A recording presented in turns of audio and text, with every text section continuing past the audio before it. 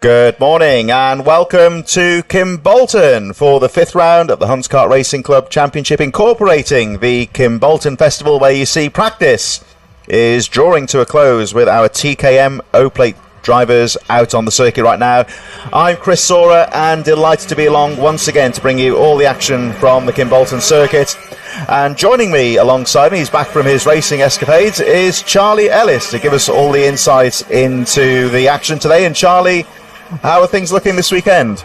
Yeah, it's the racing looks good so far. Obviously, I haven't been here to have a watch, but I've heard some comments in the paddock this morning, and it all sounds really good. And the track today looking in prime condition. Weather forecast looks fairly steady. There's a bit of rain yesterday morning, but looks a lot more settled today. The track about 15-16 degrees or so. Quite a cool air out there at the moment, and what you would say is approaching perfect conditions for racing. Now, we have had 2 heats over the weekend so far. We're going to have a look at how things stand for today. Obviously, the timings may alter slightly depending on the race schedule, but we have the 3rd heats of the weekend coming up very shortly, starting with the Honda 200 Micromax and the Waterswift Restricted. They'll be out for the first race very shortly indeed. The pre-final later on after the lunch break. And then the all-important A-Final. Now, of course, we've got the K-Plate and the O-Plate races taking place today as well. So plenty of action throughout the afternoon here on TNL Sports, where sport lives. And a big welcome to those of you watching the broadcast on UK Karting, the new channel run by Motorsport UK. So for any viewers who are joining us on the UK Karting channel, welcome. We hope you enjoy the action here at Kimbolton. Now, of course, the Kimbolton Festival here, Charlie, it's one of the bigger meetings on the calendar and quite a historic event as well. Yeah, it's been around for quite a few years now, and obviously it is such a brilliant event. They do a lot more than you would on your usual club weekend. Obviously doing their annual trolley race, which was won by, let me find the screenshot, won by the Spice Girls. The actual Spice Girls, or that'd be a bit of a coup, wouldn't it? That'd be nice to see, wouldn't it? So obviously the trolley race, and also we're doing this weekend for a charity. So a big thank you to the paddock as well, who's raised a lot of money for this charity. The charity being Promise Dreams. So Promise Dreams help out with terminally ill children, and providing experiences for them is a short amount of time. It's a brilliant way to obviously commend the charity itself, and what a way to do it with racing. Yeah, it's been a long supported charity here over the weekend, and a couple of meetings in the past. It's been fundraising for Promise Dreams, so check out the details at promisedreams.co.uk. We're going to get underway with our first race of the day. It's the 3rd heat of the weekend. This is the Honda 200 Micromax and the Waterswift Restricted. Now, the Honda's a little bit lower on terms of entry numbers, but still some pretty good drivers to look out for. I'd like to welcome, of course, our new supporter, providing prizes for the top 3 drivers in each class, Vroom Lubricants. You'll have seen the very impressive-looking advertisement for their full range of products. So thanks to Vroom Lubricants, who will be supplying prizes for the top 3 drivers as we go for a wave round for another lap. The start's been called off. Dear. No, that wasn't supposed to happen. I think there was a bit of an accident there. That was just Charlie Page, I think. Was that Charlie Page, was it? I think they both were going weave towards the centre of the track and caught each other there, so nothing intentional, of course. The driver's okay. It's all that sudden judgment when you have that full start. You kind of have to slow down again, but sometimes the drivers may not see that full start. I think it was the number, looking at the kart, might have been the number 0 possibly, Josh Cook. We'll have a look at the grid here. So it's Lucian Smith from Charlie Page, Max Jolly, Sebastian Behrman, Luke Melwood, Josh Cook, Buddy Hugo and James DeVroe making out the 4th row of the grid. Logan Rolf, Oliver Dawson, Benedictas Mazikas on row 6 from Finley Beals, Mason Muncher, Teddy Higgs, Zach Andrew and Jensen Darlow, Logan Baker, Finley Bedford, Louis Williams Mabs, Theo Hamilton, Jack Fulbrook Harmer, row 11 from Jackson Heath, row 12, Soy Henderson and Aurora Joel making up our grid of drivers. So they're going to go around once again. I think everyone's okay. That nasty little incident at the start there, which was unintentional. There's a cart off the side of the track having some mechanical issues as well, but the race goes on. I'm looking at the barrier at the start-finish straight. It's just about being repaired in time. So brilliant job by the marshals, the Orange Army, getting the barrier sorted, but we're about to get ready to go racing for the first time today. And it's lights down, away we go. Lucian Smith tries to have a look at a move on the inside, can't get it done. So it's going to be Charlie Page who holds it in the lead. Lucian Smith falls down to second place. And, third place actually. Sebastian Behrman goes through on the inside to take second place. And it's head to head. Going down to the bus stop. Charlie Page just about holds on, but a good start so far in this race. Yeah, nice clean start. They go through Derek's corner for the first time. Heading up to the very top of the circuit now, the Dan Weldon corner. This long, sweeping right-hander that takes them down to the TKM straight. Good clean start. Everyone's staying out of trouble on the first half lap. We did have a kart drop out on the formation lap with some mechanical issues. Oh, down the inside. Nice little move there from Behrman, I think, as he made it stick. Oh, it's going to be tight out of the final corner.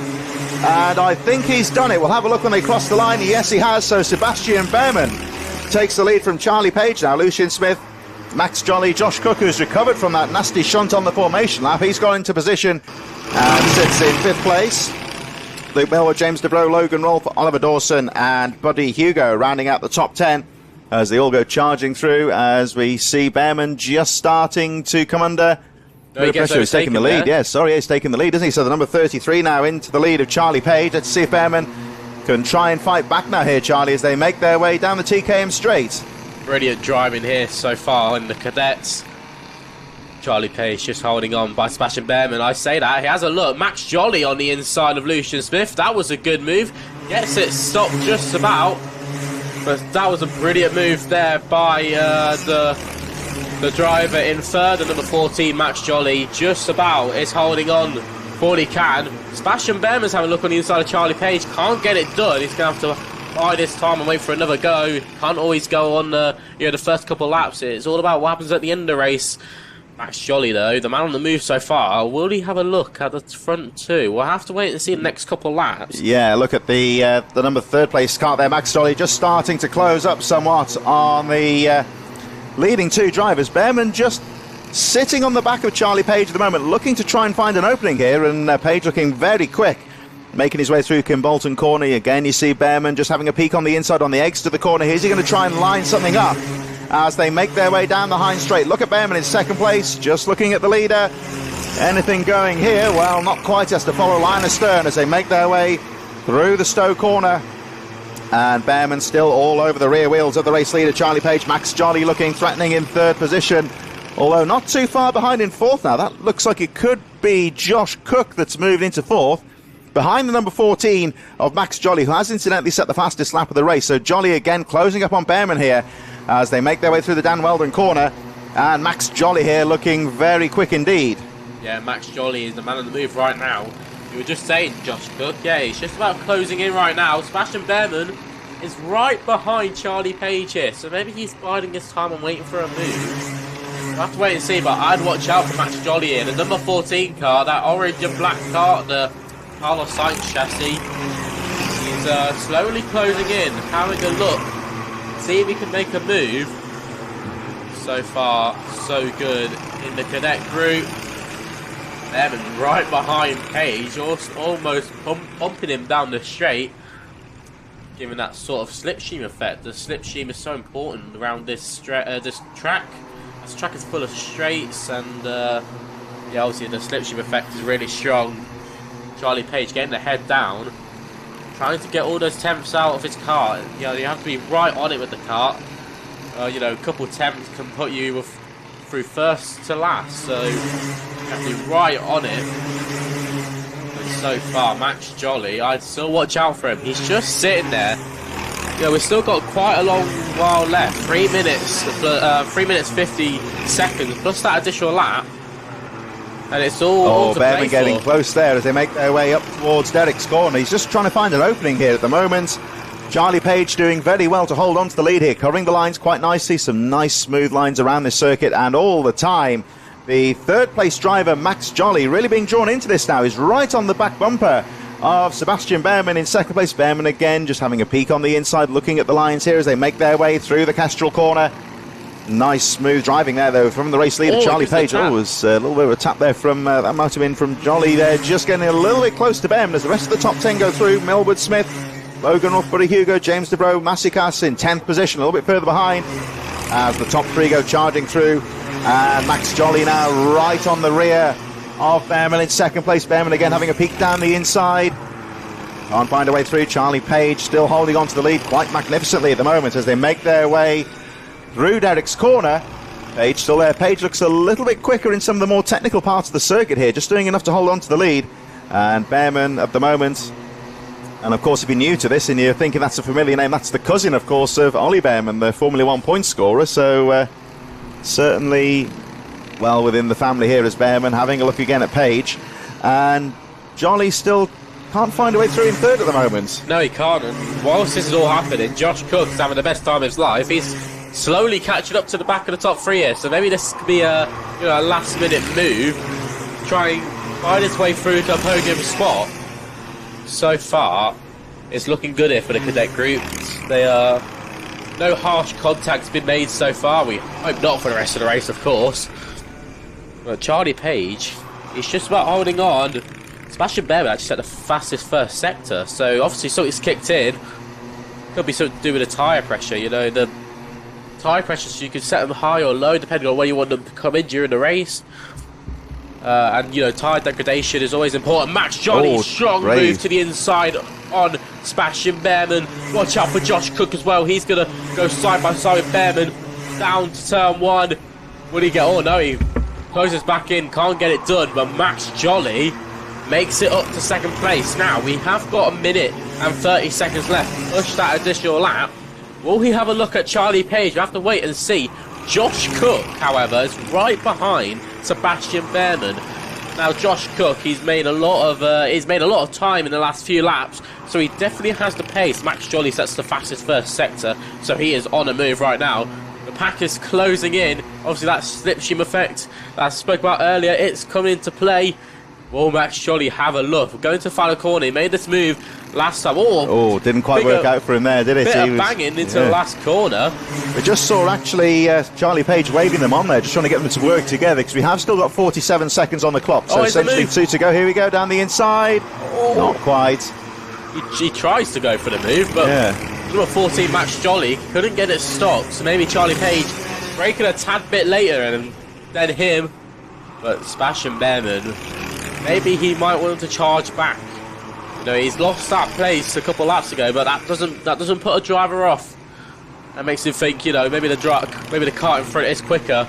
Charlie Page hasn't left an opening at all during this race. He's controlled it from the front nice and early here, getting the lead early on, and in no mood to give this one up lightly, as again we see that move down the inside from the number 14 Max Jolly. Now he's got the lead in the corner.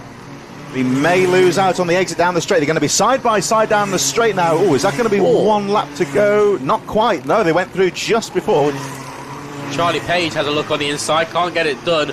So Max Jolly, who's really had to cover off down the start-finish straight, manages to take the lead spot. So in the last couple of laps, has tried to close in. Late move there by Charlie Page.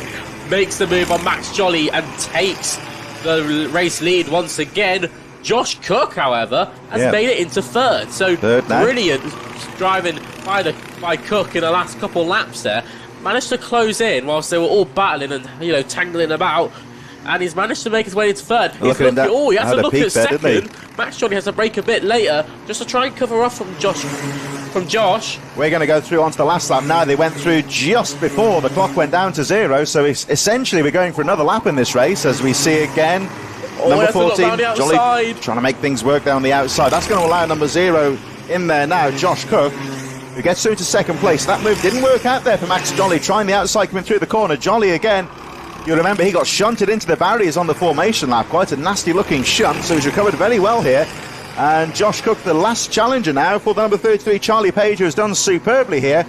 And as they make their way down towards the final 2 corners here, Charlie will be determined to hold on. Charlie Page is having to properly defend into the last couple of corners here. Into the last corner, here we go. Josh Cook tries to around the outside, can't get it done. He'll try and go for the cutback. Will he get the run? Max Jolly and Sebastian Behrman side by side for third place. But it's Charlie Page that holds on to take heat 3 here at Kimbolton for the festival. Brilliant stuff there by Charlie Page. Josh Cook manages to make his way into second place, so brilliant stuff there. Sebastian Behrman and Max Jolly side by side. it was 100th between the two, so brilliant stuff there by the drivers who finished 3rd and 4th, Sebastian Behrman, Max Johnny. Logan Rolfe finishes in the top 5, 2.6 seconds behind the leader. Buddy Hugo manages to come into 2nd place. Benedictas Masicos finishes P7, followed by Luke Wilmard. James Ricks and Lucian Smith drops down 9 places to the top 10. Here is the results on your screen there. Charlie Page takes the win in Heat 3 here at Kimbolton. Sebastian Behrman manages to take 3rd. Josh Cook 2nd. Here are a few of your drivers down near the back. Problems for Jensen Darlow, who that was the one. I think he must have dropped down on the formation lap. I think we saw Ricard going off onto the side of the barriers. That's your 3rd heat of the weekend. We're covering the Sunday part of the Kimbolton Festival here. Later on, we'll see those drivers out for their pre-final, which is the accumulation of all their points across the heat races. And then, of course, the all-important final later on today. We're going to move on then to the Mini Inters, who will be taking their place out onto the circuit for their formation lap in just a few moments. The karts are in the holding pen right now. Where there is a very short pause here because that stricken kart is being recovered from the track. It's down by the Kestrel corner, so hopefully shouldn't be able to take too long to get that kart off the track. He bailed out, I think, Jensen, at the start of the race. The kart was lifted. There he is, number 16. And this is the Kestrel corner, the penultimate corner of the track. So it is fairly close to the circuit barriers. They should be able to get that kart back to the pits. And hopefully, if Jensen get the kart sorted out for the pre-final later on. It's always bad luck, of course, when you drop out of contention before the race has even begun. But he's got to dust himself down and try again later on today. So we're going to wait for that kart to be taken off the circuit, which should be any moment now. Of course, the karts can't go on the track until all obstacles or incidents have been cleared. So just a couple of moments here as Jensen, there we go, a quick jog over the track, and we'll hopefully see him a little bit later on today. So the Mini Inters out here. Well, just a bit of a shout out for some of our sponsors, of course. We are delighted to be supported once again by Torque Racewear. Driver of the Day, which myself and Charlie will be determining later on. They'll get the gloves. And Driver of the Year getting a race suit later on this season, iZone. Free access to members for the daily performance clinics. Lots of race engines, 10% off tyres for HKRC members. As always, Ainsbury Plant Hire, helping keeping the track tidy by sweeping the circuit. We'll have a look at some of our other sponsors a little bit later on, of course. These sort of events simply couldn't take place to the level they do without the support of the sponsors. So thanks for all the companies for supporting the Hunts Kart Racing Club in 2024. Here is the grid for the second race of the day. Jensen Self from Otis Cleary, Sebastian Clark, Leo Livings, Theo Bradshaw, Demi Taylor, row 3. 5 is Nain and Turacek.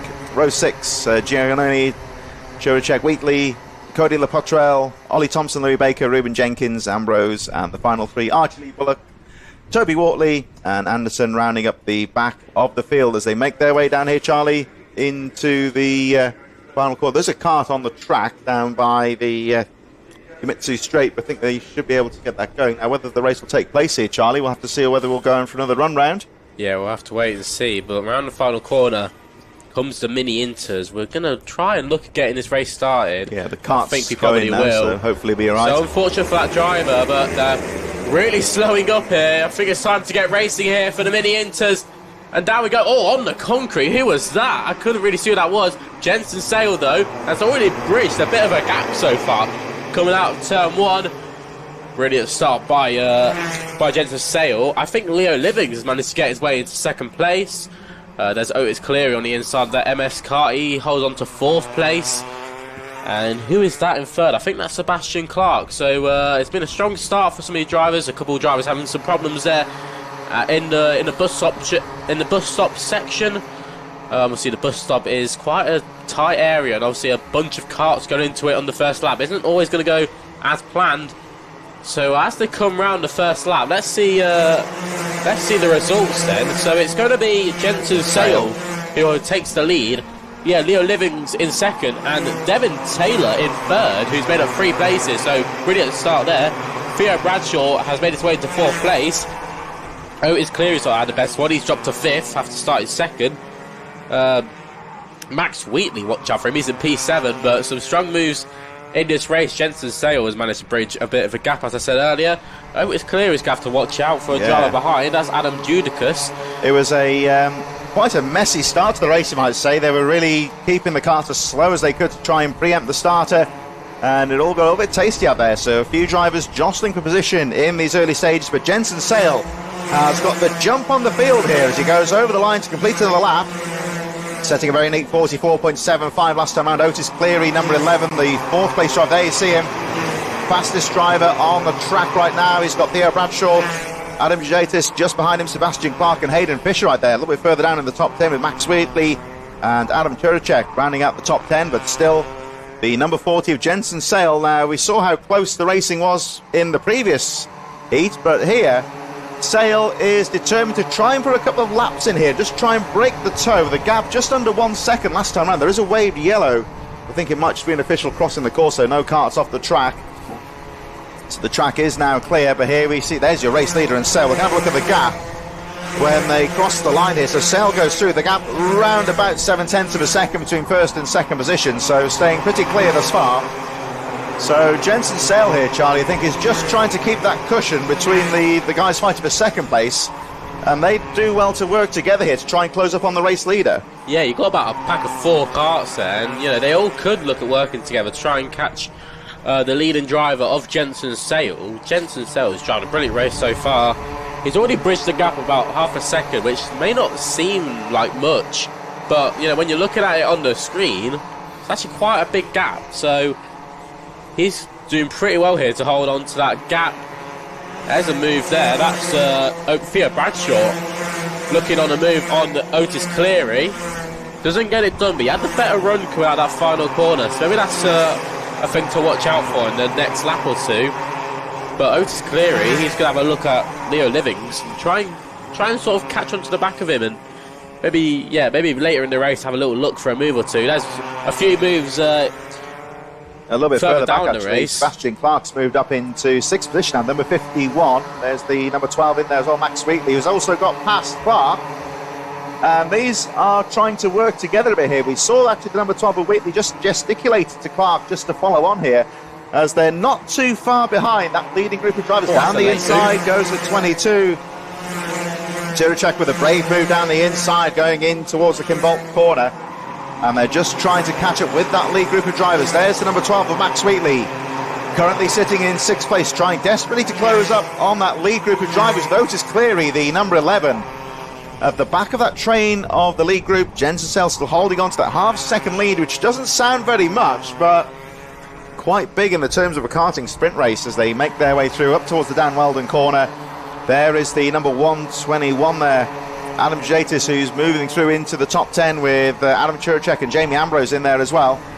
And the number 14 of Devin Taylor, still holding on to that second place, trying to close up on the race leader. But you can see from the camera angle there, Charlie, how that group in 6th, led by Max Wheatley, is just starting to close up on the lead group here. Well, you say that, Max Wheatley set the fastest lap of the race, so he's definitely driving, a couple of tenths actually quicker than Sale. So the driver, Max Wheatley, did a 44 dead. Jensen Sale did a 44.3, so 3 tenths quicker. Maybe could be one to watch out for in the next couple of laps. Oh, nice move down the inside there from the number 44, Theo Bradshaw.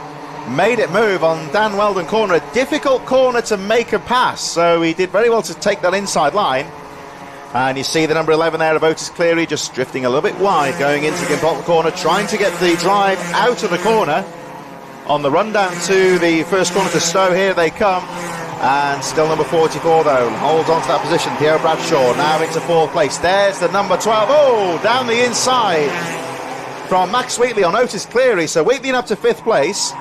Wheatley with another fastest lap of the race here, 43.9. So Wheatley really on the charge here. He's got just over 2.5 minutes to go. And there's the number 11, Otis Cleary, fighting back with the Sebastian Clark in there as well. But Max Wheatley, another fastest lap of the race, has made some very concise overtaking moves here. And, well, here we are, Charlie, coming down to 2 minutes plus 1 lap to go. And Wheatley really on a charge. Yeah, he's definitely going to have a look at Theo Bradshaw next. He's got a couple. He's got half a second to catch. But maybe could have a look in the next couple of laps for a move for P4, that would be. But so far, actually, this might be one to watch out for. Devin Taylor and Leo Livings in the last couple of laps have catched up to Jensen Sale. They're just starting to reel in the leader here, aren't they, Charlie? There's the race leader, number 40, Jensen Sale, with the green overalls. You can see him at the front of the pack here. But as you can see, Devin Taylor and Leo Livings just starting to push each other on here a bit now. We got 1:23 on the clock plus the 1 lap remaining, so still a couple more laps to go in this race. And Jensen Sale, who just goes over the line now, he's had things pretty much his own way so far, but he can sense there's drivers closing up on him. And Devin Taylor just having a peek on the inside. As they make their way through Stowe Corner, they go flying through the willows, down the Amitsu Straight, towards the central part of the circuit. This is the Derrick's Corner, that bus stop section in the middle of the track here, one of the more technical parts of this relatively fast-flowing Kimbolton circuit, through the Dan Weldon Corner. And here we see, Charlie, I think Devin Taylor is just starting to weigh things up here, looking at moves to try and make a pass on Jensen Sale in the closing stages. Well, you see these two teammates obviously working together. That's the beauty of having teammates. You can kind of, work together and act like a pair of grapes. And slowly, actually, here's a move here. That's Devin Taylor on the inside of Jensen Sale. Leo Livings tries to have a look. Can he get it done? No, Jensen Sale holds around the outside. So a brilliant move by Jensen Sale, who holds around the outside of turn 2, but has lost the place. Actually, he goes straight back in on Devin Taylor. Devin definitely did not see that one coming. Jensen Sale back on the inside, takes that first place back as about to close into the last lap. It will be soon. Jensen Sale, when it mattered, managed to get back into first, and from nearly losing maybe a podium spot there, because in fourth, Max Wheatley, it's really closing down here. It's going to be a close one. Yeah, watch out for Max Wheatley in fourth place as we go through to the last lap now. And Jensen Sale with that opportunistic move last time round. I don't think that Leo Living saw that one coming on the previous lap. So now down to the final lap of the race. Here they come through towards Derrick's Corner for the final time. Now this, of course, is where Sale repassed and took the lead again, but Livings is fighting back here with less than half a lap to go. They make their way through Dan Weldon Corner for the final time. Still watching in third place is Devin Taylor. Max Wheatley still there in fourth, but going to be a tall order for him. Down in towards the Kimbolton Corner for the final time. And look how defensive Sale is there, guarding the inside line. It's going to be tight to the line though, could leave himself open. Drag race to the finish line, but Sale takes it from Leo Livings, Devin Taylor, Max Wheatley, Theo Bradshaw rounding out the top 5. Wow, that was really close at the end. Only 400 split. Jensen Sale, Leo Livings. See, that's 2 races now that the battle and the drag races across the line have been so close. That's always brilliant to see from our drivers. In Mini Inter, Jensen Sale takes the win from Leo Livings, Devin Taylor. Rounds out your podium spot. So the 2 synergy drivers there, Leo Livings, Devin Taylor, just working together, trying to, catch up to Sale, which they did, and they had a go, but Jensen Sale just fought straight back. Yeah, that was brave move there from Jensen Sale, who winged, as you can see, by 400th of a second from Devin Taylor, only a 10th of a second behind in third. Max Wheatley, Theo Bradshaw running up the top 5, as you can see, 1.3 seconds covering the top 5. Clark Ambrose a little bit further down. And there is the remainder of your 19 driver race. Fraser Anderson, a non-finisher, but we saw there with Sale guarding the inside line at Kimbolton there, Charlie, and that really could have left him open for a pass, and that's a brave tactic from him. Race number 3 in our programme is the Junior Rotax and the Junior X30. This is the 3rd heat of the weekend. We'll see these drivers later on, of course, after the lunch break for the pre-final and the A-final later on this afternoon. Junior Rotax and Junior X30 taking to the track at Kimbolton in what is approaching perfect racing conditions. We're into about 13-14 degrees. Joshua Smith from Joel Dixon Cohen, Banzel, Archer in 4th place, Samir Paul, John Richardson, Kai Veitch and Owen Keenan on row 4, Mikey Walker, Teddy Cooper, Jason Duchis, George Phillip, Fletcher Jamieson, Charlie Wolford on row 7, Lucy Wheeldon, Alfie O'Brien on row number 8, Charles Kitely, Jensen Hartshorn, Ben Morgan, Archie Richards, Elliot Surtees, Dominic Parabok, Arthur Brownless and Alexander Gergwis on row number 12. And the remainder, Harry Russell, Rhys Owen, Logan Hartshorn, Lachlan Homer, Jack Owen Drawbridge and Alex Wiley. So the Junior Rotax is about to get underway here at Kimbolton for their Heat 3. Down into the first corner goes Joshua Smith. Joel Dixon Cohen holds it around the outside. Oh, there's a driver on top of another. Couldn't see who that was. But that's a couple of drivers in the barrier there at turn 1. But now back to the front of the grid. It's Joshua Smith who takes the lead. Joel Dixon Cohen holds on to second place. And it's all battled through the field. Yeah, Joshua Smith just holding on there onto the lead. A couple of drivers getting thrown off wide. That was Alexander Gergis who had some troubles there. Nearly getting thrown off the circuit more like. William Archer there in 4th place. He's going to look for a podium spot. There's a late move. I think that is Owen Keenan, who's went very late on the brakes into the last corner. Gets the kart stopped, gets it turned. With Joel Dixon Cohen taking the lead. So brilliant driving by Joel Dixon Cohen at number 167. Manages to take the lead from Joshua Smith. Ariana Banzel is in 3rd place on that strawberry kart. William Archer just sitting behind. So the top 4 here have kind of, already made a bit of a gap from the rest of the field. It's more like a battle for themselves. Just started to break away a bit now. The top 4 in this race, Dixon Cohen from Smith, Banzel and Archer. So these 4, you would say here, perhaps they could do well to work together here, to put some solid laps in and try and pull away from Owen Keenan. In 5th place, the 2 drivers in that incident on the first corner, incidentally, as we see that move for 2nd place. Teddy Cooper and Kai Veitch is out of the race, but he did walk away, so we'll see them later on, of course, as the race goes on. At the front of that battle, the 3rd place hotting up here. Banzel, Archer and Smith all fighting away now. Joel Dixon Cohen, 42.55, fastest lap of the race, just trying to break away from this fight, which is now for 2nd place. There we see Will Archer on Joshua Smith. So Banzel now to 2nd place in the number 48. And Iman Banzel just trying to close up. Oh, was down the inside, diving through into Kimbolton corner. Is he going to make that move stick? Here's the number 15 of Joshua Smith doing all he can to hold on to that position. Now this is going to allow Banzel to pull away a bit here. And there you see Banzel just that little cushion. Joel Dixon Cohen fastest lap of the race. And Banzel there in 2nd. This is all working well here, Charlie, for Joel Dixon Cohen, who's just starting to pull away. Rest of the top 10 all very close, still a little bit further behind this lead group. So this Junior Rotax and X30 race still running very closely. Well, Joel Dixon Cohen, he's always shown pace here in the Club Championship so far in the last couple of rounds, but hasn't really been able to, put it out there and really show what he can do. Here's a brilliant battle. Joshua Smith, William Archer. You just saw in that last lap really having a go at each other. Owen Keenan right behind him. Who is he working with there? That's the driver in 6th, John Richardson. So the 2 drivers there are going to try and work together to get onto the back of 4th and 3rd here. Joshua Smith, though, he's in a sticky situation. He needs to hold off from William Archer, but he needs to try and catch up to Banzel, because if he wants any chance of getting a win, Banzel is your best shot to follow.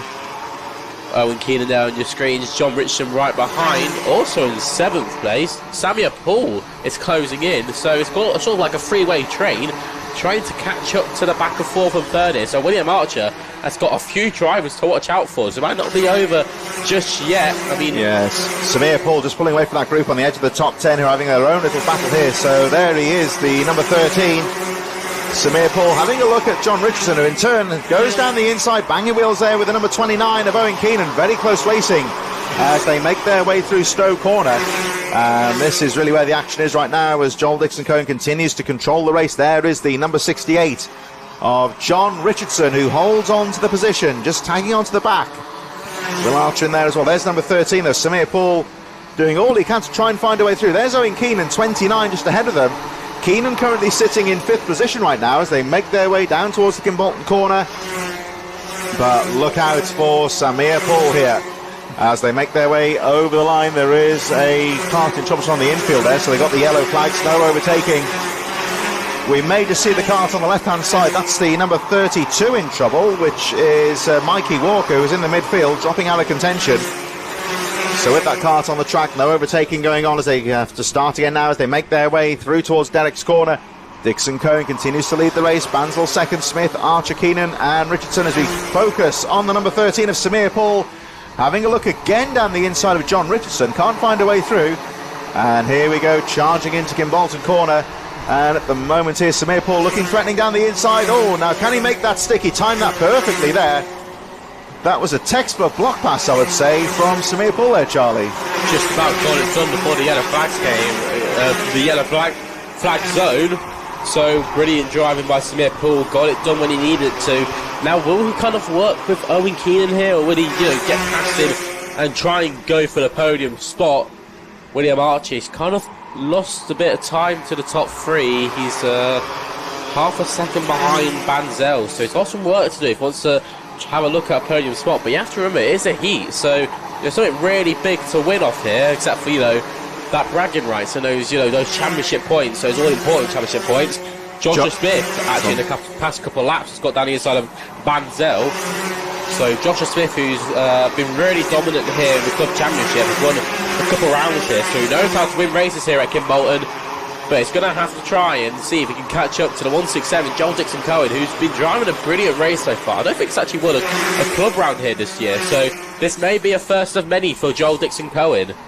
Yeah, he's doing very well right now. The pass on Smith from Banzel has meant that Dixon Cohen extends his gap now to just under 1 second, which obviously doesn't sound very much if you know you're karting in a heat race. That's a fair cushion to have, with just under 2 minutes left on the clock, plus the 1 lap remaining, so still a couple more laps to go in this race.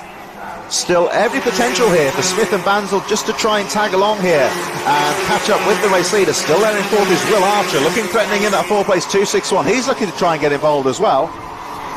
Keenan Richardson, Charles Kitely, Spike Jameson and Jason Duchess rounding out the top 10, but further back Harabuck, O'Brien, Riso and Lucy Wilden, Logan Hartshorn down to 15th place, all running very closely in the midfield. But there's action all the way through the field here as Joshua Smith desperately tries to pull away from Army and Banzel. We've got 1 minute plus the 1 lap remaining, so should squeeze another lap in here, if not 2, before the last lap flag goes out.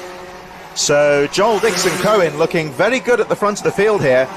Just looking at the lap times here, Joshua Smith is starting to close here. He's taken about a quarter of a second out of the lead on Dixon Cohen. So Smith here, Charlie, with I think about 2 laps to go here, could be staking a late charge. Well, you just talked about Joel Dixon Cohen there. It looks like he made a mistake or two in that last lap, and that just shows how much it cost him, because he's lost a couple tenths.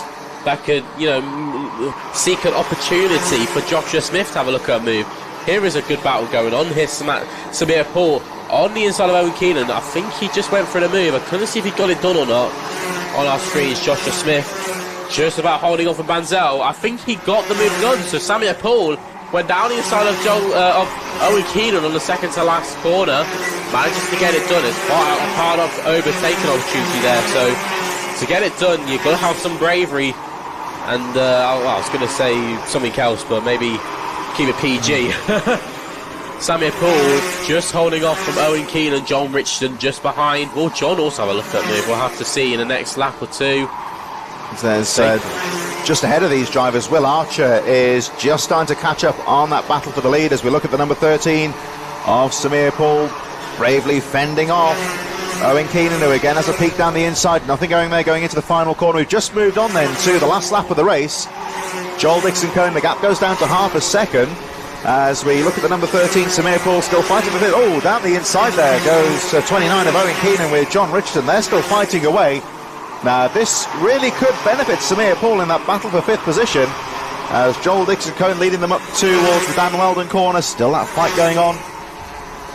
We just saw Joshua Smith and Banzel there fighting away, so action here, Charlie, but Joel Dixon Cohen looking good at the front of the field. Yes, they are. Joel Dixon Cohen round the final corner. Last lap board was shown the last time round, so round the final corner it's going to be Joel Dixon Cohen takes the win in Heat 3 here at Kimbolton. Joshua Smith lines up in 2nd place. Brilliant job by Smith, another good result for him, which he needs in that championship battle. Banzel finishes in 3rd, William Archer, Samir Paul, Owen Keenan, John Richardson, Charles Kitely finishes in 8th, followed by Fletcher Jameson, and Jason Dukas rounds out your top 10. Dominic Parabic comes to P11, made up 11 places, so brilliant driving by Dominic there. some more drivers to look out for throughout the grid. We had Logan Hartshaw made up 13, Reese Owen made up 11, Alex Wiley, who was in the X30 class, actually took the win there in the X30 class, made up 14 places from 30th to 16th, so brilliant driving there. Jack Owen Jawbridge, the other June X30 driver. Here's the results on your screens there. Joel Dixon Cohen taking the win there. Half a second gap from Joshua Smith, so it wasn't enough for Smith to have a look. Maybe it could change in the pre-finals. There's some drivers in the back of your grid. Mikey Walker had that problem and went into the barriers coming out of turn 1, and Kai Vetch, I don't actually think started the race, so unfortunate for Vetch. But that was a good race, actually. Yeah, that was our Junior Rotax and Junior X30 heat number 3 of the weekend, and we'll be underway very shortly with the TKM Extreme getting underway very shortly. Thanks, of course, to Vroom Lubricants for their support of the series, joining us as a new sponsor, and they'll be providing prizes for the top 3 drivers in every class this weekend at the Kimbolton Festival. As we look at, I think that's the number 36 of Leo Robinson there. There's Veitch, who went out of action on the first corner. Nasty looking crash, but as you can see, the driver's okay, and hopefully we'll see them later on for the pre-final. So there is Leo Robinson in the TKM Extreme class, lining up alongside Kian Bennett. Those drivers will be out on circuit very shortly. Just a brief pause before the next race gets underway. TKM Extreme in association with Clarkson Motorsport. There is a stricken cart out on the track, just being pushed back to the paddock, and they'll be underway very shortly. Thanks, of course, then to Clarkson Motorsport, and, of course, to some of our other sponsors that we didn't credit earlier on, to Easy and Elegant Wedding and Events, with the full event photography services. Vroom this weekend providing the podium prizes from their maintenance range from the lubricants for the top 3. Alrum Racing Engines giving the K-Plate winner in all Rotax classes a set of tyres. That's a very good prize, I have to say, because tyres aren't cheap nowadays. And Talco for the TKM O Plate and the K-Plate winner vouchers. We'll talk about Race IQ a bit later on today as well. One of the new features in the later part of the season, as TKM Extreme, I think, will be ready to go in just a moment. You may well see, actually, the cart being pushed away. There it is. So that's a bent steering column if I've seen one. Oh, wow. Yeah, he must have had a... well, I thought it was a mechanic that must have missed that one. It was a bit of a shunt there by the looks of things. So looks like we're about ready to go for TKM Extreme. This is the 3rd heat of the weekend, of course. And we'll have a look at how they line up in just a few moments as they make their way out onto the circuit for their formation lap in association with Vroom Lubricants. Top 3, of course, getting prizes over the weekend. Here they come down towards the Derek's corner, that sort of bus stop style chicane here. So it was Kian Bennett and Leo Robinson out at the front of the field. Bradley Peck, Charlie Whitehouse, Sean Abbott, Spencer Lane, Luke Jarman and Patrick Leaf, Harrison Morrow, Jake Cox, Thomas Shaw, Luke Woodward a bit further back with Harvey Jones, Jessica Fitchhall, James Munro, William Bloom, Thomas Walker, Harry Higgs, Liv Jakins and Gemma Kiddy rounding out the field as they make their way down towards the Kestrel corner here, Charlie, ready for the start. So heat 3 here for TKM Extreme. Watch out for Liv Jenkins at the back row. She's quite strong here at Kimbolton, so maybe one to watch out for. There's drivers all over the grid who had a chance of winning later today. Here we go here for heat 3. Leo Robinson on the outside, Kian Bennett on the inside. Let's see what happens going into turn 1 here. Leo Robinson will have a look round the outside. He tries but can't get it done. Kian Bennett just about holds on. Bradley Peck is all over Leo Robinson, tries to find a way through, can't get it done though. And who is that? No one. Who's that that's come through? I think that is Bradley Peck actually. So Bradley Peck has hold on to P3. Spencer Lane, I think that is, has made his way to P4. Say that. It could be Charlie Whitehouse. Actually, no, Spencer Lane. Spencer Lane, the number 11 car, has made his way into 4th. The drivers are all pretty much stayed together here on that first lap. Kian Bennett. Kian Bennett was leading. Maybe Leo Robinson is. Down the inside goes Leo Robinson. Makes his move on Kian Bennett. Makes a charge on Kian Bennett. And oh my word, it's about 5 wide. And getting close to the back grid there, isn't it? So that was the right in the heart of it there. Number 17, I think. The Harry Higgs and Thomas Walker. Liv Jakins fighting away. Of course, I mentioned Liv. She's up to 17th place now, so she's looking to try and fight through. Like you say, very strong driver at Kim Bolton. Leo Robinson holding off this very close start to this race, of course, so it's all to play for here, I would say. Cian Bennett keeping the pressure on. Spencer Lane, Bradley Peck, Charlie Whitehouse, Sean Abbott, Luke Jarman. It's as close as that as they make their way down towards Kestrel Corner once again. Robinson still leading the way, but very early stage in this race, still 6.5 minutes to go, plus the one lap. There were 1 or 2 contact warnings from that fight on the first lap there. I think going out to Thomas Walker, also to the number 12 as well, I think. Thomas Walker dropping down to the back there. Harvey Jones getting a warning as well, but at the front of the field here, Leo Robinson just pulling away slightly from Cian Bennett. Spencer Lane fastest lap in third, number 11. And then we got Bradley Peck, Charlie Whitehouse and Luke Jarman just 1.2 seconds down, so it's all still very close there. You just saw Jarman leading Abbott, Morrow, Woodward, Patrick Leaf, William Bloom rounding out the top 10. But it is still the number 36 of Leo Robinson that leads as they make their way down towards Kim Bolton Corner. Still that fight for third. We just saw Bradley Peck, I think, make a move on Lane into third place. Yes, indeed. So there is the number 82 of Bradley Peck now into third place. Very distinctive there with the black cart and the white helmet. Easy to spot out there on the track. And Bradley Peck now coming back under pressure from Lane. Whitehouse right in there as well. The number 43 in fifth place. Luke Jarman, Sean Abbott. But it's still Leo Robinson that leads the way. 5.5 minutes to go, plus the 1 lap as they make their way through towards the Dan Weldon corner, heading back down towards the TKM straight. And Robinson controlling this race so far. But I think here, Charlie, this race is finally poised as we see. Oh, nice little move down the inside from Peck, who seems to like that approach into Kim Bolton corner. Everyone just biding their time here a bit, I think. Yeah, the Kim Bolton corner, as you said, one of the best overtaking opportunities. You can kind of go in as late as you want and get the car stopped. Then you've got to try and cover off down the start-finish straight. But I think the problem there as well, Charlie, is it's easy to make a pass going into Kim Bolton corner, just outbreak down the inside. But you've got to be very precise how you do it, because if you go too deep, you just sacrifice yourself going down the Heinz straight as well. Yeah, the cutback, the switchback manoeuvre is always an easy one to pull off there. But TKM Racing in itself, it's so close. I mean, you look to the other races, after a few laps, they all bridged a bit of a gap for each other. These guys are still in one pack. There's about 7, 8 cars just in this first pack. You can see it on your screens there. About 7 cars in one pack. You never really saw that in the other races. So TKM provide such brilliant racing here, and the carts itself, the engines they use are brilliant. Just you see them at the start of the race, they're kicking up white smoke and everything like that, and you can smell the fuel and how rich they run these engines. Cian Bennett makes a move on the inside of Bradley Peck for second place. But this is proper karting. This is where it really started. And here, when we watch the leaders going through, you see these micro alliances almost forming up between the drivers, because you'd almost imagine a heat race like this, it'd be just non-stop racing and banging and barging. But you've got to be really tactical in these sort of heat races. You've got to work together. It's a similar principle almost to like a peloton in cycling. You just got to try and find your moment, work with the other drivers, which we were seeing this leading group doing here. Bennett has made the move stick, and he's just trying to drag the others along. They try to close up on Leo Robinson, who's had the race to himself so far. 3:20 on the clock, plus 1 lap to go. Leo Robinson just starting to be closed on slightly by Bennett in second place. Bradley Peck still there, and you see the rest of the top 10 charging through.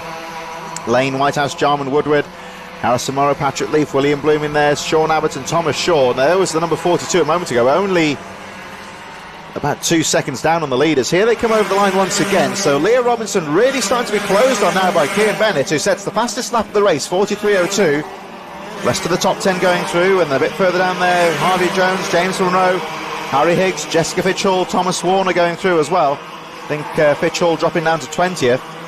Liv Jenkins up to 14th position now in this very competitive race. But back at the front, 2.5 minutes plus 1 lap to go, and Cian Bennett, fastest driver on the track right now, is really pressurising the leader here. We sort of have like 2 races here, because this is the battle for the top 5. Here's a move, Cian Bennett, that is a really strong move on Leo Robinson. That's not usually someone where you make a move. Oh, Leo goes straight back in.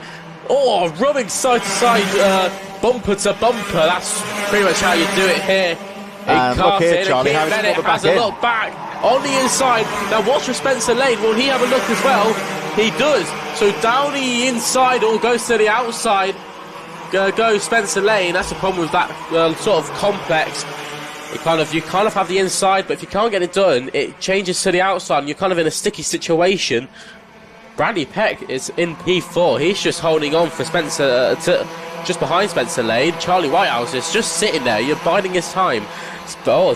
Now Leo Robinson has stipulated to Spencer Lane, saying, "Come on, we got to push together to work on Kean Bennett and see if they can catch back up to him." It's going to be quite a struggle, but Luke Jarman, I've just seen behind in 6th, slowly closing in here. That last lap, with all the battling going on, Luke Jarman is slowly finding his way through. He's still got quite a while to go.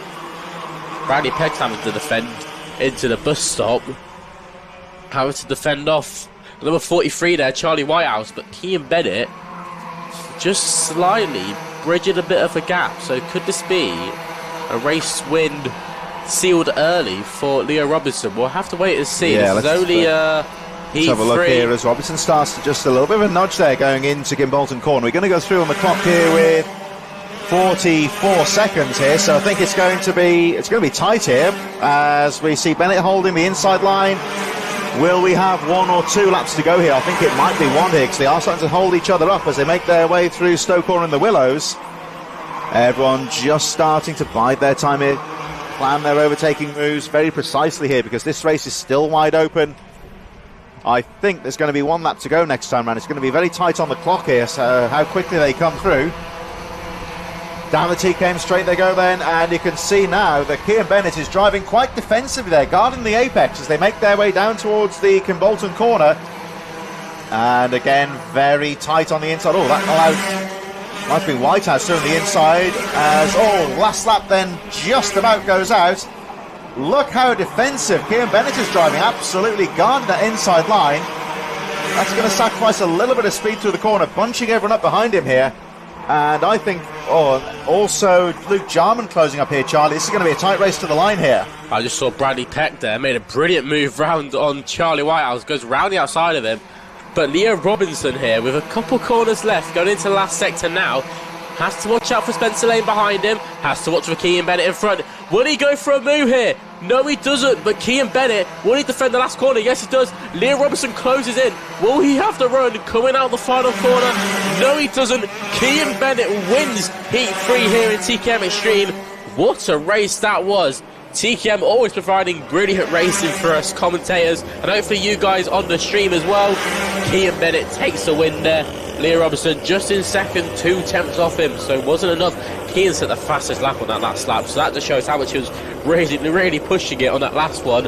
Yeah, nice driving there from Kean Bennett to guard that lead in the final lap. So Leo Robinson was second, Spencer Lane. Bradley Peck will have a look at the provisional results very shortly. Charlie Whitehouse running up the top 5. Luke Jarman in 6th, only 7/10 of a second, covering the top 6 competitors there. That's how close it was at the end, and we'll see the rest of the top 10 shortly. William Bloom from Harrison Morrow, Thomas Shaw, Luke Woodward, Patrick Leaf, Sean Abbott, Jake Cox, Liv Jakins, and a bit further down, Thomas Walker, Harry Higgs, Gemma Kiddy, and Jessica Fitch-Hall. Honda 200s. A bit later on, of course, we got the TKM Extreme drawing to a close. As we move on to one of my favourites here, Charlie, the KZ UKs. This is Fast Furious Racing. Oh, fast is just KZ as in itself. I mean, these carts exceed over 100 miles an hour going to turn 1, even when they start off the line. So obviously standing starts as well. This would be very, very exciting. This is a slightly different track layout. Now, we've seen the Derrick's Corner, that bus-stop style chicane. That is omitted by the KZ UKs. The Yamitsu Straight is a lot longer, and they run right the way through into the Dan Weldon Corner. So the carts out on circuit now. These are what you might call your shifter carts.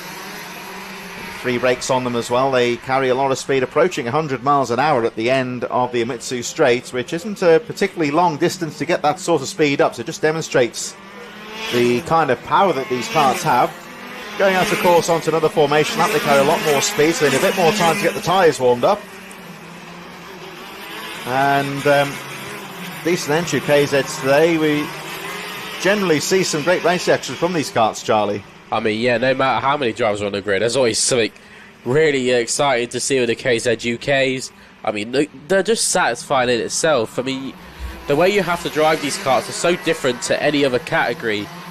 Like, you know, the Rotaxes, you have to be really smooth with the steering. With these, you have to be proper aggressive with the kart, but not too aggressive that, you know, you cause a lockup or, you know, you put too much power down, because, you know, that makes a really big difference in these karts. And if you get it wrong, you properly get it wrong in a KZ kart. So in association with Broome Lubricants, we'll have a look at how they line up. So they're going to go down for their standing start. Isaac Smith from Ryan Green in second, Hannah Lang in third from Daniel Chabula, Joe Charlton, Jason Baker, Jake Baker, Bailey Regalsford and Richard Palmer rounding out the field. So for the first time today, we see a standing start.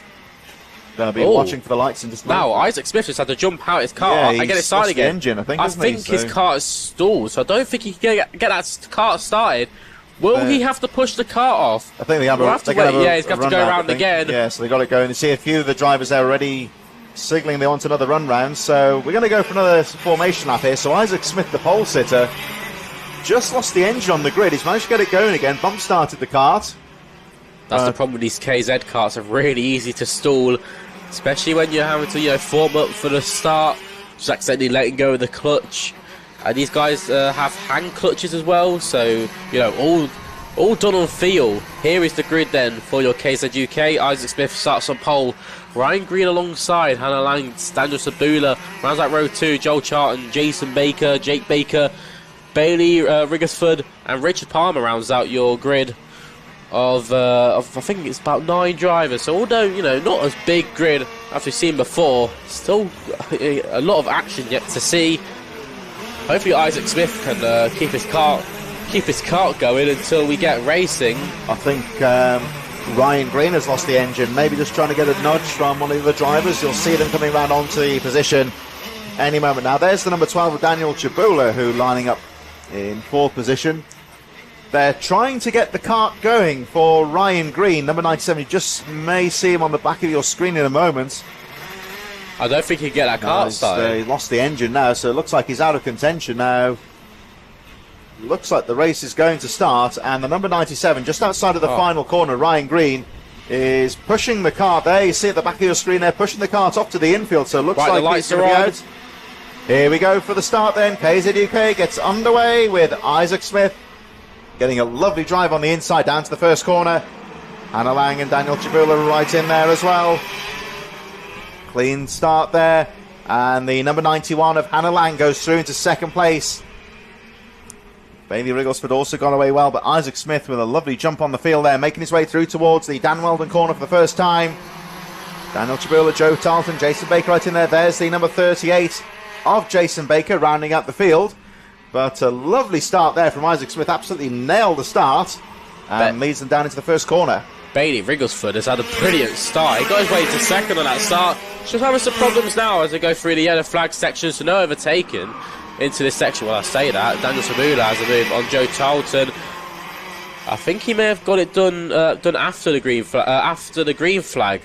So that will be all good for him. Just to demonstrate, actually, the speed here, Charlie, from these KZ UK karts. Of course, they do miss out the chicane, but from a standing start, that first lap, 39.6, so about 3 seconds quicker than the TKMs from a standing start. Well, that just says it in itself. Speed and aggression is required in these KZ karts. Coming down the start-finish straight, this is where they'll probably exceed the most highest speeds. They'll probably will round this track, exceeding speeds of over 100 miles an hour easily. 6-speed gearbox as well, so they'll be blasting through the gears up and down throughout this track. Bailey Rigglesford here has had a fantastic start to the race, number 192, fighting his way through. Now got Hannah Lang just ahead in second place. Isaac Smith just starting to pull away now from the rest of the field, as we see Rigglesford just weighing up the opportunities here to get past Lang. Just tagging onto the rear axle here, having a look and jinking about, just looking for lines here, I think, Rigglesford, isn't he? Yeah, he's trying to have a look, see if he can find, find some time against Hannah Lang, see where he's quicker than her. And actually, it's just a move into Dan Weldon. Has a look, but can't get it done. He was trying to it's going to put himself in a bit of a sticky situation there where he's on the outside of Dan Weldon, which, you can't really form a move there. So he's going to have to wait and buy this time, wait for maybe Hannah to make a mistake. But he's going to have to watch out, actually, because Joel Charlton is right behind, and he might have a look unless Daniel Zabula has got anything else to say about that. But Rigglesford is all over the back of Hannah Lang. This may be a close one here in the next few minutes.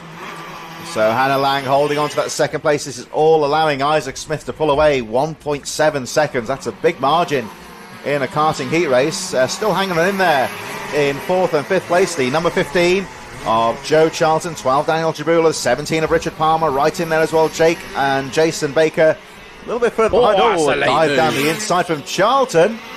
That definitely caught Rigglesford off. Couldn't quite make that one stick. That's going to allow Hannah Lang to pull away slightly here, as again down the inside he goes. And look at number 12 there. Daniel Jabula trying to also follow on the inside. Can't quite get through. But a nice little move down the inside there from Joe Charlton, who now moves into 3rd place, closing up on Hannah Lang, who's alone in 2nd place right now. But all on his own is Isaac Smith at the front of the field. 4.5 minutes plus the 1 lap to go. And Joe Charlton just starting to stake his claim here. There's number 12, Daniel Jabula, and Richard Palmer just hanging on at the back there, just watching it in 6th place, trying to get involved in this one. Rigglesford just got caught surprised there by Joe Charlton that last lap. But he's going to try and keep behind Charlton, see if he can close down Hannah Lang for 2nd place. Hannah's driving a brilliant race so far. Made it 1 place, so he's already started in quite a good place. Got it done in qualifying, as yesterday they had the qualifying and the 2 heats, of course, so they've already had a bit of racing throughout this weekend, and obviously that's going to affect the tyres a lot, actually, because they've got quite a lot more racing than they usually would on a normal club weekend. So that's going to obviously take a big effect on the tyres and obviously throughout the race. Especially when it comes to the finals, the tyre handling is going to be a lot different. Just spotted Hannah Lang there, adjusting the air intake on the radiator, so there's not really a car set up during the race there, isn't it? Well, I mean, these conditions today, you just say about the wind and stuff, it's going to get quite hot today, so these engines, when they get hot, they don't work very well, so it's about managing, getting a fine line of not being too hot, but not being too cold, because that also restricts the engine in a way. So using the flap on the radiator, just to try and balance the engine temperature, make sure the engine is running at optimal and where it should be. We might see this a few times during the race. Just watch out for the driver's hands. You may occasionally see them just reaching down to that flap that Charlie says on the radiator at the bottom there, just to adjust the amount of airflow. Now you see Joe Charlton starting to string a bit of a race together here and closing up on Hannah Lang. Isaac Smith, the race leader, has set 2 or 3 fastest laps in succession, now leading by 2.5 seconds. So the battle now really is wide open for 2nd place. Isaac Smith is gone and away right now. Hannah Lang has been 2nd for pretty much the entire race. Managed to fend off Bailey Rigglesford, but Joe Charlton started to string some neat laps here. Lang just signalling to try and work with Charlton just to drag along here, but I don't think Charlton's going to be in the mood to listen to that here, as he just starts to have a look at some of the openings into the corners here. Now, of course, if he's going to make the pass, he's got to be clean here, because we've got Rigglesford, Palmer and Jabula very close behind. So Lang holds on to that 2nd place for now. This is all getting a little bit tactical here. Lang again, you just see, going for the gears down into the 1st corner. Rigglesford just starting to look as well. So these drivers, let's have a look at the clock. We've got 1.5 minutes pretty much, 1:42 to be precise, plus the 1 lap. So this one's still wide open here. This fight for 2nd place, Charlie.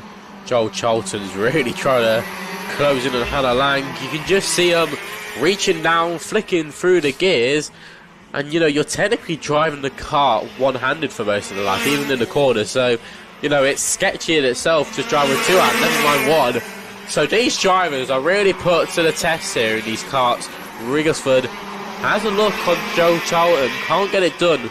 But this is looking at to becoming a good race here in the last minute or so.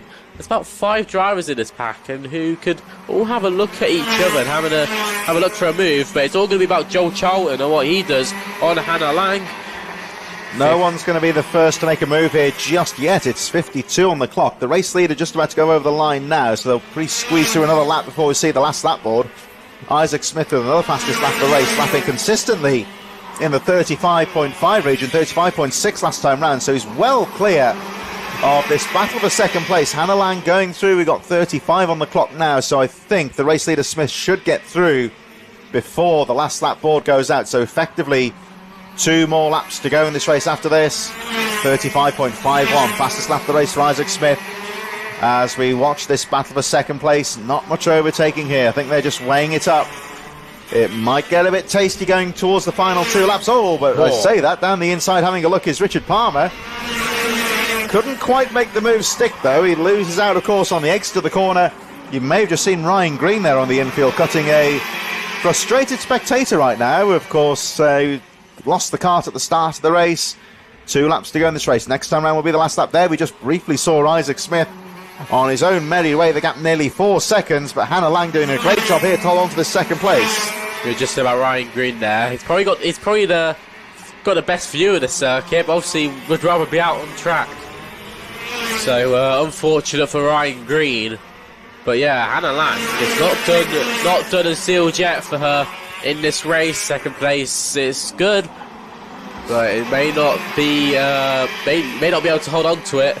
The last lap board is being shown just off off the commentary box, but we still have 1 lap left. So this is a penultimate lap. Here's Isaac Smith on your screens.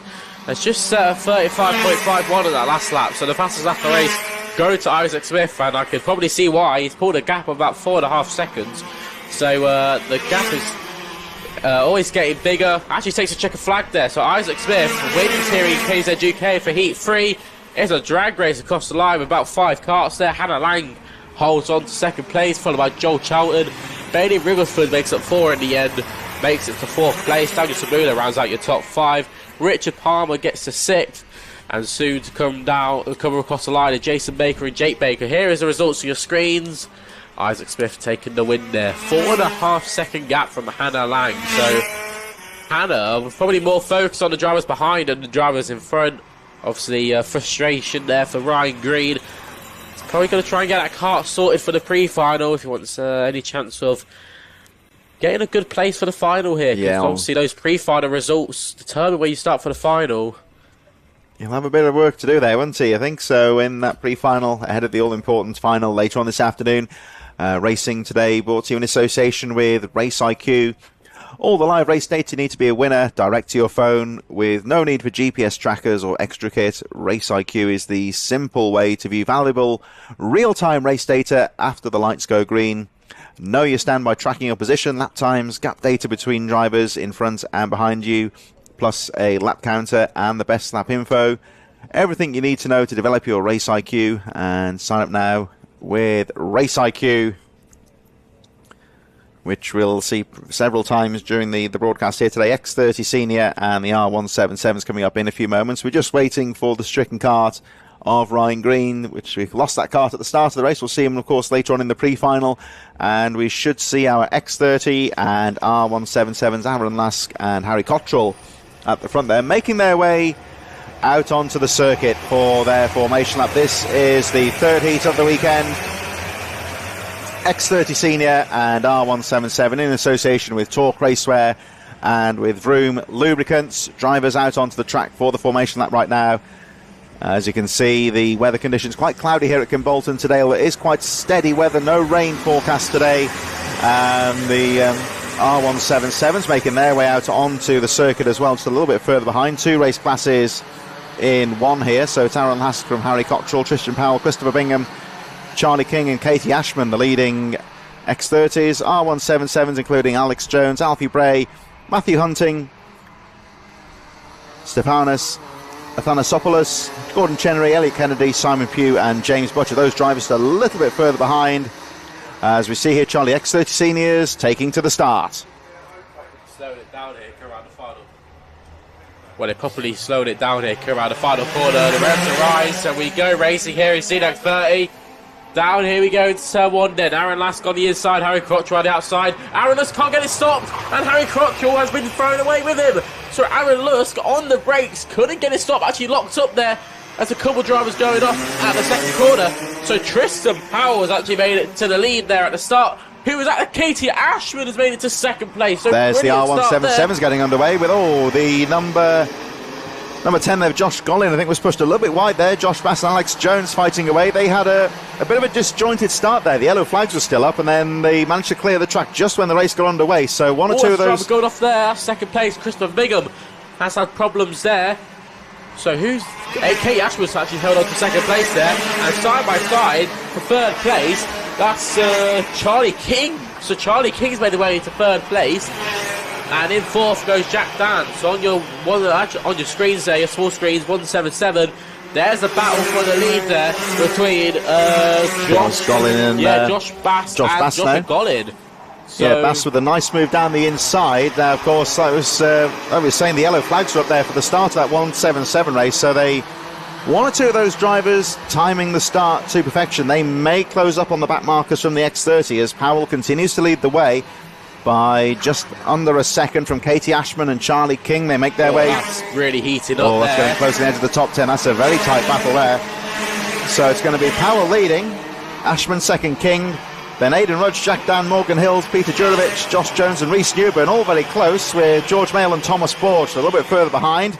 And still Josh Bass leading from Joshua Gollin, Matthew Hunting, Athanasopoulos and Gordon Chenery fighting in the 177s a little bit further behind. To Tristan Powell 1.4 seconds ahead. Katie Ashman holding on to that second place here, Charlie, but it's all getting very close behind her. Well, there's a lead battle for fourth with Aidan Rudge, who's made up 6 places at the start there, starting from P10. So because of that drama at the start, there's actually been some good moves. Morgan Hill's made up 9 places, managed to take up 6th place. So brilliant driving by Morgan Hill. It's quite a packet of about 4 or 5 cars who are all really battling together, trying to find their way through to take that final top 4 spot. But maybe it's not enough now for maybe a top 3 or podium spot. You know, Aidan Rudge, he's going to have to work all he can. Morgan Hill really pushing the car to its limits. That car is really stiff. Maybe that's how he likes it. Charlie King, though, is closing up on Ashman. Yeah, so catching up to Katie Ashman is Charlie King. Aidan Rudge and Morgan Hill are side by side, come around the last corner. Let's see what happens there. Aidan Rudge close into the back of Morgan Hill, just lets him go and maybe follows him. Maybe Aidan thinks Morgan is quicker, and maybe they could have a look together trying to catch the top 3. But the track is really coming towards the karts here, and the pace really picking up now. Tristan Powell fastest lap briefly, 41.36. Rhys Newburn and 8th fastest lap outright, 41.29. And the pace of this race is really starting to pick up here. They're shaving a few tenths here and there off the lap times each time round as Ashman just pulls away slightly from Charlie King. Morgan Hill still there in 4th. Still Joshua Gollin, Josh Bass leading the way in the R177s. Jurovic up to 6th place, Aidan Rudge in there as well. The lap times continue to fall. We're in the low 41s right now as Tristan Powell, the number 88, leads the race. There is your 177s on the inset screen. Alex Jones, Matthew Hunting, Gordon Chenery starting to fight, but Joshua Gollin now back into the lead, the number 10. As we see the number 16 of Charlie King regrouping now and just starting to put the pressure back on Katie Ashman as they make their way down towards the Kimbolta corner, final corner on the track. Ashman far enough ahead to prevent any kind of move as we see the R177 battle still with the number 10 of Gollin leading the way. Bass, Jones and Hunting very close behind, so Josh Bass putting the pressure on Joshua Gollin. Aaron Lask on the move in that battle in the top 10, but still here Charlie King is putting the pressure on Katie Ashman. Yeah, in the last couple of laps there, Charlie King has made some promising ground here on Katie Ashman. Maybe this could be a move to come in the next 3 minutes. But so far, Charlie King is just biding his time, sort of waiting for an opportunity to come about. Obviously, Charlie King is going to know that he's probably quicker than Katie Ashman in some parts of the circuit, and it's about using that advantage because he can see where he's quicker than her, but Katie can't see where he's quicker than him. So, I mean, she'll be looking behind on the straight, trying to manage the gap, but Charlie King here is probably in a better spot out of the two. Morgan Hill has made his way to 4th, made up 11 places, so he's going to try and have a look at catching onto the back of the top 3. Although it's quite a big gap, about 2.6 seconds to catch Charlie King, so it may not be enough. With about 2 minutes left to go, there's a move from Aaron Lusk, I believe, who made his way on the inside of Aidan Rudge. Yes, he did. So Aaron Lusk on the inside of Aidan Rudge. That was a battle for 7th place. Just looking at the 177s here, and it's still the number 10 of Joshua Gollin that leads away from Josh Bass there. We see Matthew Hunting, Gordon Chenery, Stavros Papadopoulos there in 6th position. That class from Alfie Bray, Elliot Kennedy a bit further behind, as we see Katie Ashman still holding on to that position. The number 16 of Charlie King keeping the pressure. And there is the 177 battle, which is still pretty close here. Josh Bass, they go through the Derek's corner. There we see on the bottom of the inside. Oh, have a look down the inside there, the 164. Josh Bass from Joshua Gollin. They make their way down to the Kimbolton corner as we go back to the number 16 of Charlie King, who's just lost a little bit of ground now on Katie Ashman, who's put some very good laps together. There's the fight for the lead in the 177s. Side by side, going down towards the Stowe corner. Bass having a look for the lead, but Gollin holds on. Katie Ashman is putting together some pretty decent laps now and holding on to that 2nd place. 16 still charging there, the machine of Charlie King. But Katie Ashman here, Charlie, she's putting together some pretty decent laps right now. Well, consistency is always key here in any sort of racing. Actually sort of closing in on Tristan Powell. Was a 10th faster than Tristan on that last lap. Katie set at a 40.8, Tristan for 40.9. Charlie King, though, can't match Katie's pace, which is surprising, saying that the last couple of laps he was actually catching her. So maybe this might just be a train and they'll just stay together, or will Charlie King have to go for a real late move? But I think Katie Ashman was sort of looking behind there in anger. She's jumping out of the seat. I don't think she's struggling with something, and Charlie King's on the inside. So going into turn 1, Charlie King makes the move on Katie Ashman. Katie was struggling to get the car dialed to come out the final corner. Oh, I just noticed there, Charlie, if you want to have a look when she comes back round, when King went down the inside, Katie Ashman ran into the back of King there with quite some force. Would that be enough to dislodge the nose cone, I wonder? It seems okay to me, but that was quite a hefty hit when he took the line away. We'll have to see, because obviously the nose cones, if they do drop, that is a 5-second time penalty, which will be added to your race. So that could always mix things up here in any sort of racing we will see later today. Could predict some of our finals, we'll never know. Until later today, where you can watch here on TNL Sports. That seemed a strange one to me there, Charlie, because Katie Ashman is putting together some good, decent laps and all of a sudden seemed to lose a load of pace. And I think maybe just lost the rhythm there, perhaps. Yeah, I mean, that's the problem. If you mess up one corner, it kind of ruins your rest of the lap pretty much. You lose that momentum, and especially when being overtaken by Charlie King, she's going to have lost that momentum. And it's about mentally rebuilding your mindset to keep going at it. You're in a sticky situation there, but round the final corner, Tristan Powell isn't in any sticky situation. Takes the win from Charlie King. Katie Ashman makes it to 4th. Morgan Hill makes it to the top 5. Just going to have a look at the 177s now, making their way down towards the final 2 corners. Joshua Gollin is there pretty much the entire race, but it's going to be a late move here from Bass on the inside. Can't find a way through. On the cutback though. Side by side to the line here, but he's going to move across.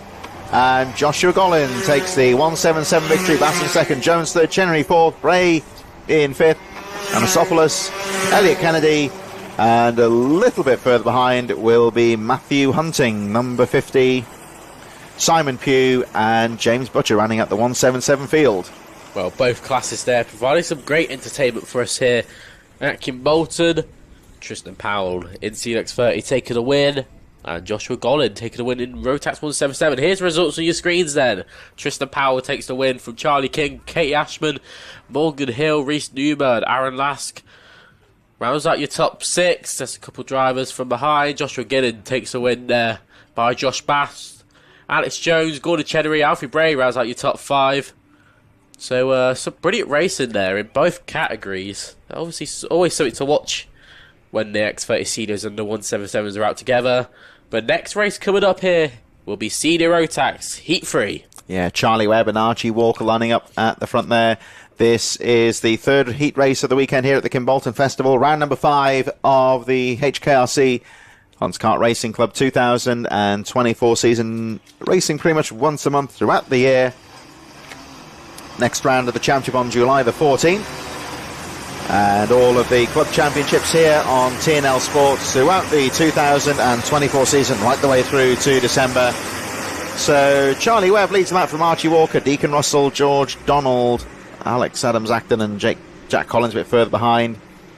Luke Bates, Ewan Richards, Tom Pryor. We'll have a look at the grid now. So there we see Webb from Walker, Russell, Donald, Adams-Acton, Collins, Luke Bates, Ewan Richards making up the fourth row of the grid. Tom Pryor from Luke Sellingham, Louis Weaver, Alex McGee, Tommy Edmonds, Michael Morgan, Ryan Ward and Elliot Pugh on row number 8. Row number 9 is Adriel Naguar, 7 Kaczmarczyk and Daniel Archer, Luca Osman Price, Miles Roby, Lucas Theo, James Henson, Cassius Dieppe, Andrew King, Ben Southgate, Isaac Reynolds, Av Chapman Lewis, Sam Cornwell, Scott Goldsby on row 16, James Tester, Luca Mann on row number 16 and Ennis Alachbo, row number 17, rounding out this big field of drivers here, Charlie. So Archie Walker there, the number 7 plate, 7 seeded in the British Championship last year. Throughout the final corner, we will get racing here in Senior Rotax, side by side, Charlie Webb and Archie Walker. Archie will have a look to the outside, can't get it done. Deacon Russell holds it on the inside, holds on to third place, but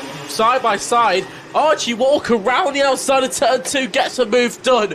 Brilliant move by Archie Walker there. Charlie Webb holds on to second place, and Deacon Russell rounds out your top 3 there. I think just behind is George Donald and Adams. Luke Bate actually has made his way to 5th place. Some brilliant moves through the fields already. But Archie Walker round the outside of turn 2. I've never really seen a move like that been done before. Charlie Webb just holding on down the south finish straight. Will Charlie get the run? Might have a look into turn 1. We'll have to wait and see. Archie already defending into turn 1. So if he's going to be starting to defend from now, maybe this will bring some excitement to this race. Charlie Webb on the cutback gets the move done. Archie Walker will just have to wait. And by this time, wait for another opportunity to come about. Luke Bay is making some moves through the field. He's already made 2 places on that first lap. So, Chris, the racing so far in the Senior Rotax first lap already been quite well here. Yeah, as always, Senior Rotax racing very close and very competitive, especially, of course, in these heat races leading up to the final. Charlie Webb still fighting away, very close on the edge of the top 10. They go charging over the line. So it's Webb from Walker, Deacon Russell, Donald, Luke Bates, Adams-Acton. Early retirement from the race was James Tester, the kart, hitting some mechanical issues on the first lap. He's gone back to the paddock. But the race goes on, and still 6:19. More than a few contact warnings being thrown out a bit further down the field. Number 18, I think, getting one. Alex Adams-Acton currently in 6th place. And a bit further down the 155, also Luca Osman Price, only about 3 seconds off the leaders. This race very close and competitive. 6 minutes plus 1 lap remaining here as they make their way out to the Kimbolton corner, and over the line they go again. So it's Webb leading from Walker. Deacon Russell up to 3rd, fastest lap of the race, 40.97. There's an incident there with 2 karts out of contention on the previous lap, which I think maybe Elliot Pugh, one of those possibly, and James Henson possibly. So the Wade Yellows out drivers are okay, but the race goes on as they make their way through towards the Dan Weldon corner, and it is still Charlie Webb that leads the way. Archie Walker in 2nd. Deacon Russell, George Donald, Luke Bates rounding out the top 5. Jack Collins, Lucas Ellingham, Ewan Richards, Tom Pryor and Alex Adams-Acton. But there is the number 12 of Jack Collins. Down the inside goes Lucas Ellingham. Neat little move there, and he makes it stick. You'll see Ellingham pointing forwards there, trying to get these guys to work together here, Charlie. Lucas Ellingham, he's won the races here before. He's been here for a few years now, so he knows how to win races here. So he will want to work with Jack Collins here. Charlie Webb on the inside of Archie Walker gets the move done for 1st place, and just behind Deacon Russell and George Donald, the 2 Jack's Motorsport drivers. Will they work together to see if they can pull tackle through together. Oh, nasty move there, Lenny. Just caught the back pushed wheel. Off there by Jack Collins, so I wonder if there was a bit of contact into the entry.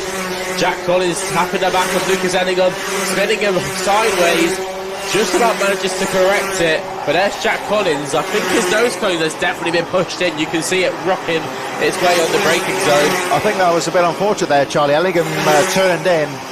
Just caught the back wheel. He did very well to save that, you know. I was expecting him to go flying there, but quite cool, that Toko drift ball, like. But, I think he's 10th place now, so good save from him.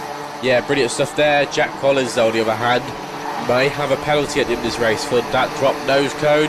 He's got Adams Acton to worry about behind him, and in front of him, that is Thomas Pryor. So, Thomas Pryor, he's been in a sort of odd race so far. He's just had to sit there and bide his time, wait for opportunities to come about. That's what racing is in general. You just have to wait for your luck and your opportunity to come about. Sometimes they work, sometimes they don't. It's working for Adams Acton. He's made his move on the inside of Jack Collins. But there's a move from Deacon Russell on the inside of Archie Walker. So the battle for second is still creeping on. Archie on the switchback, and Luke Bate is having a go with Deacon Russell. The three Jack's Motorsport boys. They'll be having to watch out for what they do, because, you know, the number one rule is never hit your teammate. And that would get quite feisty in the awning, I would say. Charlie Webb just trying to break away from this fight for second with Archie Walker now back in second place. You see Deacon Russell, Luke Bate and George Donald all running very closely. Just going out of shot there goes your race leader Charlie Webb, and you can see for yourself the gap, which is just under 1 second all of a sudden. So Webb putting together a very neat lap. We see the number 50 there just coming into the final corner. A bit further down there, Andrew King fighting with Daniel Archer, Isaac Reynolds and Zav Chapman-Lewis a bit further down the field. Ennis Alexbo has gone to 26th position from last position, so he's making up a few positions a bit further down the pack, as Charlie Webb, it was 1 second last time round, or 0.91. Oh, down the inside goes Deacon Russell, and should hold on to that one as well. So Russell now to second place. The gap goes up to 1.1 seconds as the fight continues. Oh, look at it getting tasty a bit further down the pack there. Number 14 right to the heart of that one. Looking further down, Scott Goldsby, Sam Cornwell, Alex McGee, Tommy Evans all fighting away. So action all the way through the field here, Charlie, and Deacon Russell with a neat move into second place. You just saw that Luke Bate made the move as well, Archie Walker. It's kind of the teamwork method that goes around. One guy goes for the move and brings the opportunity for the drivers behind to have a go. So brilliant move by Deacon Russell and Luke Bate, who have respectfully made second and third place. So Jack's Motorsport pretty much locking out the podium spots here. Archie Walker's having to really defend from Ewan Richards here, and George Donald, his teammate, will there's a orange flag for number 16. George Donald, the chain guard, has come loose, I think. So George Donald, that's a black flag, orange disc. If you don't know your flag signal, that's basically signifying a technical fault. Told it's the chain guard, so he'll be out of the race. Well, that is pure disappointment there for George Donald. And that means he's got some work to do in the pre-final, because that's going to be quite bad for his championship points. And obviously the points adding up from the heats determine where you start for that pre-final. So he's going to have some work to do in the pre-final. But the best thing about the pre-final is, you see him, his hands coming up, he's going in. So unfortunate for George Donald. But what's so good about the pre-final is that, you know, you could try and drive through, and then you actually create a good starting position for that final, which is, you know, all important. So, brilliant stuff by George Donald. You know, safely brought the car in, and obviously the marshal's done a brilliant job there to pick up that problem, and, you know, stop some serious harm being done to the driver and to the circuit. Yeah, as you can imagine for yourself, exposed chain and sprockets on these fast-moving drivetrains on these cars could pose quite a safety risk. So, quite rightly bringing him in, although that is unfortunate for the number 16. Charlie Webb leading by 1.1 seconds still from Deacon Russell, Luke Bates, Archie Walker. Tom Pryor on the charge, the number 17, just charging along here. I think he may have been overtaken briefly. Lucas Ellingham fighting back as well, the number 99, after that nasty little drift earlier on. Did well to save that one, you may remember. But Deacon Russell still being hustled down the back straight by Luke Bates. Those two driving together, of course, on the same team. So working together as best they can, although Charlie Webb is out of touch a little bit now. A bit further down the field, out to the top 10. Kosmarczyk, Luca Osman-Price, Ben Southgate, Scott Goldsby, Tommy Evans all fighting away. Sam Cornwell, Miles Roby, Alex McGee, 20th position. Adrian Legual, Lucas Theo and Cassio Diaz all in that midfield battle. We just saw them going through the Dan Weldon corner. As we now move on to the last lap, and Charlie Webb has had a superb race here. Leads the way through the final time, through Derek's corner, through to Dan Weldon. There's 21, Deacon Russell. Still charging in second place from Luke Bate. But Charlie Webb here is looking good. Well, you say he's looking good. Deacon Russell at last lap was a couple of attempts quicker, so could be looking at move. Actually, no, never mind. Checker flags come out, and it's Charlie Webb who's going to take the win. So Senior Rotax Heat 3 goes. Charlie Webb didn't see that last lap board. So brilliant stuff there by Charlie Webb. Oh, some contact there. Jack Collins and I think that's Michael Morgan having some contact at the end. So Charlie Webb wins in Senior Rotax Heat 3. Deacon Russell in second place. Maybe a lap or two could have determined a different result. We never know. Luke Bate finishes third. Archie Walker, who I think was struggling with pace there, had to defend for most of that race, finishes in fourth place. Ewan Richards rounds out your top five. Alex Adams-Acton and Lucas Enningham finishes P7 in the end. So brilliant stuff to save it. Here's the results on your screens then. So Thomas Pryor finishes 8th, Louis Weaver 9th, and Ryan Ward rounds out your top 10. You just said about Jack Collins maybe dropping down further. That 5-second penalty may be applied if his nose cone is out of precision. Some drivers in the back of the field, look at those retirements. George Donald had to retire from the race. Elliot Pugh and James Henson was in that crash earlier on. But that was a good race to start off Senior Rotax. Looking good, of course, for our final race, the TKM O Plate, before the lunch break. And there will be a few moments before the race gets underway. There's one or two incidents on the first corner, so as the marshals wait. Just to let you know, of course, there's still plenty of action coming up here on TNL Sports in the next few weeks. And just to let you know, of course, if you subscribe to TNL Sports, the British Supermoto Championships at Crail Raceway on the 23rd of June. And I'll be taking you down to South Wales on June the 30th for the Road to MotoGP, the British mini bikes at the very fast historic South Wales circuit. That's on June the 30th. And then we are right back here in just over a month's time. Round number 6 of the Hunts Kart Racing Club Championships here at Kimbolton on the 14th of July. Why not throw a like to TNL Sports on YouTube to check all the action. So 3 pretty high profile meetings coming up in the next month on both 2 and 4 wheels. I think I'll be my old friend Phil G. I think will be taking through the action on the British Supermoto Championships. He likes to take to the track himself sometimes in that one as well. And that's always a good one to check out as well, the British Supermoto Championship. So check out TNL Sports on YouTube as we turn towards the TKM O Plate. We'll have a look at the line. There's 1 or 2 drivers doing the double duty who we saw earlier in the TKM Extreme. We'll have a look at the grids in a few moments at this third race. This, of course, will be the final heat before we pause for the lunch break, and they'll be right through for the afternoon for the pre-finals and the A-finals. So still a long way to go at this meeting, and of course thanks to Vroom Lubricants for the sponsorship of the top 3 prizes for these drivers as well. TKM O Plate's getting underway with Kai Springfield from Liv Jenkins, Johan Calichurn, Jamie Mead on row 2, Leo Robinson, James Morley, Jake Cox and Lee Whittingham taking us down to 8th place. Rest of the field made up of Luke Jarman, Harrison Morrow, Gareth Haynes, Mitchell Cornell and Spencer Lane. So some pretty decent drivers here, Charlie, and this I think will be a close race. Well, I've heard some comments about this race yesterday. Apparently it was very, very exciting, so let's see what happens here in the O Plate for TKM. This is not actually the O Plate final itself, where they'll be winning that O Plate. This is just a heat race. Johan Calichurn takes the lead there, and looks like Leo Robinson just gets it to second place. Kai Springfield had a rough start there, drops to third. Someone to watch out for, Liv Jenkins. We talked about her earlier in the Clubman race, in P5 at the moment. But so far, the top 2 here have already started to bridge a bit of a gap here. So we'll have to see what Kai Springfield can do if he can close in that pack. So although we haven't got the same amount, same grid as the last one, the last TKM race. As a move there, Leo Robinson on the inside of Johan Calichurn gets the move done and sorted, sealed and done here at Kimbolton for Leo Robinson. So after the first lap, Was going to say Leo Robinson's leading. He still is.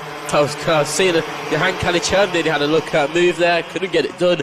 So Leo Robinson leads from Calichern. Kai Springfield is in 3rd place. Jake Cox in 4th. And Jamie Mead rounds out your top 5. I was taught it's looking good here. I'm going to be very careful of what I say here, bearing in mind the old commentator's curse. But from what I was told yesterday in this TKM O Plate race, the level of racecraft was very high indeed. That's why I say I'm going to be careful. It's going to turn into Mario Kart now I've said that. But yeah, look, you can see how close they're racing, and not much between these drivers. The whole pack has gone through. There we see the camera angle. That is everyone. And they are all covered by, I think, just a shade over 2 seconds. Anyone, well, theoretically, anybody could win this race, I think, here, Charlie, depending on how the action goes at the front. So we've got 13 drivers. We've got Spencer Lane out of the race. 12 drivers left in the race. But a very high quality of driver here. You can see how close they're racing together here. And it's all a bit tactical here. We've got 6 minutes plus 1 lap remaining. And it is still Leo Robinson that leads the way, from Kai Springfield and Johan Calichern in there as well, number 28. 26 in 4th, Jake Cox. Here they come, making their way through the Kimbolton corner. And it is all very close right now. We've got 5 minutes plus 1 lap remaining. I think everyone just biding their time here, Charlie, being very careful as to when to make a move. Yeah, these drivers really have a lot of respect for each other, which actually helps provide this great racing we're seeing. A lot of overtaking moves for the lead on that last lap, but Leo Robinson is just holding on here. Kai Springfield in 2nd. Will he have a look? Not into the bus stop. A couple of kart lengths back. I think one here thing as well, Charlie, is if you make a move here, you've got to make it stick, or else you could really screw your race up if you're too wild. Yeah, I mean, if you go in too hot, can't get the kart stopped, that's really going to affect you, because literally the whole field is together. There's just one pack all racing for the lead here. So although only got about 12 karts out on circuit at the moment, it is brilliant racing. Leo Robinson might have to watch out for Kai Springfield. Never mind, he just sits there. He's still got 5 minutes left plus that additional lap, so Kai Springfield's just going to have to wait there.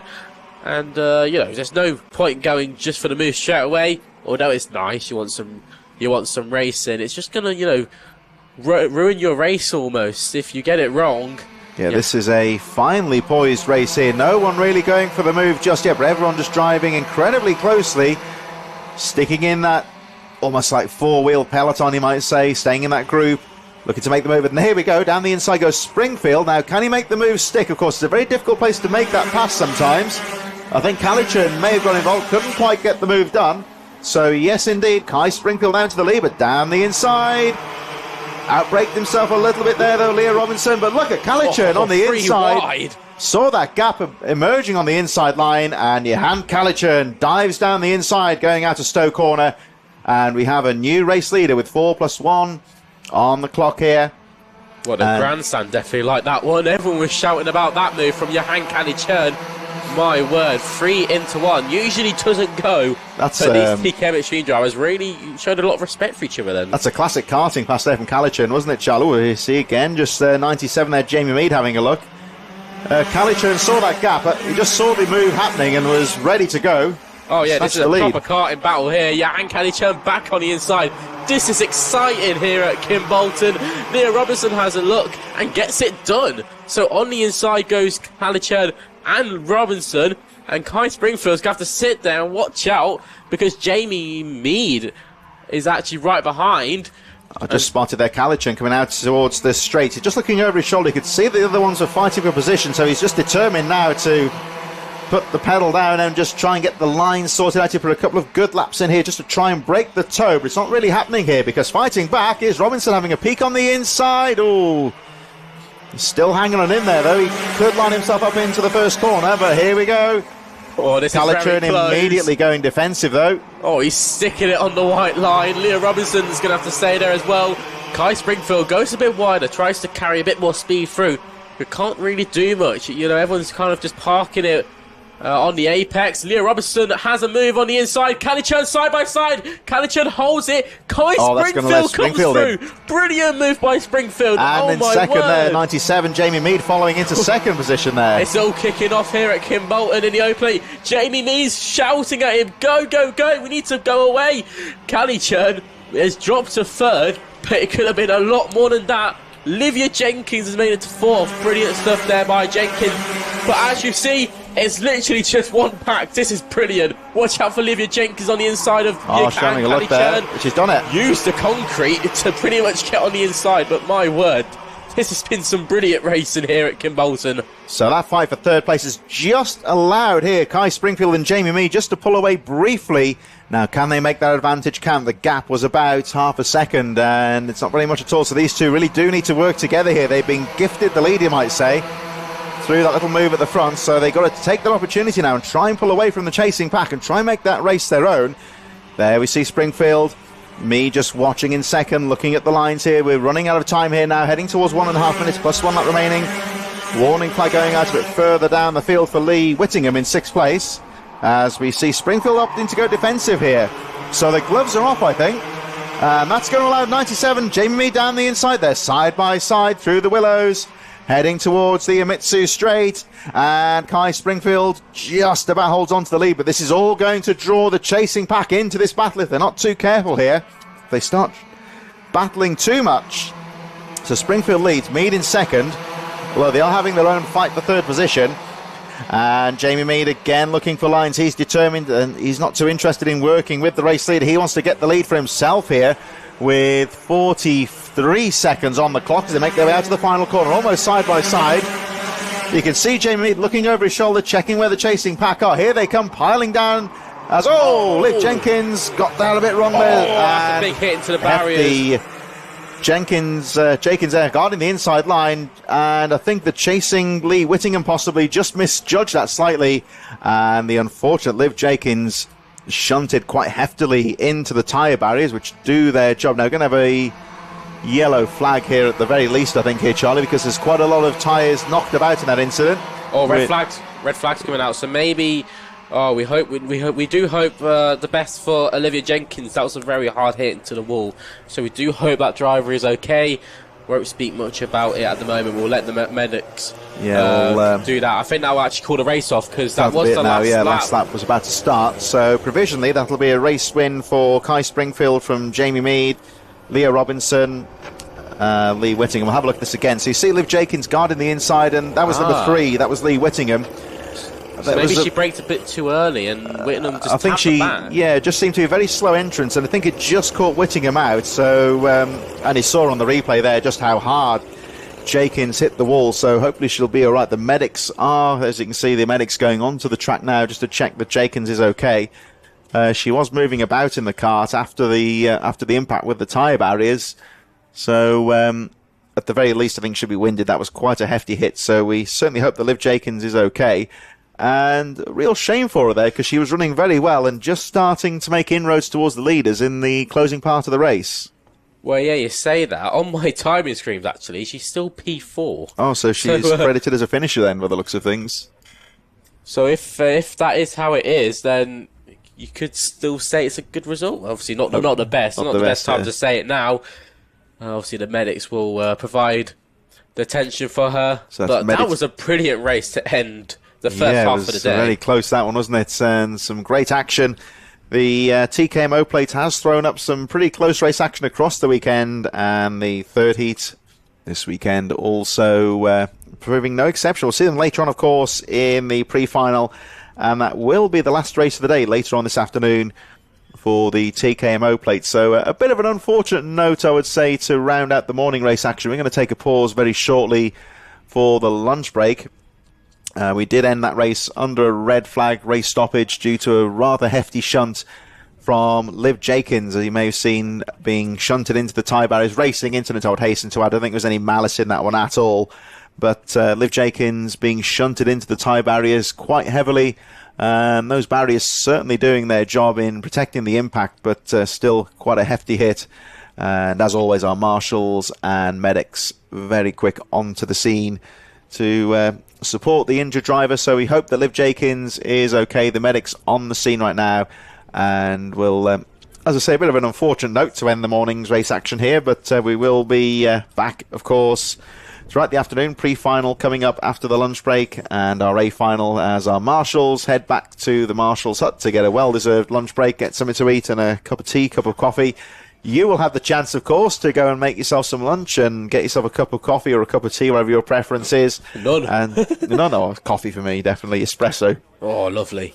But we're going to round things off. So just to recap there, Charlie, your thoughts on the race meeting so far? I mean, so far it's been quite exciting here at Kimbolton. Obviously, the festival gives a real treat, and overall it's a pretty good weekend on track and off the track as well. Obviously doing all we can for the charity as well. Promised Dreams. So far it's been a brilliant weekend, and that's just the heat racing. We still have the pre-finals and the finals to go. This is going to be so exciting. Lots more to come here at Kimbolton. We've got the pre-finals and the A-finals this afternoon. Racing scheduled to be back underway at 1 p.m. this afternoon according to the time chart. So we're going to give our marshals and our event officials along with the medics a well-deserved lunch break. And now time for you, of course, to go and grab some lunch as well. We're going to go off air very shortly, and we will see you back on track here at round number 5 of the Hunts Kart Racing Club 2024 Championship, incorporating the Kimbolton Festival. We're pausing for lunch right now, but we will see you just before 1 p.m. for our pre-finals and the all-important A-finals later this afternoon, and we will catch you then.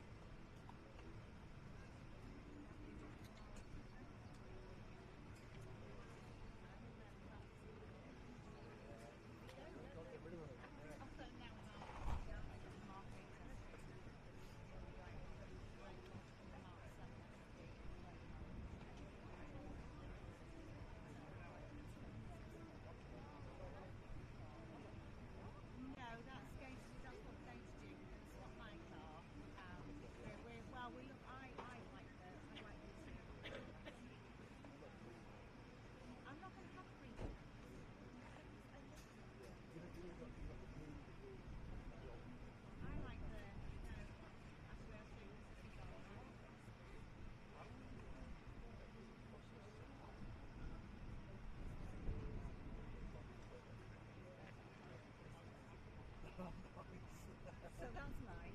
That's Gareth's.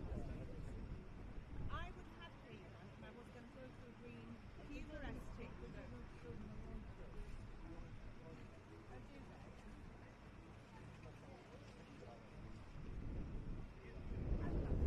And then somebody told us.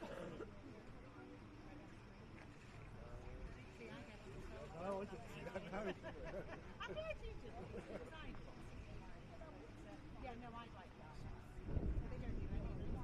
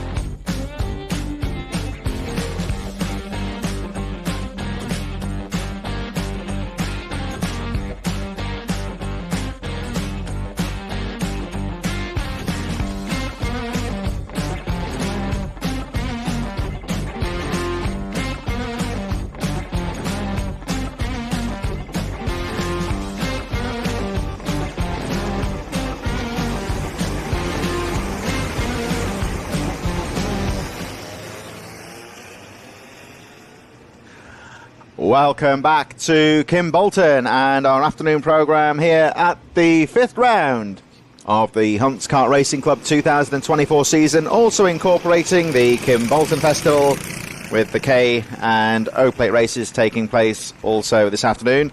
We're about to get things underway with the Honda 200s getting underway very shortly with Max Jolly from Sebastian Behrman, Charlie Page, Lucian Smith, Luke Wilmerd and Logan Rolfe amongst the front 3 rows. As Jokas Cook, Buddy Hugo, James Devroe, Oliver Dawson, Finley Beals, Mason Muncher, Zach Andrew just a little bit further back. So it's Honda 200, Micromax and the Waterswift Restricted, the first of the pre-finals getting underway. Pretty much right on schedule at 1 p.m. This is the pre-final, moving of course into the grid positions for the final. A little bit dicey into their first corner there with Max Jolly having a look down the inside. But they all get through cleanly, making their way through the willows for the first time. So this is the pre-final, the grid positions judged by the combined scores across the 3 heat races as the Waterswift Restricted carts get underway a little bit further back. So this is carrying across the accumulation of the scores on the 3 heat races and the positions from this pre-final going through to the A final a little bit later on this afternoon. One more race, of course, for this race group as they make their way through, and it looks like the number 37 of Sebastian Behrman, who led for a while in the first heat race today, and it looks like he's got a jump on the rest of the field. So Charlie Ellis is back alongside me now. We're refreshed and ready after the lunch break, taking through the afternoon's action as Lucian Smith goes through to second place. So this, of course, a slightly longer race, 9 minutes plus 1 lap, but Sebastian Behrman here, Charlie, has made a very good start. Of course, very good start. Because, of course, a very good start there. Made up 1 place into that first spot. No more places he can make because he is at that top spot. Lucian Smith has made his way into second place. And Max Jolly has dropped to 4th because Charlie Page has made his way through into 3rd. Watch out behind. Logan Rolfe is going to have a look at top, maybe making some more places up. Lucian Sebastian Behrman there, very deep into Kestrel Corner, but recovered it well. Yeah, he had some problems there. Just overdriving the car a bit. Will this become an opportunity? Oh, Lucian Smith has a look at Charlie Page. Oh, free wide into turn 1. Couldn't see that one coming. Lucian Smith on top of Sebastian Behrman. Jumps off him as soon as possible. Charlie Page has made his way through into the lead place. So I mean, that just shows that the race can be thrown up just in 1 corner. Lucian Smith has made his way into second place. Sebastian Behrman's dropped down to 3rd, and Max Jolly in 4th. Now, who is that in 5th? That's the number 38, Luke I think. Wilmerd. Mills moved up. So Luke Wilmerd has made his way into P5. He's going to have a look at these top 4. The pack is staying together here, so it's pretty much the win for anybody here. Lucian Smith now on the inside of Charlie Page just for the lead. Will Sebastian Behrman have a look coming through turn 1? Yes, he does. On the inside, brilliant move there. 1 for 2 is done for the Jax Motorsport drivers. And Charlie Page, not much he could have done there. Sebastian Behrman on the inside for Lucian Smith. Can't get it done. You can kind of hold it around the outside there if you can be brave. Lucian Smith, Sebastian Behrman side by side, still just has to hold on before the Dan Weldon complex. Trying to keep a wheel in there, going through the out of the Derek's corner towards the Dan Weldon corner. You can see there Smith just gesticulated to Behrman and the others to work together, but Behrman's not listening. Oh, down the inside, nice little block pass there. This is all drawing the rest of the top 10 in there. Jokas Cook, Hugo Devroe, James Devroe, interestingly, in 10th place, set the fastest lap of the race as he tags on to this back group here. As again, we get another bit of a move there from Charlie Page, going down the inside of Behrman, back into second place as the number 38 starting to get involved in this. Luke Millward, who, like Charlie said, has caught up to the field quite nicely. Here was 14 guarding the inside into Derek's corner there. Max Jolly, that's going to draw everyone in and just allow these top 3 to pull away slightly. As Behrman again jinking this way and that to try and get past the number 33 of Charlie Page. Page holding on though, and 44 Lucian Smith just starting to pull away. The rest of the chasing pack though not all that far behind. Again Behrman going very deep into the Kestrel corner, and that's cost him dearly because Max Jolly's got through into 3rd. Behrman recovering into 4th place, the rest of the field charging through. So then it's Jokas, Millward, Hugo Devroe, Finley Beals, Oliver Dawson, Zach Andrew, Mason Munson not too far behind, all very close on the edge of the top 10 as the sun starts to break through on the Kimbolton circuit. And a bit further back, the Waterswift restricted karts there. We've got Williams Bikes, Finley Bedford, Logan Baker, Jensen Darlow going through. Darlow, of course, a non-starter in the first race. And a bit further back, Theo Hamilton leading from Jack Fulmerhamen, Jackson Heath, Soy Henderson, and Aurora Joel a little bit further behind. So brilliant driving here by all our cadet drivers in multiple classes as well. We've got about 3 classes on circuit. Charlie Page is the one leading all 3 of them. Well, I mean, this is the main pack, more of the micros, the Micromax, always providing great entertainment here. As you can see, Lucian Smith on the inside of Charlie Page, Sebastian Behrman on the inside of Max Jolly. Sebastian gets the move done. Max Jolly comes back on the inside for turn 2. Can't get it done though, because you kind of get, it becomes inside for turn 2, but then outside for turn 3, and you get sandwiched there. So not much you could have done there, but it was very smart to hold back and not have, try and still fight for it, and could have caused a crash. But so far, it's Lucian Smith who's leading the way, and that's the stipulation there by the O Plate driver Josh Cook. Move there, it's Charlie Page on the inside of Lucian Smith. Brilliant move there on the second to last corner, where it's quite a hard overtaking opportunity. You're coming off a long straight, and it's very hard to make a move like that. Lucian Smith has a look on Charlie Page, can't get it done. But these last few laps, there's been proper going at it between these two. Pretty close. Some of the midfield action there, Mason Munster, Teddy Higgs, Finley Bedford, and the 22 there of Louis Williams Mabs all fighting ways again. There's a spin out there for Charlie Page. Just caught Lucian Smith. And it looks like he is. He doesn't look too happy with that one. He is out of the race, and that's going to put him back in the final later on. You could only feel hard for him, because he was leading that race, and just getting taken out like that has properly ruined his race. He's got to start from last when it comes to the final later on, so he's got a lot of work to do. But that's sure going to be an exciting race for him. Back at the front of the pack though, Lucian Smith now leads the way. Sebastian Behrman in second, Max Jolly third, Josh Cook in 4th place. Battle going on behind between Rolf and Masiokas. So these drivers, actually there's Charlie Page there, I think he's going to get back going, so that's good. Again. Good to see, but obviously that's going to ruin his opportunities of a good starting position for the final. Yellow flags in that sector, so no overtaking. That's Masiokas there, number 31. Very distinctive black and yellow coloured machine there, ahead of number 32 of Logan Rolfe, as they just tag on to the back of this lead group. We've still got a couple of minutes to go, plus the one additional lap. There is the number 32 right behind there in 6th place, Logan Rolfe, as they go charging out of the final corner. It's still the number 44 of Lucian Smith that leads the way. Sebastian Behrman just having a peek on the inside, nothing going though as they make their way through the first corner. Josh Cook, Max Jolly, Masiokas, Rolf Millwood, Hugo, James DeVroe just a little bit further behind, taking us down to the edge of the top 10, with Oliver Dawson, Finley Beals and Zach Andrew, Mason Munch also in there. But it's all about this lead group of 6 drivers, 7 drivers, or Luke Millwood up to 7th now, just tagging on to the back of this lead group. The unfortunate Charlie Page, of course, was back out on track and I think is still circulating, but out of the race in terms of position. So like we're saying here, Charlie, this is a very important race here, because this will determine the grid for the final later on. Yeah, and that's what Josh Cook has realised, and on the inside he goes. That's another place gain for him. Obviously the high finish in this race, the better starting position you're going to have for the final.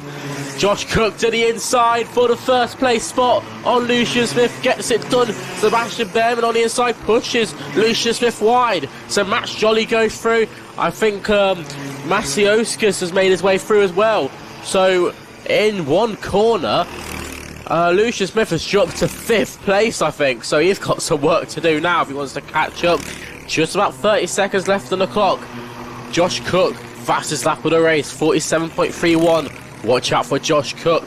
So obviously taking the lead earlier in the lap, but he has been driving through the grid in the last couple of laps.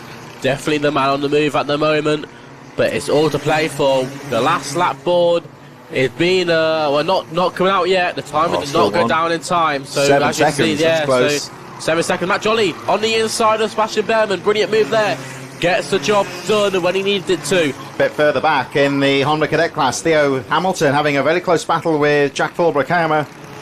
Holmer in second, Jackson Heath, Soy Henderson, but Hamilton having a really good go at the front, a little bit further down the field in that Honda to get class. It's lower numbers this weekend. There's a British Championship event on for the Hondas, but all the action here at the front, though, was Josh Cook, who's been there or thereabouts for most of the race, just starting to break away as the last lap board is about to go out, and Cook just trying to make a break of it here.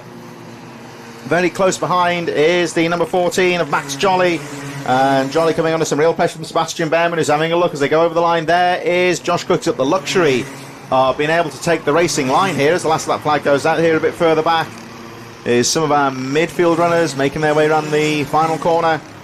A bit further back there, Teddy Higgs, Finley Bedford in there, Louis Williams, Mabs, Logan Baker, Jensen Darlow, and Jack Fulber-Karma has taken the lead in the Honda Cadets. But Josh Cook, I think he's got enough of all the action behind him for second place, but Josh Cook looking very good here in the closing stages, Charlie. Max Jolly has had to really defend for his second place here, and this has given a perfect opportunity for Josh Cook to pull away. So far, Josh Cook has had a brilliant race, and around the final corner he's going to come, and the pre-final win is going to go to Josh Cook, who will win the pre-final here at Kimbolton, putting himself on pole position for the final. Brilliant driving by Josh Cook. Max Jolly finishes in second. Brilliant race by him. And Sebastian Behrman rounds out your top three. Masioskas rounds out your top four. Lucian Smith makes it to top five. And Luke Millward finishes in sixth.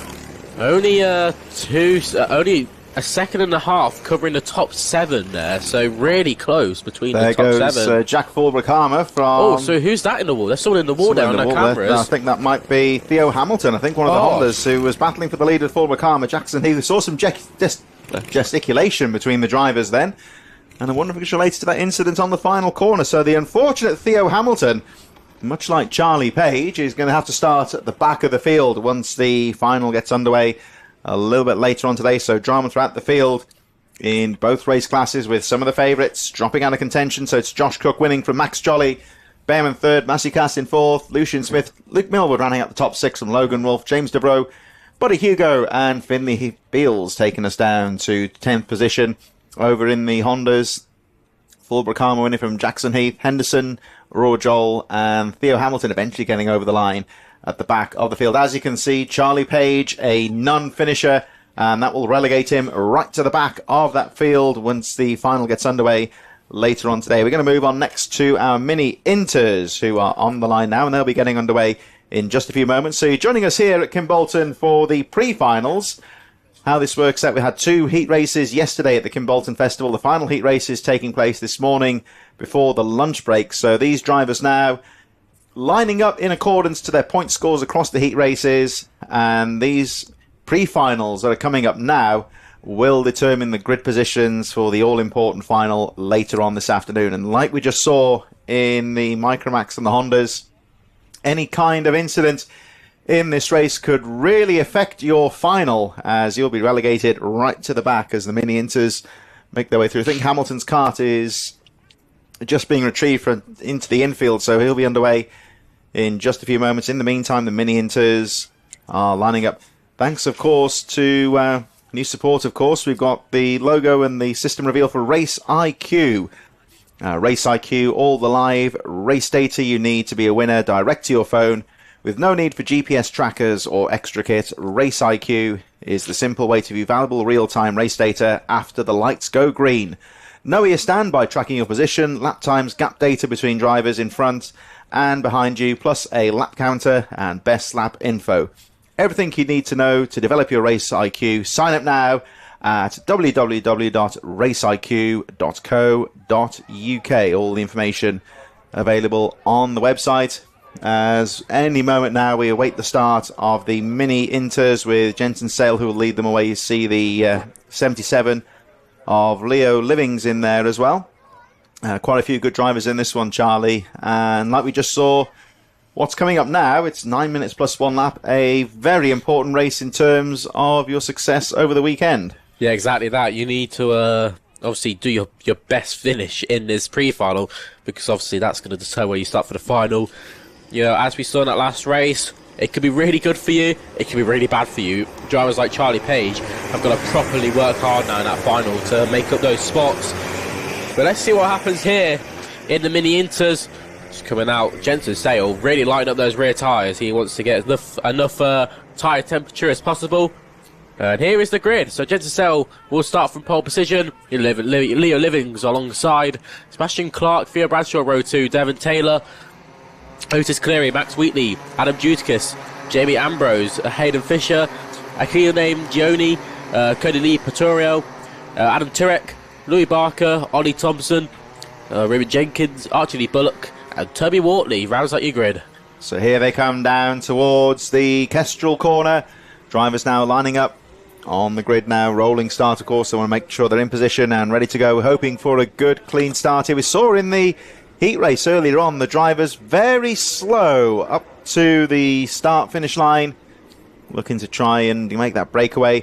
And, of course, the top 3 drivers across the weekend getting prizes courtesy of Vroom Lubricants. Some very good prizes on offer for the winning drivers this weekend. Here they come. Again, very slowly out of Kimbolton corner. It's a slow start. All eyes on the flag. Here we go.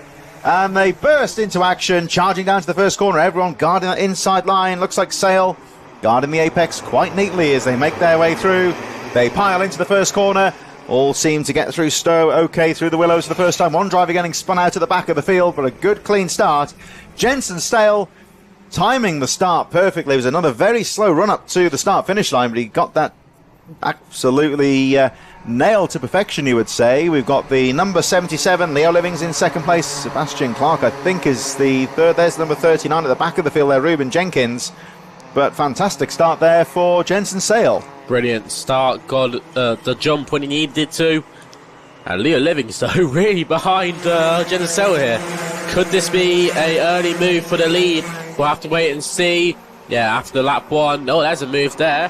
Who is that? Who's going to have a look? That's number 14 of Devon Taylor. So Devon, who was really up there in the heat 3, tries to have a look at a move on the driver in front. Can't actually, no, just get it done.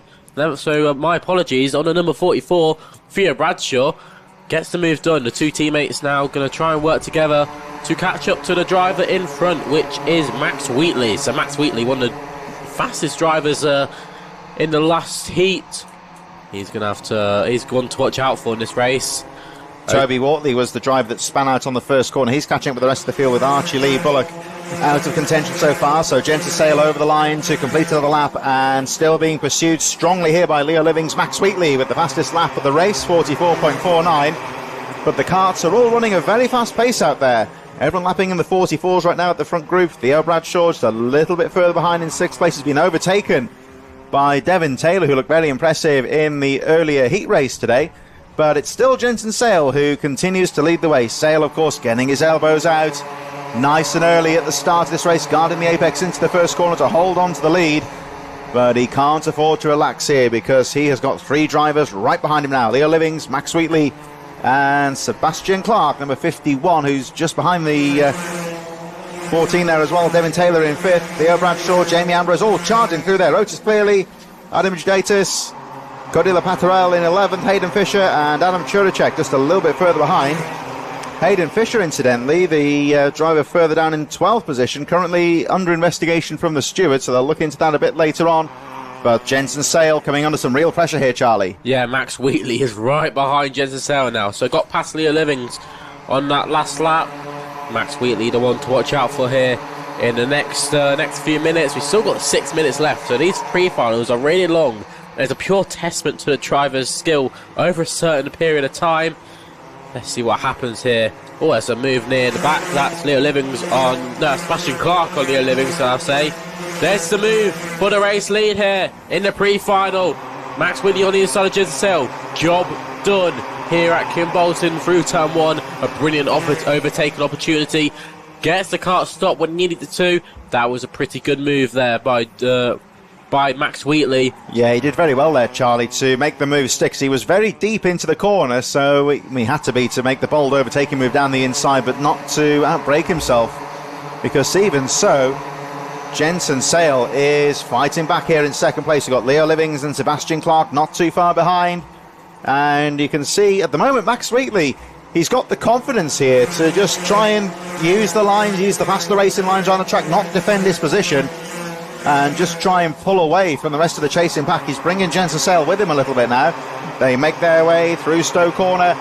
5 minutes plus the 1 lap remaining in this pre-final. Don't forget, of course, this is the all-important race that determines their grid position later on for the final. So a good position, very important, but crucially here, you cannot afford to spin off the track or crash trying to go for the lead, for example, or a better position, because that will put you right at the back of the field. So tense moments for these drivers out here at the moment. And at the moment, Max Wheatley is looking very strong at the front of the field as we watch the number 44, Theo Bradshaw, still charging hard in 5th position. Well, you talk about the professional of these drivers. I mean, these drivers are only 8 to 10 years old, but yet they act like grown adults. You know, these drivers are very, very mature for their age. Well, you could say that. We won't say that off track. It's a good point there, though, Charlie, because people often forget, especially watching the cadets and the younger drivers, just how young these drivers are. I mean, these are children, basically, but they've got the racecraft, they're polished, they know all about where to position the karts, the tactics of the sport as well, and so they're very advanced considering their young age. Well, exactly. They have all their, you know, they'll have coaches and obviously learning as much as possible from the mechanics, and it's all about fine-tuning the car. The driver has to give important feedback to the mechanics to, you know, make sure their car is top tier, and, you know, they're always going to try new setup ideas. Sometimes it works, sometimes it doesn't, but that is the fun of motorsport. Same with overtaking. Sometimes moves can work and sometimes move can't, and it's Jensen Sale who needs to make a promising move here on Max Wheatley if he wants to have a good chance of starting the actual final from that pole position spot. But he's got 3.5 minutes to do it. It's going to be quite hard because Max Wheatley has not made one mistake so far in this race. Watch out for Leo Livings as well. Just behind Sale and just behind Livings as well, Sebastian Clark. Now, Clark has been all over the back of Livings those past couple of laps. Just sticking behind him, you know, using the toe. Will this be a move in the next few laps? We'll have to see. Livings is really behind Sale now. Yeah, he's putting the pressure on.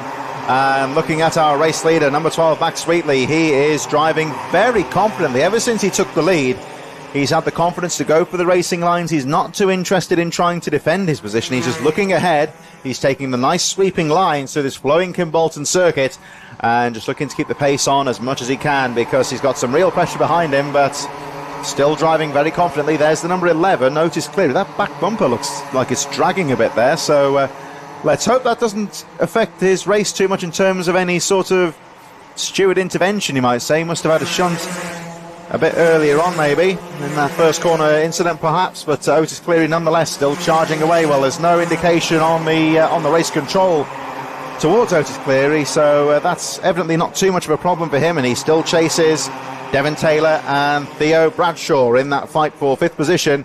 Meanwhile, Max Wheatley still driving very confidently. Jensen Sale has set the fastest lap of the race. Only drive to go in the 43 so far, 43.98. So 1:52 on the clock here.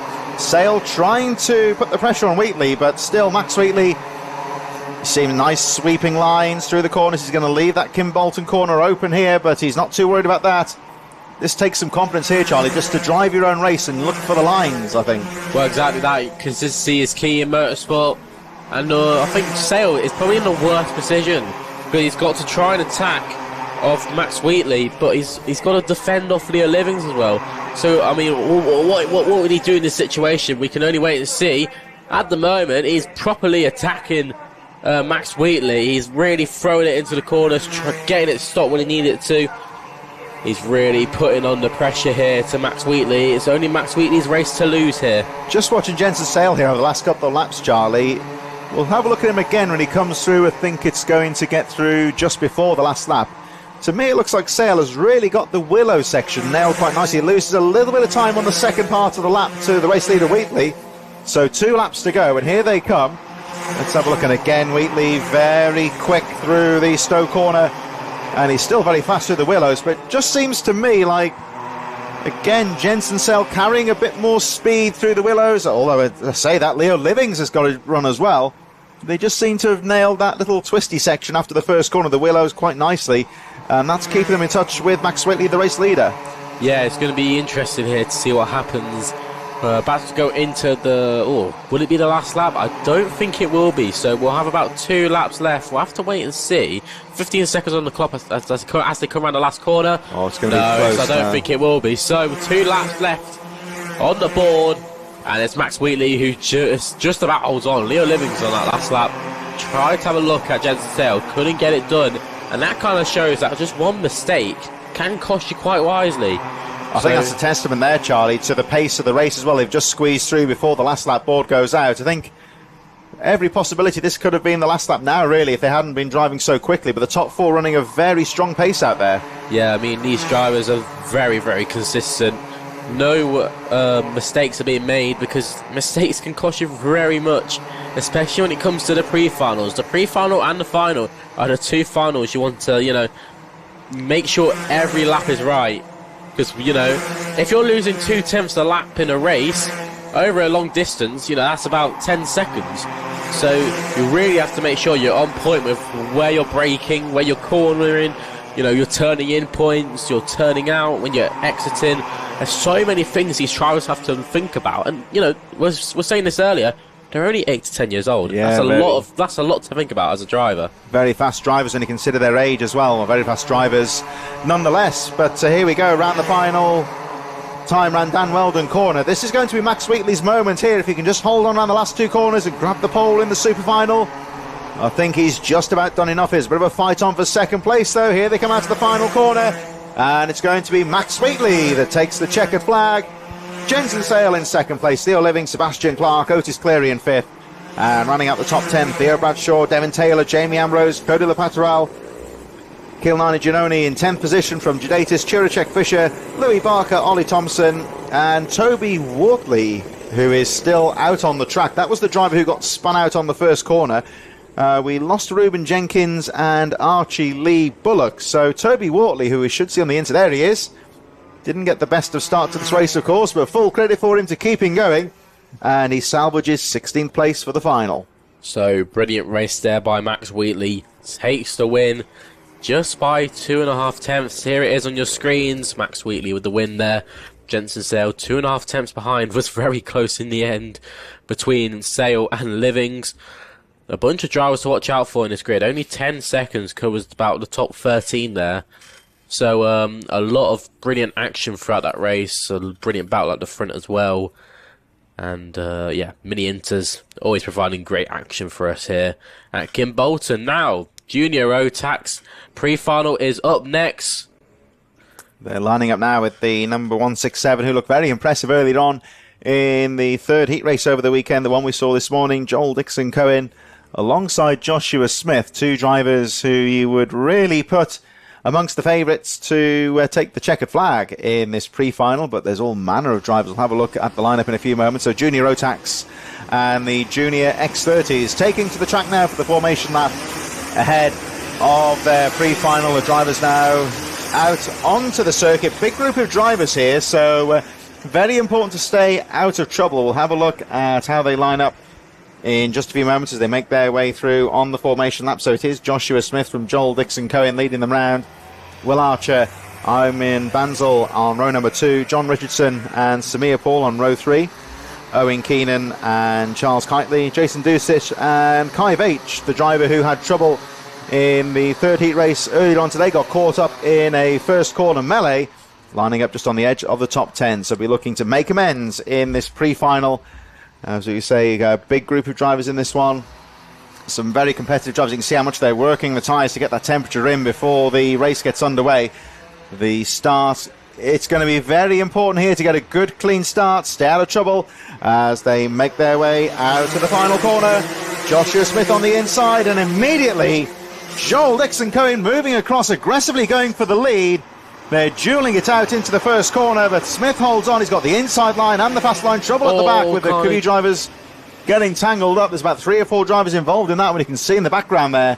But Joshua Smith, great start for him. That was brilliant by Smith. Got it. Oh, that's Logan Hartshorn and 113 in there as well. That'll be Ben Morgan, 191. And some of the midfield runners re-sowing. All drivers okay, but like we were saying there, Joshua Smith, fantastic start for him. Yeah, brilliant start by Smith. Got it done when he needed to. Joel Dixon Cohen just behind. Will he have a look? No, he does not. He doesn't have a look for a lead just yet. He pushed a couple car lengths back. 3 wide going down into turn 1 here. So brilliant move through the field. Josh Smith already defending, so this is just showing how important this race is. You really need to hold off those positions, because, you know, one position you lose, there's a position you lose when you're starting for the final. So it's all important to stay as high as possible. That's Will Archer getting really pushed through that bus stop chicane by Samir Paul, I think that is. Owen Keenan on the outside of Paul. Will he get it done? Oh, no, he doesn't get it done. So he's going to have to wait for another overtaking opportunity. Paul defends, going into second to last corner. Will this be a move for Keenan? No, he's not. Will he get the cutback though? Yes, he does. So down the start-finish straight, they're going to be side by side. Will Paul put him on the concrete? Or he just about misses it. Keenan, gives them a tap on the back. So Keenan on Paul. And watch out for Mikey Walker, number 32 car. He had a problem in the third heat earlier. Had a result in the DNF, so he's had a lot of work to do from where he is, and so far it's looking good for him. Yeah, the gloves seem to be off in these early stages. No one really sitting it out and waiting for the closing laps. They're already at it right from the start, which is allowing Joshua Smith and Joel Dixon Cohen just to pull away ever so slightly. Will Archer on his own in third. You see the dive down the inside from the number 32 Mikey Walker, fighting back quite nicely down the inside there. 29 Owen Keenan then losing a position.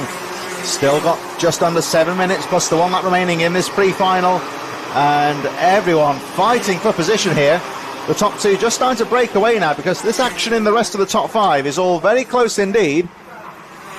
As a driver spun on the outside there. I think it's one of the drivers, one of the back marks in the previous lap, so unaffected the group of leaders who we just saw on the outside. So it's still Smith leading, Dixon Cohen in second, Archer in third, and Will Archer about 0.3 of a second down. Samir Paul and Owen Keenan just a few more tenths back as we look at the number 75 of Clive H, another driver who had trouble in the heat race, dropped out of contention on the incident on the first corner, but H, another driver who's fought back very well here, Charlie. Yeah, so these junior Rotax drivers, some drivers having good races, some drivers having not their best race, but Joshua Smith's definitely having a good one. He's leading the way here. Joel Dixon Cohen just sitting behind there. You can just see the gap on your screens there, 0.08. So, I mean, you just see there a couple kart lengths and it's already a tenth of a second. So, all it needs is Josh Smith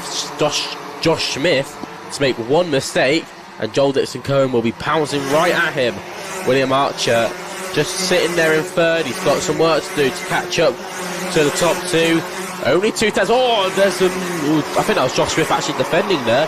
So I think Josh didn't get the run out the final corner. Went to defend his line. Joel Dixon Cohen had a look round the outside. Couldn't do it. Can't overtake into this section because of those yellow flags. So those yellow flags will be out for a lap more or 2. So those drivers will not be able to perform a pass into there. There's a kart stationary on the edge of the track there. I think it may possibly be Ben Morgan. I'll confirm that on the lap charts in a moment. We're just seeing Joel Dixon Cohen just start to weigh up the race leader. You see him just going for the radiator, adjusting the air intake. As the race goes on, of course, might need some more of that cool air. And just trying to get the kart to come towards him now. You see him just jinking about behind the race leader, looking for the lines here, looking for the drivers to make their way through to the bus stop. It is a clear track now. That stricken kart has been pushed away to safety, so there we see it outside behind the tyre barrier. So we have got a clear racetrack here, and again he's just seeing Joel Dixon Cohen asking some questions here of the race leader Joshua Smith, who's controlled the race quite well so far. Dixon Cohen might be aware that he's also got Will Archer and Samir Paul just starting to close the gap. There you can see them start to close up on the leader. Dixon Cohen with a nice run out to the final corner. Here they come down, but look at that. Joshua Smith's got the line covered. Dixon Cohen switches the outside. Going to go for the switchback, possibly through the willows, but no.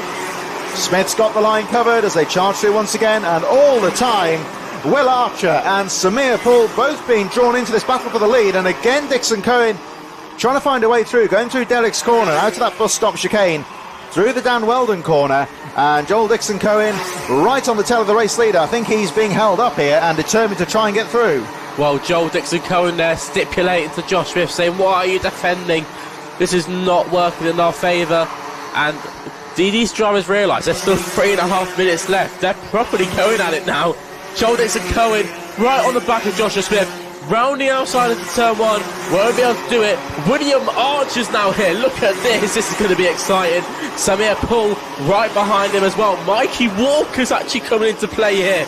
So the driver in 5th moves through the field from William Archer. Doesn't get it done though, so he's going to have to stay behind Joel Dixon Cohen and wait for that opportunity. I think the problem there we just saw Joel Dixon Cohen refer to on the previous lap is that Smith now driving defensively, which of course he's entitled to do. He wants to hold on to that lead and grab the pole position. Oh, late move. Oh, there we go. He made it move in the end though.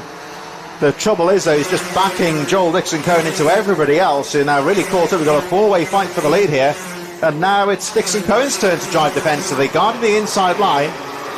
Now he's going to try and just take a bit more of a sweeping line through the corner. Smith now in 2nd place, and the hard-charging Will Archer still there in 3rd. I think Mikey Walker's on the move as well now, number 32. He's moved up a position into 3rd.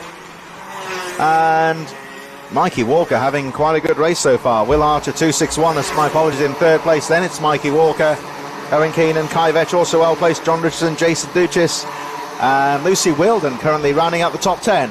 It is really in the top 8. Anyone's game to play for here, because John Richardson, Kai Vetch and Owen Keenan are coming into play here. Josh Smith tries to look round the outside again. Joel Dixon Cohen got it stopped. Oh, Smith's going through. Wow, brilliant move there by Joshua Smith. Got the power down out of the corner, and Joel Dixon Cohen, not much he could do there. William Archer's right behind him now, and watch out for Mikey Walker. He's slowly closing in.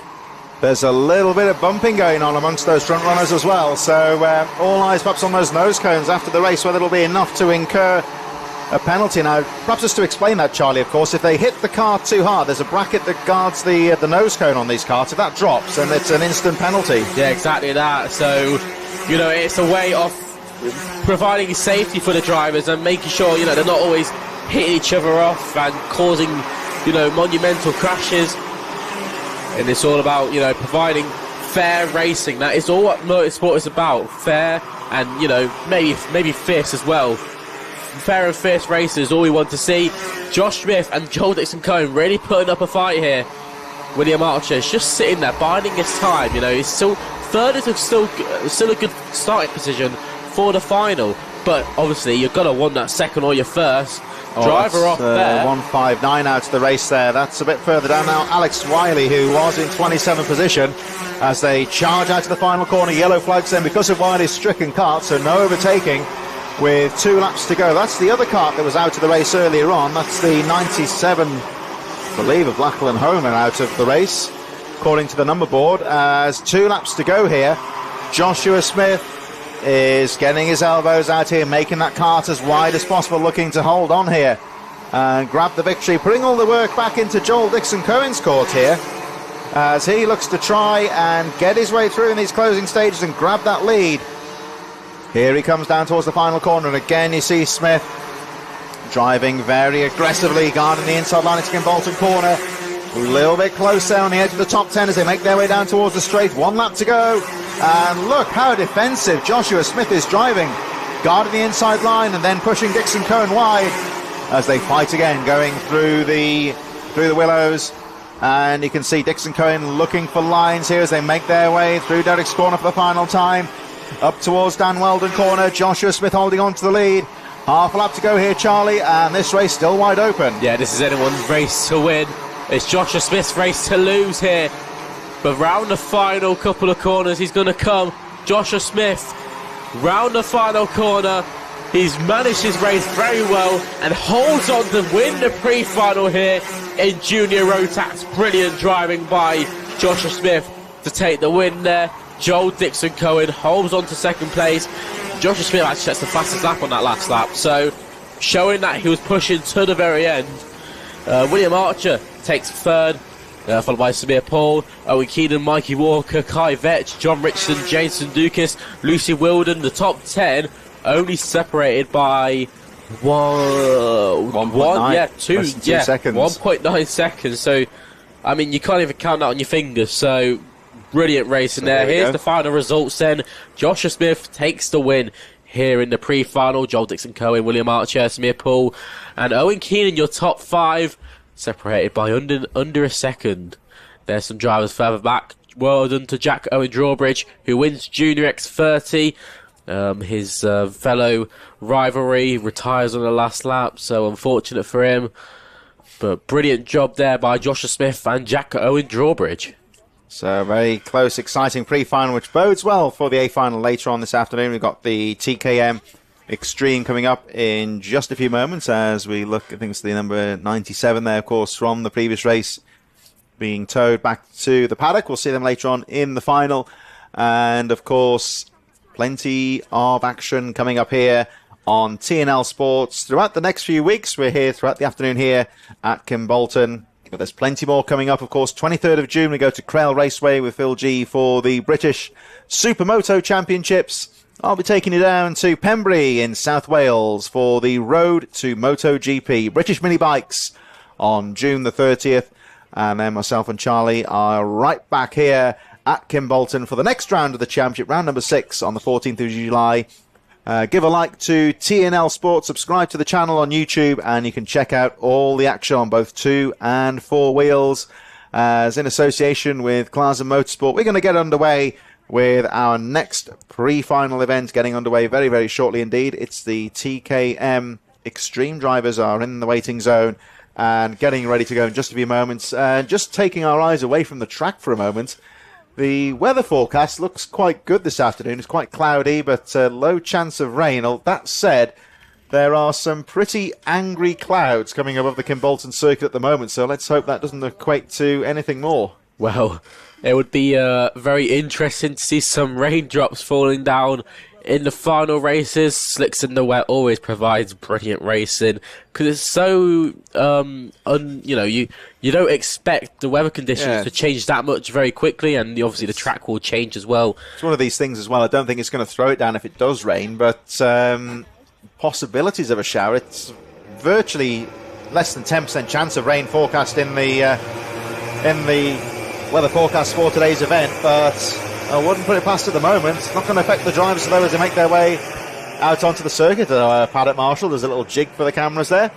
TKM Extreme, and this is how they line up. Joshua Smith from, that's the Extreme, it's the previous event, so they'll be lining up very shortly for our next event in just a few moments. The driver's out on the grid at the moment. I think there's a bit of a delay on the timing at our end as well, so we'll have a look at that in a few moments. Broome Lubricants, of course, sponsoring the top 3 drivers.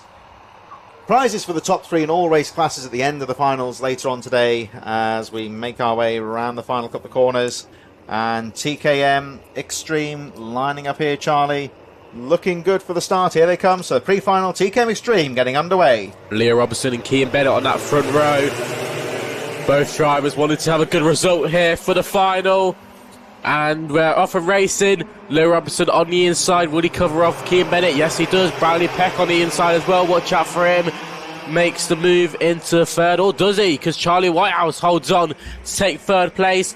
Kean Bennett in second place. Brilliant job from him to hold that place. Spencer Lane has made his way to fifth. Some strong battles through the grid so far in the middle pack. And a lot of drivers to watch out for in this race. Watch out for drivers like Harrison Morrow, and who's been making some strong drives, not only in the Clubman category, but in the O Plate category as well. Leo Robinson, however, has made a pretty big advantage here amongst the other drivers. Kean Bennett in second place there. He's got a lot of work to do. Oh, so that's Bradley Peck in there as well. It's a third place, looking quite strong at the moment as well. Charlie Whitehouse, Spencer Lane. One or two drivers felt the start was a bit slow there. Of course, the front row just keeping the pace as low down as they can before the racing gets underway. Leo Robinson, though, number 36, continuing to lead the way from the number 5 of Kean Bennett, 82, still in third. Bradley Peck, who's run very strongly so far. Number 43, Charlie Whitehouse, has also got away well from Spencer Lane, who's right in there as well. The leaders now making their way down through the Kestrel corner into Kimbolton, that final corner here. Oh, Spencer Lane on a late move on Charlie Whitehouse, gets the job done when he needed it to. Gets the car stopped at the final corner. The final corner being a brilliant overtaking opportunity. And Kean Bennett There he is in second place. Bradley Peck just behind. It's all to play for here in the TKM Extreme. Spencer Lane and Charlie Whitehouse. Will they work together to try and catch up to the top three? It's worth a guess. And if I was in Spencer's position, I would want to work with the driver behind me to, pull both drivers up to the top three. Because although you're racing against each other, they do tend to make some battles against each other. Bradley Peck, brilliant move there on Kean Bennett. Was sorting out the move on the second to last corner. Was kind of Kean Bennett was sliding off the circuit a bit, losing that rear tyre grip. Bradley Peck on the inside. Bradley Peck has been on good form this afternoon so far. Been looking to try and get a good jump going into the final. Now these drivers, like Charlie was saying, they could be do very well here to try and work together and close up on the leader, Leo Robinson, because if they get together in a pack, it could really be anyone's race. The very impressive number 5 of Kean Bennett there, hanging on to the back wheels. Number 11 right in there as well, Spencer Lane. Second, third, fourth, fifth and sixth, all incredibly close as nipping down the inside goes the number 11, and Spencer Lane moves up another position. And talk about Spencer Lane there on that last lap, so that's the fastest lap of the race. I say that, Bradley Peck's just gone and done it. So 43.1 on that last lap for Bradley Peck, our driver, fastest driver on circuit. So he's about a tenth behind Leo Robinson. So will it be enough in 5.5 minutes to try and catch up to Leo Robinson and maybe look for a move? We'll have to wait and see.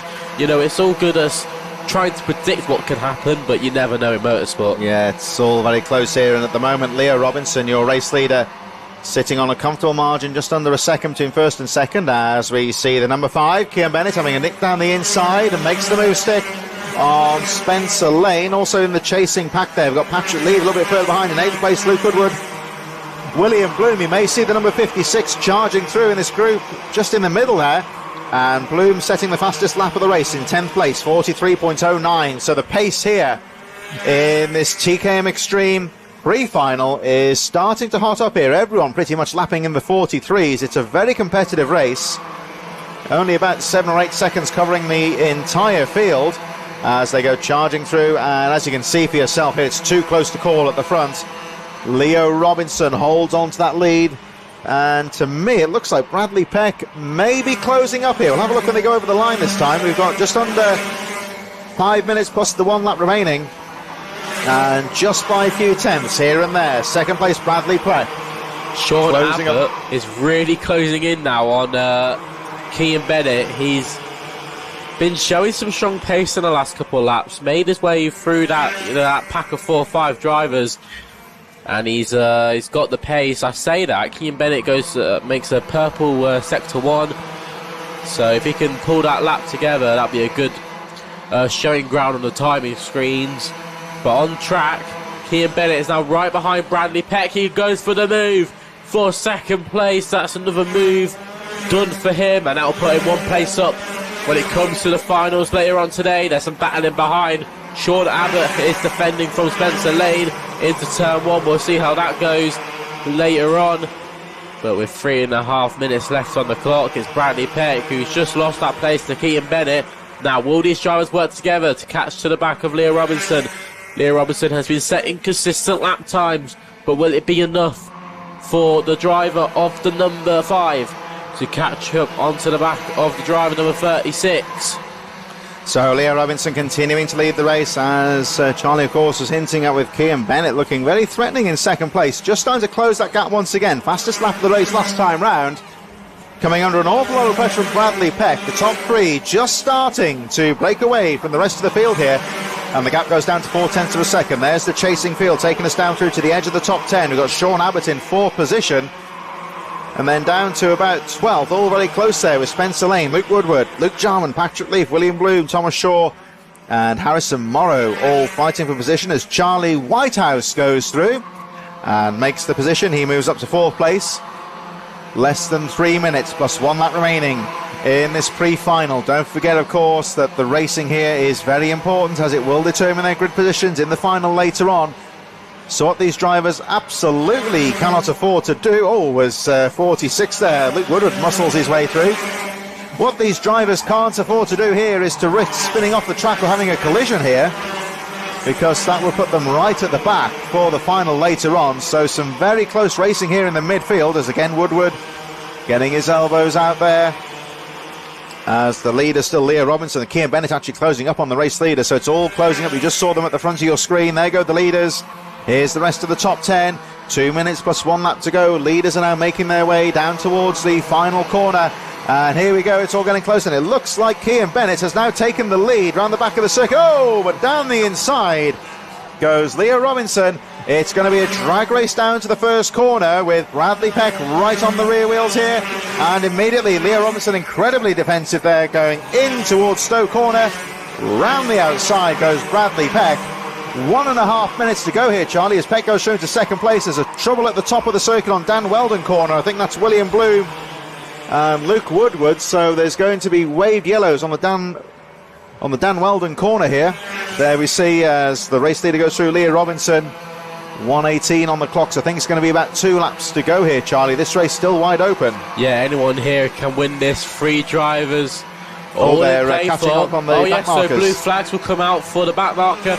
Will this back marker get in the way? He does a good job of moving out of the way. So brilliant job there by the 46 of Luke Woodward. Gets out the way for these drivers. This is going to be exciting. 2 laps left. Well, actually, no, sorry, my apologies. About 2 or 3 laps left, shall we say. And it's looking good at the moment for Leah Robinson, but I could definitely see this podium being changed. And watch out for Charlie Whitehouse here as well. He's catching up in 4th and number 43. Put a nice lap together, and he's just starting to get involved in this fight for the lead. Well, as these drivers are going to be battling, Charlie Whitehouse is going to be on it, trying to catch up. Leah Robinson is really defending here for all he can. This pre-final does mean a lot for your final starting position, as it determines where you're starting for that final. Watch for Charlie Whitehouse, really in it now. Bradley Peck just looked, he's just seen him. Will this really spice up things? Charlie Whitehouse, he gets a look. Bradley Peck round the outside, can't get it done. Charlie Whitehouse now has a look on the inside, but obviously, because it goes to the outside line, I say that, Charlie Whitehouse does it round the outside of turn 3, so brilliant job there. And the clock goes really showing up. Clock goes down to 0 here, so next time will be the last lap.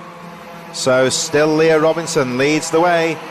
And we've got Kian Bennett still there in second. Charlie Whitehouse has come really into good form here in the last few laps, just trying to make his way through to the front row of the grid here for the final. Oh, round the outside, having a look there is the 82 of Bradley Peck, and now he's got number 11 Spencer Lane. He's really drawing in the last 4 drivers here as Leah Robinson defends that line once again on the inside. Now Charlie Whitehouse finds a line on the inside, rest of the top 10 just going over the line now. Further back there's still action throughout the field, and Kian Bennett has now found himself in the lead as they go out of the Willows. 8 drivers all together now as they make their way through the Derrick's corner, heading towards the Dan Weldon corner.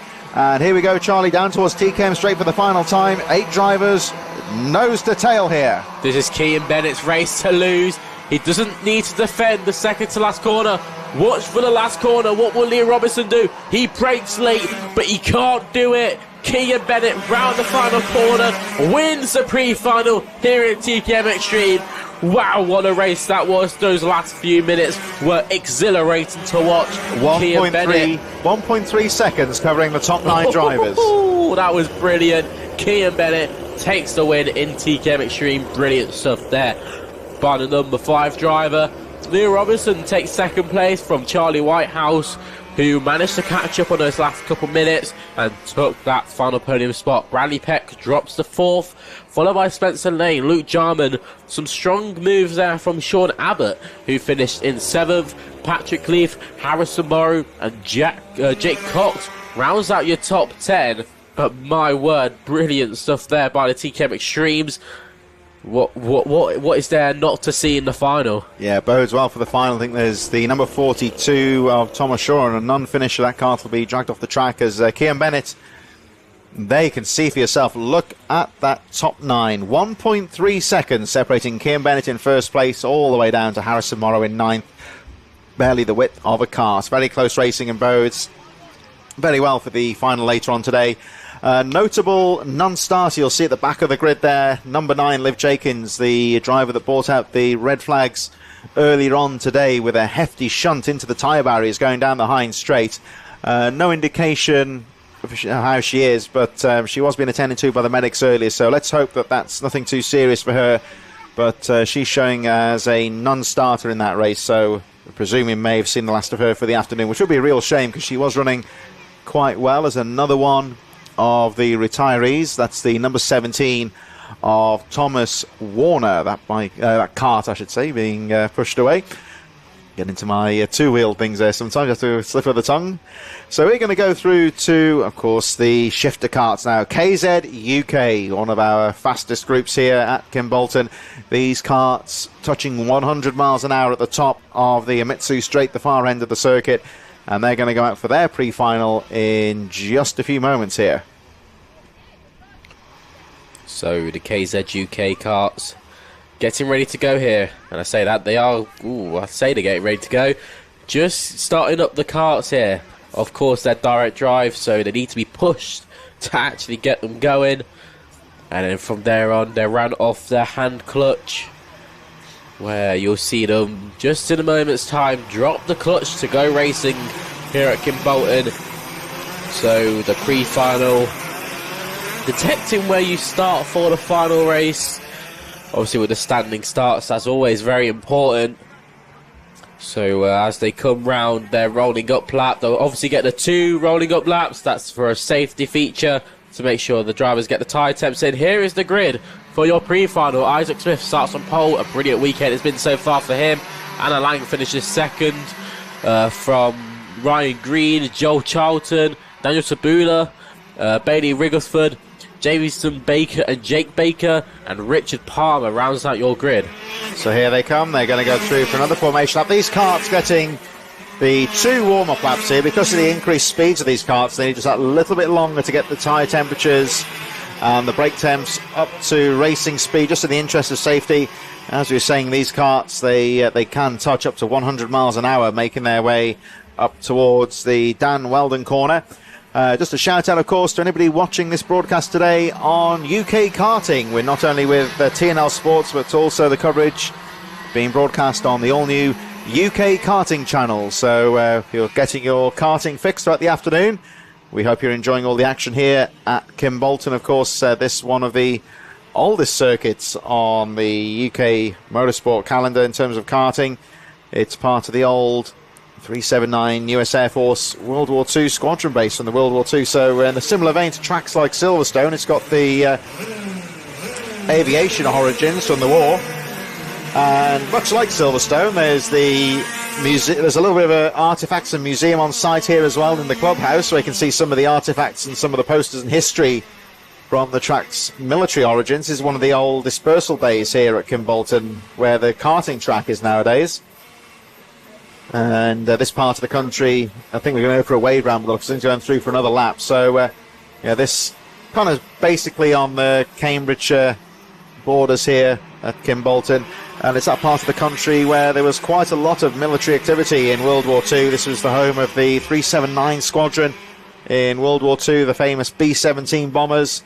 There is also a list here at Kimbolton of all the aircraft that flew out of this airbase when it was in its heyday, you might say, during that period. Quite sobering as well that quite a lot of those aircraft and the people in them did not return. So I think when you look at the, it's perhaps a bit topical, of course, recently with commemorating the D-Day invasions, that the history of this Kimbolton circuit is always worth thinking about on a weekend like this. And we're going to go for another start here, Charlie. It's, just talking about Silverstone there, it's a bit like Silverstone in a karting sense. It's one of the famous old circuits on the karting calendar. Oh yeah, I mean, all these drivers love racing here. It's such a fast circuit, and obviously drivers like to go fast, so yeah, definitely a driver's favourite. Now, problems for the number 15 there, Joe Charlton. What is happening there? We're now watching the grid, 5 lights are on, we're off and away here at Kimbolton. Pre-final, up and away, and it's Isaac Smith into turn 1, gets it stopped when he needed it to, and takes the lead. And Hannah Lang jumps into second place. And I think that's Bailey Wrigglesford, who's been having some really good starts so far in this race, has got his way into third. Ryan Green is just behind him. No tell to tell here going into the Dan Weldon complex. Manages to not cause any contact with him. But so far, Isaac Smith has pulled a pretty big advantage off that start. Yeah, he's done very well there. Let's see another great start of him. Hannah Lang's also got away well. Let's see how Ryan Green gets on in this race. The number 97 there with the red helmet in third position. You may remember if you were watching earlier that Ryan Green, lost the engine at the start of the heat race earlier on today, so that's hampered him a little bit for the start of this pre-final. Now he's got every opportunity to work for himself here and get a good position for the final later on. You may remember, of course, in the previous race that Hannah Lang drove very well to run at the front of the field as well. So she'll be looking for a good grid position in the final later on. She can do more of the same like she did in the heat race.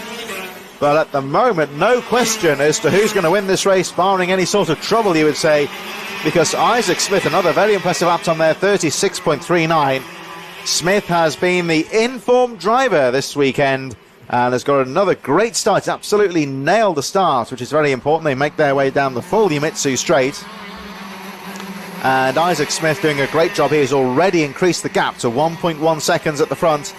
Crucially here, though, for Hannah Lang in second. She's got a small cushion here from Ryan Green, who's fighting with Richard Palmer, the number 17, as they make their way through the Kimbolton corner. Bailey Wrigglesford, who has looked good all weekend as well, the number 192. Joe Charlton and Daniel Chibula. Jason Baker and Jake Baker just a little bit further behind. But that little group there, Charlie, from third down to seventh, between Hannah Lang, you'd also include in that, perhaps Hannah Lang down to Daniel Chibula. They've all been fairly evenly matched here across the weekend, so quite often the start very important as well. This could be a very important few laps here, because they'll need a good grip position for the final.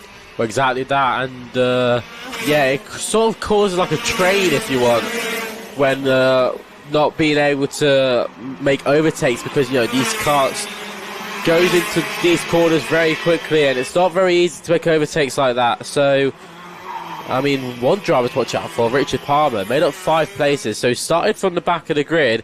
Oh, who was that? Ryan Green looking at a move on Hannah Lang.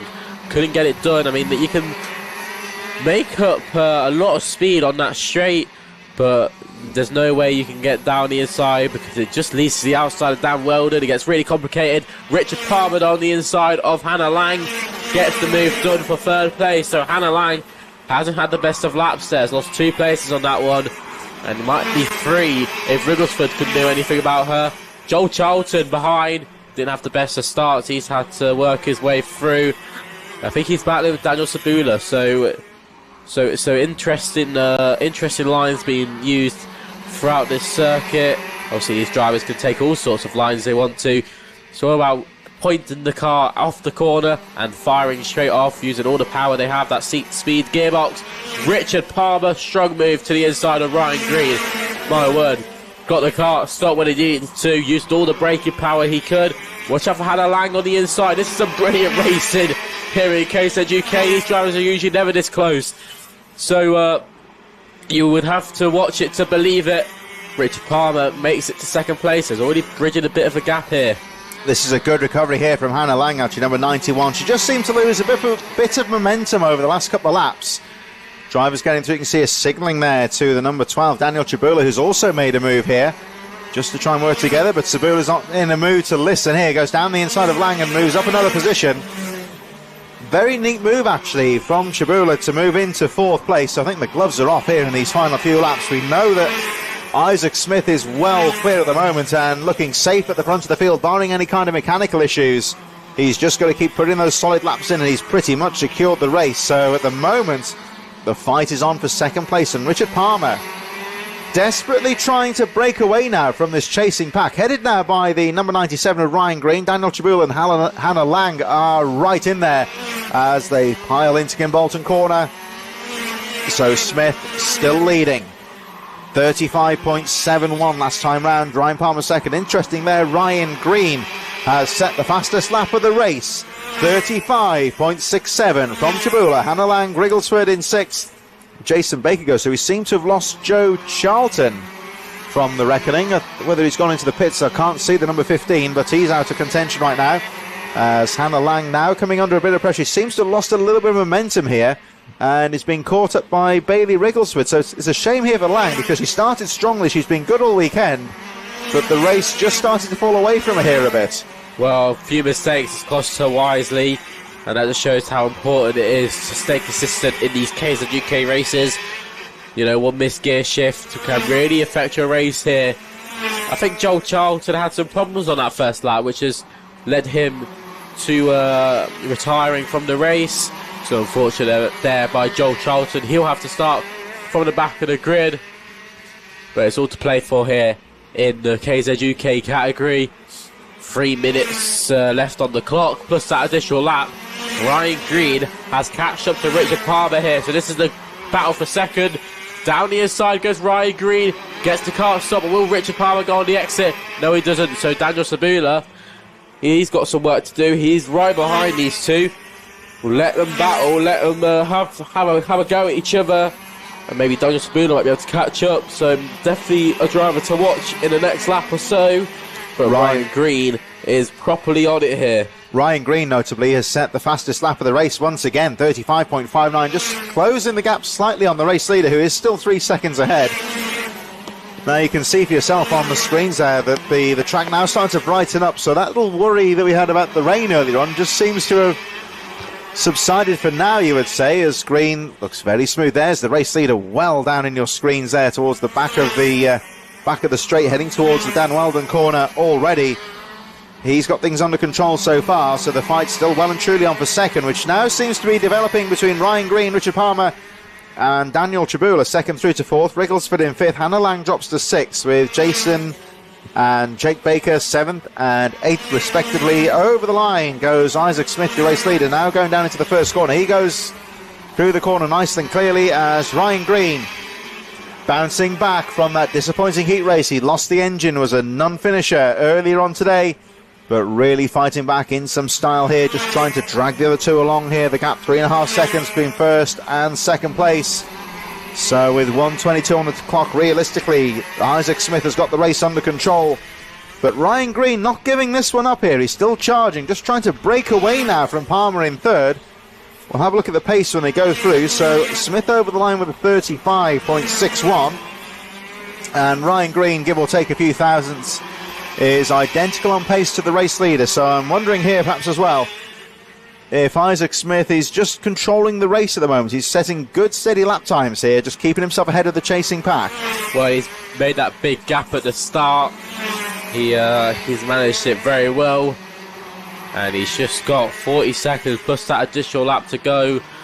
So only a couple laps left for the driver of the 1-2-3 until he can cross the line and make sure he's secured his spot on pole position for the final.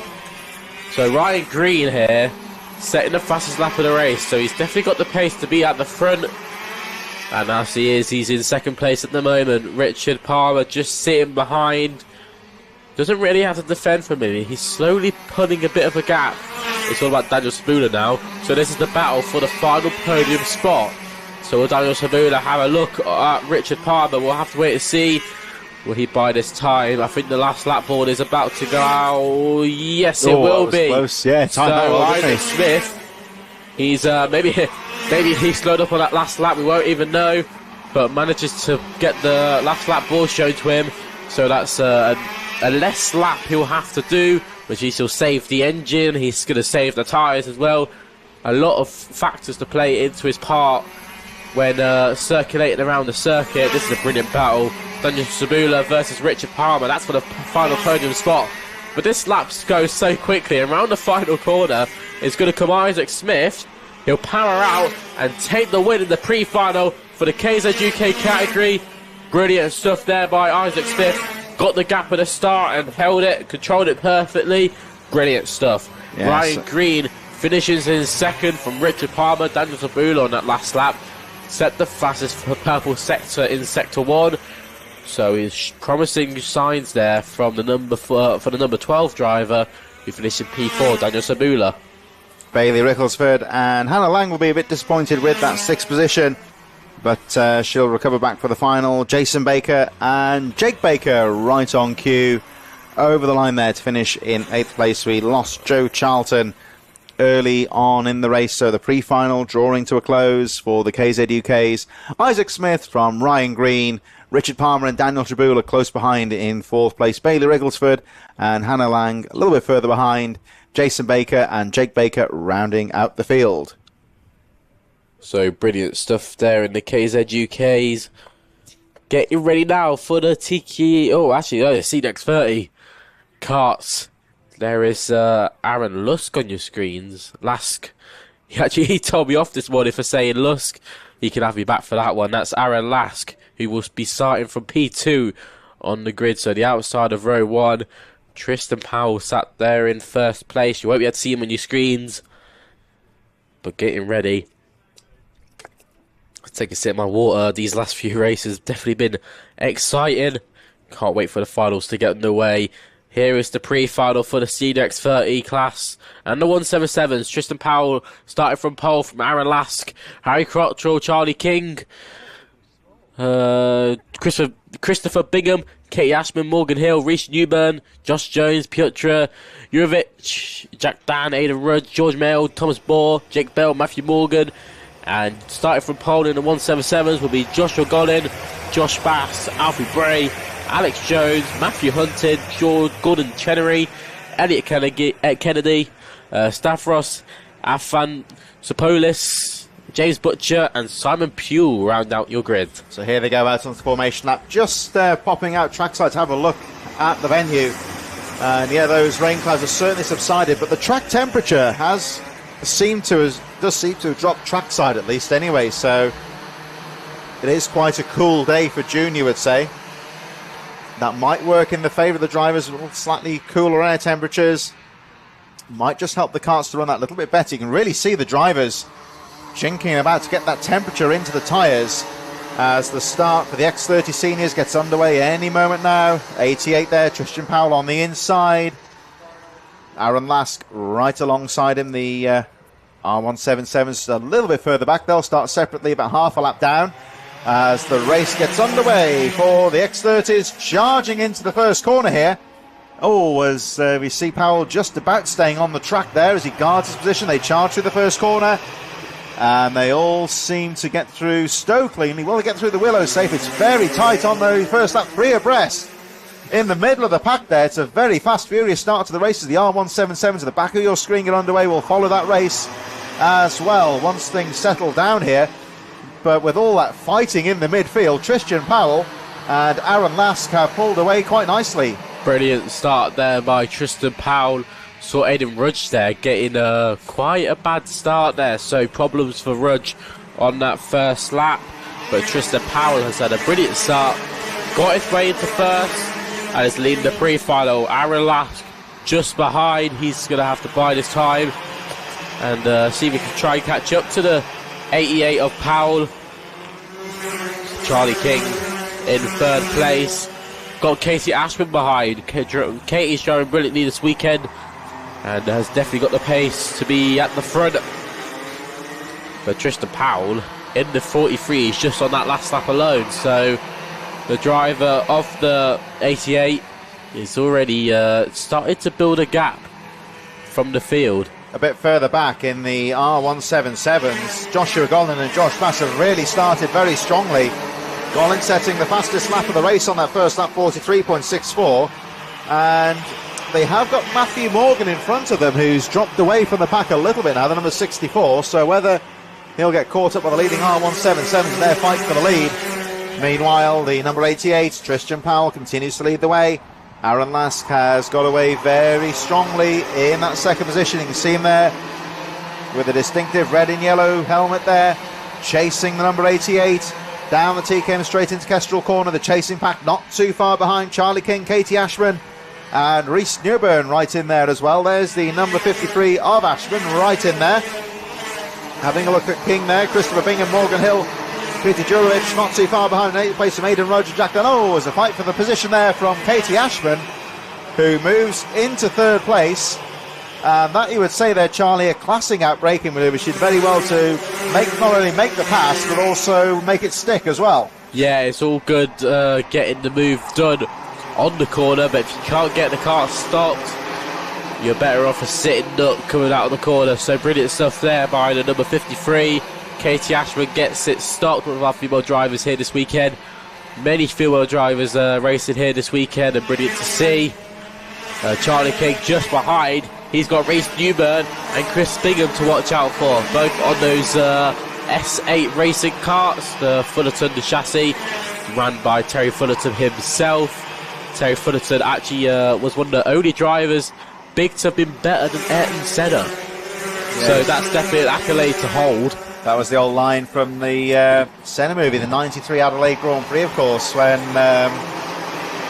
he said he was the driver he most enjoyed racing against. Actually, speaking of Terry Fullerton, I remember him seeing the footage of him at Le Mans. I raced there once at the Alain Prost circuit. That's an awesome track there for the Karting World Cup back in the 70s. So these drivers are really having to go at it here in Senior X30. On that last couple of laps, Aaron Lask has been closing in on Tristan Powell. Tristan needs to try and get the power down. Here's a battle of the 177s. Yeah, still Joshua Gollin from Josh Bass there. They see they've been neck and neck the entire race. Alex Jones still there in third from Gordon Chenery and Stavros Athanasopoulos, just losing position to Alfie Bray. But there we see on your inset the number 10 of Joshua Gollin just about leading the race, but Josh Bass has been hustling him for pretty much the entirety of this pre-final, as we see the 67 Reece Newburn moving through. So as you can see here, Charlie, action all the way through the field. Well, both categories are providing some brilliant racing. Two was that was Reece Newburn on the inside of Charlie King on that final corner. The 177's on your small screens there. This is a brilliant shot of both races going on your live feed here. Brilliant shots brought to you by TNL Sports. That's a driver going defensive. Gollin on the defence, holding on to that P1 spot in the 177s. Josh Bass is all over the back of him. And we say about going all over the back of him. Aaron Lask is closing in on Tristan Powell. Problems there. Oh, the wave yellows in the inset there. We'll try and pick up who that was. I think that's Peter Jurovic. Oh, it is, yeah, he's dropping down the lap charts, you're quite right. So, bad luck there for Peter Jurovic. Now, don't know what's happened there, whether he span off the circuit or had some mechanical issues. We just saw him punch the air in frustration, because that, of course, will relegate him right to the back of the field when the final gets underway later on. Again, we see that fight in the R177s as Josh Bass having a look at the number 10 of Joshua Gollin. That's the race that's going on the inset screen on the right-hand side of your screen. So two classes in one here. The X30 is headed by the number 88, Tristan Powell, just going over the lines, completing the lap. Aaron Lask second. Reece Newburn, like you saw a lap ago, up to third. Here's the 177 action with the number 10 of Joshua Gollin charging down. And there we see the advancing pack from the X30s. These drivers, remember, started about half a lap further ahead. Yellow flags are back in now, got a clear racetrack and nice clear road for Tristan Powell with 3 minutes plus 1 lap remaining. Still charging in second places, Aaron Lask. These two really pulling away now from Reece Newburn. Here they come into the final corner, just under 3 minutes plus 1 lap remaining, and this X30 Senior race is wide open here with Powell still leading. Lask making life very difficult for him though in second place. Those two about 1 second ahead of Reece Newburn. Katie Ashman a little bit further behind in fourth. And up to fifth place now goes Christopher Bingham. There we see the rest of the chasing field. Charlie King, Morgan Hill, Harry Cottrell, Josh Jones. All very close, but Tristan Powell, after a tough start to the race, he had to be brave and guard those corners early on. At the moment, he's controlling the race from the front. If Aaron Lask can catch up to that of Tristan Powell and start having a battle with him, this would be brilliant for Reece Newburn and Katie Ashman, the drivers in third and fourth, who are not that far behind. You can see this pack forming just behind them. Drivers such as Charlie King, Morgan Hill, all looking at a chance of just getting that place higher. You know, just one position higher can do them better for the final coming up shortly. Tristan Powell is having to maybe start defending now from Aaron Lask, who's that in third. That's Reece Newburn we were just talking about. he is really close down to the back of Aaron Last. So I don't think this top three will stay the same in a minute and a half, plus that additional lap. Yeah, Rhys Newburn is looking very good in third place, really starting to make inroads on the leaders here as the rest of the top 10 go charging through. There is the number 67, Rhys Newburn, now into third, and really starting to pressure the second place Aaron Lasker as they make their way through the Willows, charging down Yamitsu straight in towards Derrick Corner. It's that bus stop style sharp chicane there, and making their way up towards the top of the circuit now. So Tristan Powell leading, Aaron Last, Rhys Newburn in third, Katie Ashman still fourth, Christopher Bingham further back. The 177 is going over the line, still with Joshua Gollan leading from Josh Bass and Alex Jones. So action all the way through the field. It's going to be tight on the clock here. We've got, I believe when they cross the line, 44 seconds, so they might just squeeze through before the last lap flag goes out. So this race still wide open. Rhys Newburn out to third place, but it's the classic saying in motorsport here, catching up is one thing, getting past can be another. So whether he can get past Aaron Lasker and Tristan Powell, he's looked very good on the last few laps, but now the work really starts here, Charlie, for Rhys Newburn as he tries to make inroads towards the lead. 2.5 laps left of this race, the pre-final here for Senior X30 and 177s. Let's talk about the 177s. That's still being led by Joshua Gollan. Alex Jones has made his way through, so problems for Josh Bass, who's just dropped to fourth. Battle on your screens here. So Rhys Newburn on the inside of Aaron Last gets the job done into second place.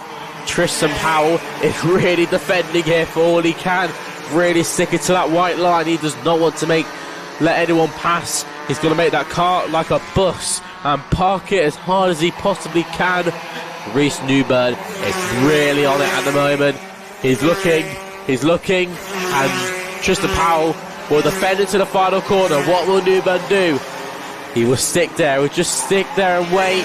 Katie Ashton, watch out for her. There's a couple more drivers in here. This is going to be a brilliant last lap here. Tristan Powell on the inside. Newburn round the outside. Can't get it done. Aaron Last is going to hold on to second place.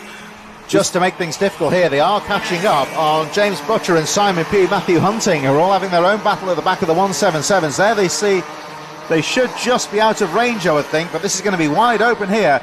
As Tristan Powell, he knows he's just got to get it around these last few corners. But any one of 4 or 5 drivers can have a shot at this one. As 67 there, Rhys Newburn has a look. Here they come into the final corner. Powell guards the inside. It's all very close behind him, though. Out of the final corner they go. And Tristan Powell over the line to take the checkered flag. Laskin second on the line. Newburn, Bingham, Morgan Hill, Charlie King. Oh, and the unfortunate Katie Ashburn drops to 7th place there. As we cut back here, Charlie, to the 177's final lap with Josh Collins still leading. Well, the 177s has been providing some brilliant racing so far. Joshua Gollan has been the man on the move today and the whole weekend. Round the final corner comes Gollan, and he will just about take the win in the 177s. The pre-finals, he'll be starting from pole position when it comes to the final later today. Alex Jones finishes in second place from Josh Bash and Alfie Bray. Gordon Chenery rounds out the top 5. But brilliant racing in both categories. Tristan Powell taking the win in the X30s. Joshua Gollan in 177. Here's the results on your screens then. Tristan Powell takes that win, as I just said. Katie Ashman, unfortunate for her on that last lap, drops to 7th place. So it just shows how much can go wrong in just a couple corners. Just to show as well there, of course, she's only 1.2 seconds off the leader. That's how close things were at the end. There you see your 177 results. A little bit further back, Gollan taking the lead from Jones, Josh Bass in third position. This is our penultimate pre-final getting underway very shortly. We jump right through to the finals to take us through the rest of the afternoon very shortly, as the senior Rotax in association with Amesbury Plantire are about to get underway for their formation lap. This is the penultimate pre-final. We've got the TKM O Plate coming up next right after this heat. And then we're straight through to the finals to round up the afternoon's race action. So Charlie Webb will lead them away from Deacon Russell, Archie Walker from Alex Adams Acton, Ellingham Richards, Tom Pryor, Jack Collins on row number 4, Luke Bates, Ryan Ward, Louis Weaver, Michael Morgan 10th, George Donald, Alex McGee, Tommy Edmonds and Ben Southgate on row number 8. Adriel Naguab, Miles Roby, Luca Osman Price and Stefan Kazmarczyk. Sam Cornwell, Elliot Pugh, row 12 Theo and Archer, Cassius Diep, Scott Goldsby, Henson and Reynolds on row 14, Andrew King, Chapman Lewis, Luca Mann and James Tester on row number 16 with Ennis Alajbu rounding out the field on the 17th row of the grid. Yet again, Charlie, big group of drivers here and a very important 9-minute plus 1 lap pre-final coming up for these drivers. Charlie Webber's really been showing it this weekend, and obviously the whole championship as well. I think he's very high in the championship, so he's got a lot of work to do though if he wants to take that pole position spot in the final. The heat's always good, but it's all about this pre-final position. Round the final corner, the revs will arise, and we will go racing here at Kid Bolton. Down into turn 1, here we go. Look, watch out for Deacon Russell round the outside. Can't get it done. He tried to go for a move, but Charlie Webb has just about held on. Who is that in second place? It looks like Archie Walker had a look on Deacon Russell. Archie Walker seemed to get the willows wrong there. Lost a bit of momentum by the looks of things. So, he's got a problem. Yeah, So Archie Walker, who was in third place, has got a problem, and that will be a retirement for him. So very, very unfortunate for him, and he will be having to start that final from last place. So very unfortunate. Well, I say that he's got going, but he's at the very back. So if he's going to put the pedal to the floor, it's going to be now. Ewan Richards on your screens there, having a battle with Alex Adams-Acton, Jack Collins on the inside of Ryan Ward. So moves through the field. Archie Walker's got a lot of work to do. Looking further down the field when he went through there, actually, for Archie Walker, I think he's had some sort of issue with the car. Seen fiddling about, maybe with the air intake or something with the cart as well, just trying to get the setup right there. Another driver in trouble on the first lap was the number 54 of Michael Morgan, who came through over the line very slowly and according to our lap charts has gone into the pits, so that's bad news for him. So we'll keep an eye on Archie Walker, who seems to have sorted himself out here, but he's right at the back of the field, having to fight through some of the back markers who are going to make life difficult for him as that lead group make their way through. And it's still Jack Collins, Ryan Ward, Tom Pryor in that top 10 battle. Lucas Bake, Lucas Ellingham in 9th. George Donald rounding out the top 10. Charlie Webb just trying to pull away from Deacon Russell. And as we say, further down the field, we'll have a look at how Archie Walker gets on. He's moved up to 28th position now. He's passed a couple of drivers at the back, so he's got a bit of work to do. There's the number 18, Alex Adams-Acton. Just starting to look at the number 29 of Ewan Richards, currently in third place. Number 12 right in there as well, Jack Collins. As they charge out to the final corner, 17 Ryan Ward. There go the leaders. Charlie Webb from Deacon Russell. And Deacon Russell setting the fastest lap of the race, 41.09, 6:47, plus 1 lap remaining in this pre-final race. Drift Limits presents the London Motor Circuit, bringing us the Senior Rotax pre-final here. And as always, Senior Rotax throwing up some very close action. Don't forget, of course, the top 3 winning awards this weekend through the sponsors Vroom Lubricants, as the number 12 Jack Collins signalling there to Alex Adams-Acton just to try and chase round here and catch up with the leaders. So Jack Collins wants to go forward. Obviously this battle with Ewan Richards is for the podium, so the final spot on the podium. Richard holds it for the time being, but Jack Collins is the next driver who can have a pounce at him. We'll have to wait and see what happens. But there's a massive pack of drivers all wanting that third spot. The top 2 are slowly pulling away from each other and from the pack itself, so it's sort of done deal sorted for the top 2. But this battle for third is really on here. Ewan Richards getting the head down. Jack Collins really looking at him, wanting to learn where he's making mistakes, work on them himself, and look at a move. There's a few good overtaking opportunities as we've seen this race. Turn 1 is a brilliant one. He nearly has a look. Can't get it done. Luke Bate can get it done though. I say that. Alex Adams-Acton on the inside of turn 2 on the cutback gets it done. But some brilliant racing so far. The Senior Rotaxes, many drivers making strong moves through the field. Just to demonstrate how competitive this race is, I was talking a moment ago about Archie Walker, the driver who had the mechanical trouble on the first lap. went right to the back of the field, and with 32 drivers left in the race, he's only made it up so far to 27th. He's having a lot of hard work further down the field, which just goes to demonstrate the strength and depth throughout the field as they all go charging through there in the midfield there. The likes of Tommy Edmonds, Scott Goldsby, Adriel Naguara in 18, James Tester as Miles Roby drops a few positions. There's the number 95 in our shot there of Luke Bate, who's currently in 5th position. The leaders making their way through. Number 12, Jack Collins, still there in 4th. Fending off Bate number 95, and Ewan Richards not too far. There's number 29, also well placed. The number 18 of Alex Adams-Acton rounding out the top 6 as they chase down the TKM straight in towards the Kimbolton corner. Last corner on the track now. Popular overtaking spot, although it's very difficult to make the pass stick through that slow right-hander. Rest of the top 15 going through there. Osman Price, Alex McGee in there as well. Number 79, the 44, Stefan Kazmarczyk also in there in 15th position. Scott Goldsby has moved up to 16th in that midfield. So action throughout the field.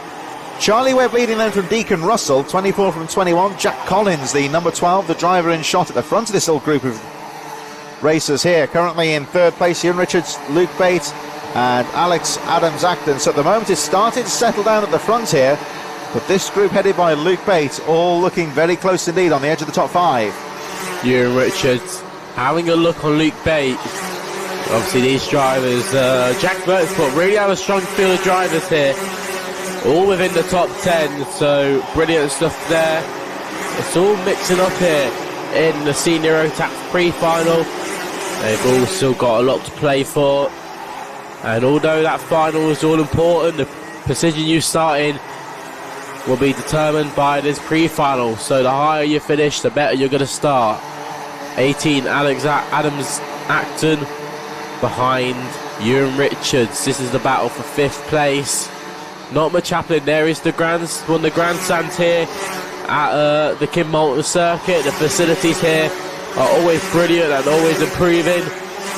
So brilliant stuff here by the Kimbolton circuit, who always try as hard as they can to put on brilliant club rounds here.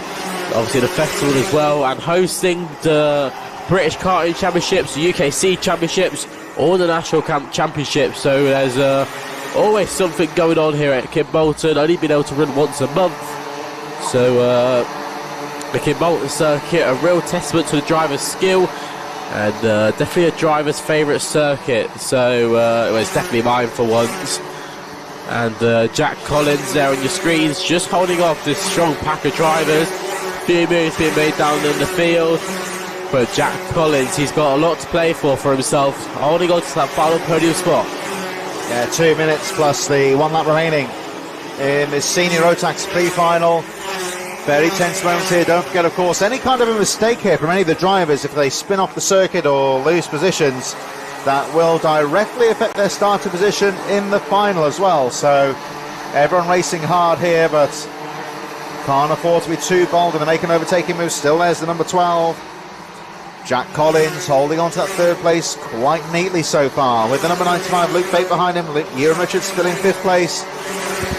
Rest of the top 10 charging through. Alex Adams-Acton, Tom Pryor, George Donald, Ryan Ward, Lucas Ellingham rounding out the top 10. 1 minute 18 plus the 1 lap remaining here. You see at the top of your screen the 2 leaders disappearing out of view there. Charlie Webb and Deacon Russell, they are now well clear from the rest of the field. There they go, just in the foreground, making their way through the Dan Weldon corner. All the action here in for 3rd place though, between Jack Collins leading Luke Bate. Oh, a bit of a nudge there from Bates from Ewan Richards, I think. But everything okay? Well, there was some troubles there with Luke Bate having some problems coming off the Dan Weldon complex. Hopefully it was not any contact with his teammate. Oh, Adams-Acton on the inside of Ewan Richards. Brilliant move there. Richards kind of parked it in the middle of the track. Acton saw the move and obviously went for it. So these drivers here are really trying to make up every opportunity they can. If they see 1 inch of a room, they're definitely going to try and make it a metre. So that was a brilliant move there by the number 18 on the 29, and right behind them Thomas Pryor. Watch out for him with George Donald. They're going to be looking at trying to catch up to the back of these two, and Ryan Ward as well. The leaders have just squeezed over the line before the clock goes down to 0, so there will now be 2 laps to go, which might not be such good news for the likes of Jack Collins and Luke Bates, who are driving defensively at the moment. Well, they have pulled away from Alex Adams-Acton. There is the number 24 of Charlie Webb, who we've not really talked about in this race because he's had the luxury of being able to get to the front nice and early and control the race as he makes his way down towards the Kestrel corner into Kimbolton once again. Deacon Russell, number 21, not too far behind in second right now, but not close enough to go for a pass here as the last lap board goes out. And at the moment it's looking very good for Charlie Webb and Deacon Russell. Jack Collins and Luke Bain not too far behind, and all the action here between 18 and 29. Alex Adams-Acton and Ewan Richards, they've been neck and neck for pretty much the entire race. We are now on the final lap here. Charlie Webb looking good at the front of the field, 24. Deacon Russell about half a second behind now, keeping him honest in second place. They make their way down towards Dan Weldon corner for the final time. And here we go, Charlie. Charlie Webb looking very good indeed. Well, it's Charlie Webb round the final corner. Has driven a brilliant, consistent race and takes the win in the pre-final here in Senior Rotax. Brilliant stuff by the number 24. Deacon Russell makes it to second from Jack Collins, who finally rounds out the podium spot. Luke Bate gets to fourth place from Alex Adams-Acton. Ewan Richards, Todd Pryor, George Donald, Ryan Ward and Lucas Ellingham round out the top 10. There's Louis Weaver and Ben Southgate, who finished 11th and 12th from Luca Osman Price, James Tester and Scott Goldsby, who made up 11 places. James Tester made up 18 places in that race. Brilliant stuff there by the number 27 driver. I say that Scott Goldsby made it to 16th instead of 15th, my apologies. So some brilliant races there. There's results on your screens, take a look at that. Some brilliant racing in the Senior Rotax and more to come in the finals. That is a wrap up of our finals here, I believe so. Oh, actually one more. So one more left to go. It will be the TKM O Plate pre-final. So that'll be an exciting one, if anything like the pre-final. A lot of action to come in the later stages of the weekend. Obviously these drivers had 2 heats. That third heat, of course, and now the conclusion of the pre-finals. So here is the O-Plate drivers on your screens. Some competing in the clubman class earlier that you may have seen. Drivers like Leo Robinson, who are doing double duties this weekend. They'll have to have 2 karts, so will definitely be quite a hassle for these drivers and a lot to contend with. Here we go then. This is how they line up with Kai Springfield from Liv Jenkins showing on our screen, so let's hope she's a starter in this one. Leah Robinson from Jamie Mead, Calla Chern-Haynes, Lee Whittingham, Luke Jarman, and the rest of the field made up of Jake Cox, James Morley, Harrison Morrow, Michael Cornell and Spencer Lane as they make their way out onto the track. These drivers really getting the tyre temperature in. Look, the all-important temperature, especially on these Maxxis tyres. They're quite a hard compound, so you really need to push against it to get the tyre working. They're just coming through the Dan Wilder complex now. So lovely shot there from our cameramen here at TNL Sports. Here we go, and this is our final race before the finals. TKM O Plate pre-final. Thanks, of course, for watching the action here on TNL Sports. And a big shout out, of course, to those watching on for the first time from UK Karting. We hope you're enjoying the race action here at Kimbolton. This is the final event for the pre-finals here, TKM O Plate, the last one getting underway. We'll be underway with our finals very shortly. We've got the not unsubstantial business of the O Plates pre-final here as the number 4 Kai Springfield immediately goes to the inside to guard that inside line into the first corner. Like we saw in the first race, this class seems to... It's not got that many drivers in it, but there is some very evenly matched, very close drivers. There's no margin for error whatsoever here. The race, of course, a little bit longer this time. It's 9 minutes plus 1 lap. And like we saw in the first race, Charlie, these drivers, you'd say, fairly evenly matched. There's not really any margin for error. Well, that's the specialty of TKM racing. There's not much margin for error, as you said. Johan Kalicher makes error there. And on the inside of Leo Robinson, who is that? That might be the Lee Whittingham, actually. So brilliant move there by Whittingham. And move for the lead. That is Jamie Mead on the inside of Kai Springfield. Could he get it done? No, he couldn't. So maybe biding his time, waiting for another opportunity to come. Johan Kalichern in third place. He's going to have to work with Leo Robinson if he wants a chance of getting onto the back of the top two. But so far, this has been a really exciting race in the TKM O Plate. Heat 3 was one to watch. There's probably the race of the weekend so far, especially on the live stream. Kai Springfield, collecting with Jamie Mead. There was a bit of front to rear contact. And Kai Springfield, brilliant save there. We saw Jamie Mead put his hand up there to apologise. I think they just got together on that corner. Credit there to Kai Springfield for riding that one out. The car could so easily have been nerfed off into the barriers there. So Jamie Mead, a little bit of rough and tumble there. I don't think it was anything too intentional. We saw Jamie Mead immediately put his hand up to apologise for the roughness of that move, you might say. But all's fair and good. I think there'll be nothing to worry about with that pass from a stewarding point of view. It was all fair. And as you can see, Kai Springfield in second place hasn't really lost out all that much and is still right in there to go again for the lead. But look at Johan Kalichern, who nips down the inside into second. Neat little move there from Kalichern.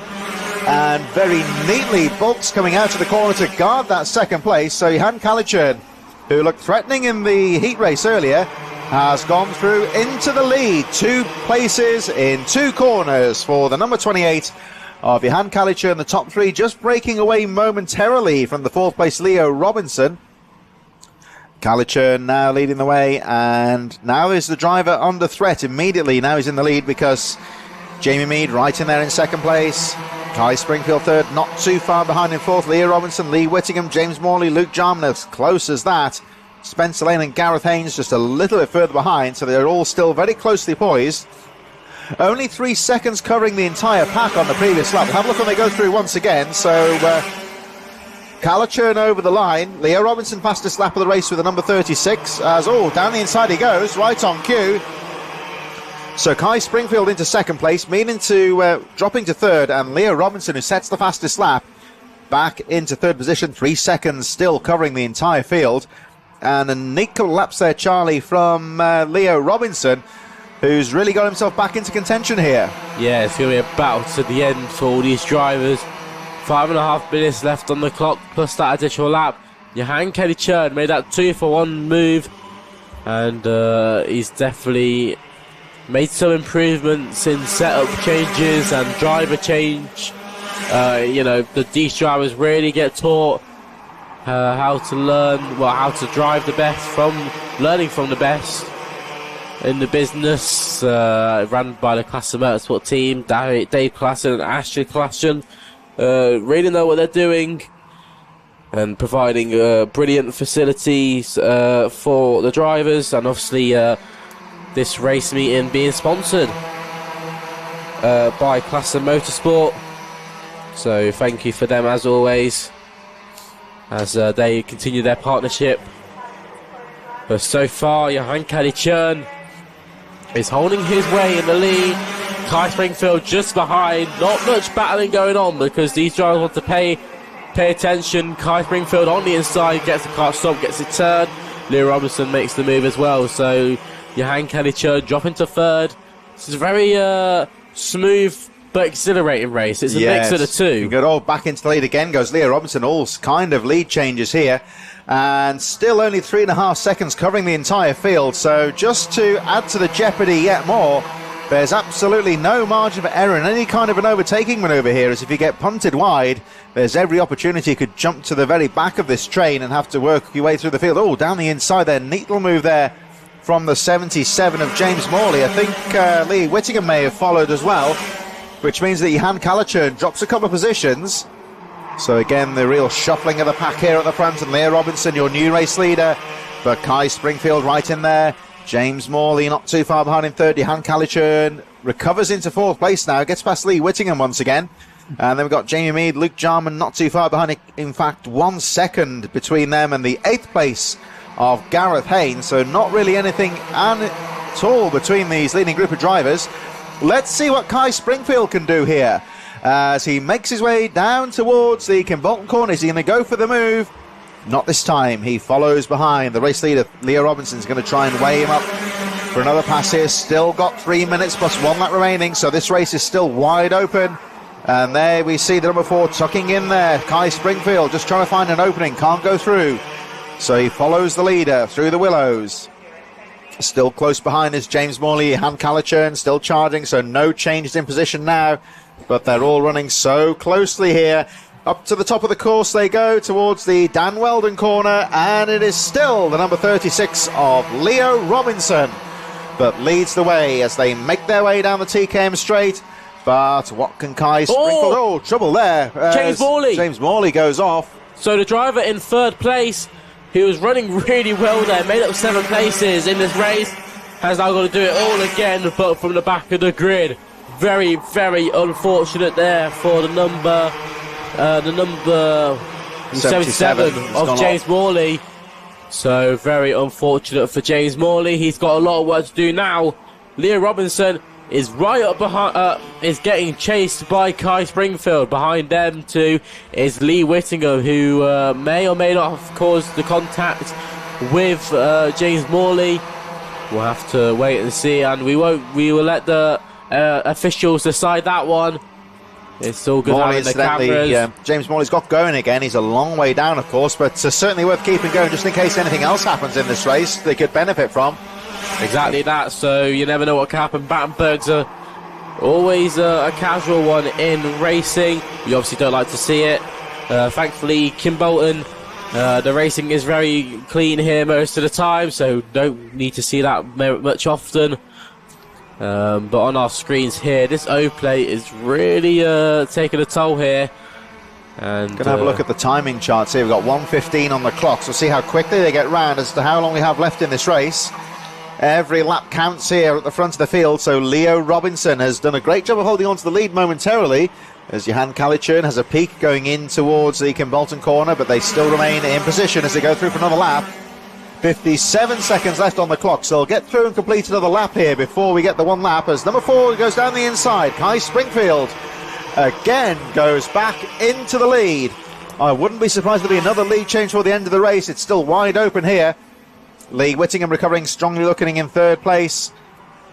And this kind of kart racing, I said it earlier, it's very similar almost to a peloton in a cycling race. Everyone just jostling for position, taking their time at the front and timing their moment for the last sprint towards the finish. It's that kind of classic nose-to-tail karting race. Oh, and had to be careful there, Leo Robinson, not to collect the number 4 of Kai Springfield. He went for that move, and he's kind of come off worse of it there, I would say, because that's allowed Lee Whittingham through to 2nd. He had Calichurn down the inside as well, and still hanging on in there as well is one of the previous race leaders, the number 97 of Jamie Mead. The clock going down to 0 now, so next time round will be the 1 lap flag, and any one of about 5 or 6 drivers I think could still feasibly win this race. Yeah, 1.5 laps left, and the top 3 are slowly starting to build a bit of a gap here.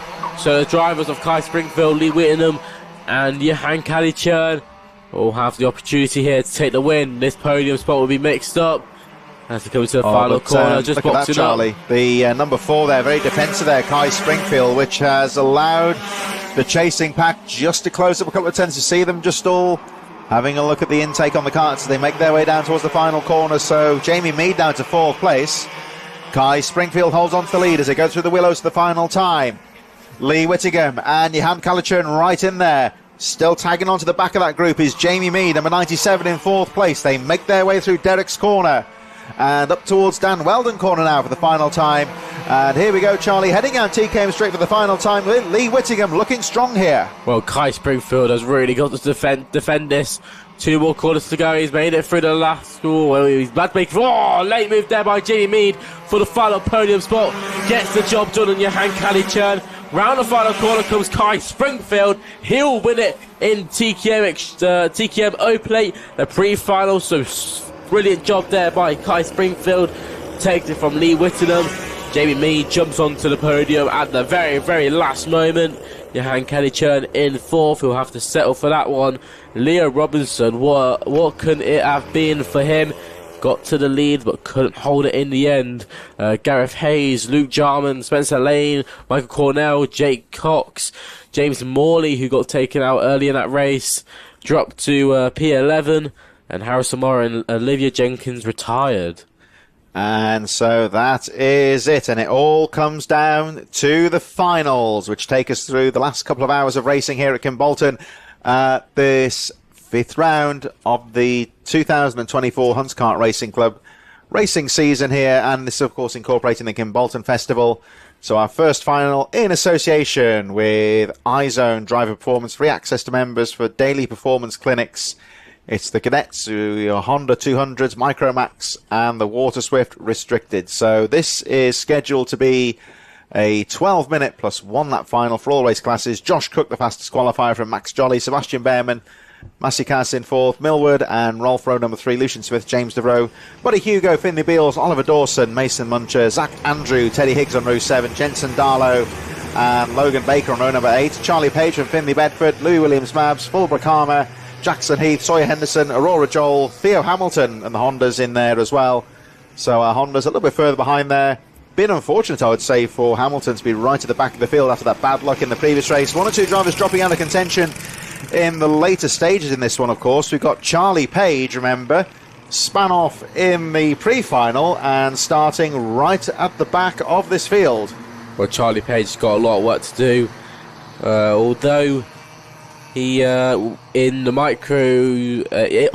Micromax he'll be having to make his way through the Waterswift first before he can have an attempt at the Micromaxes.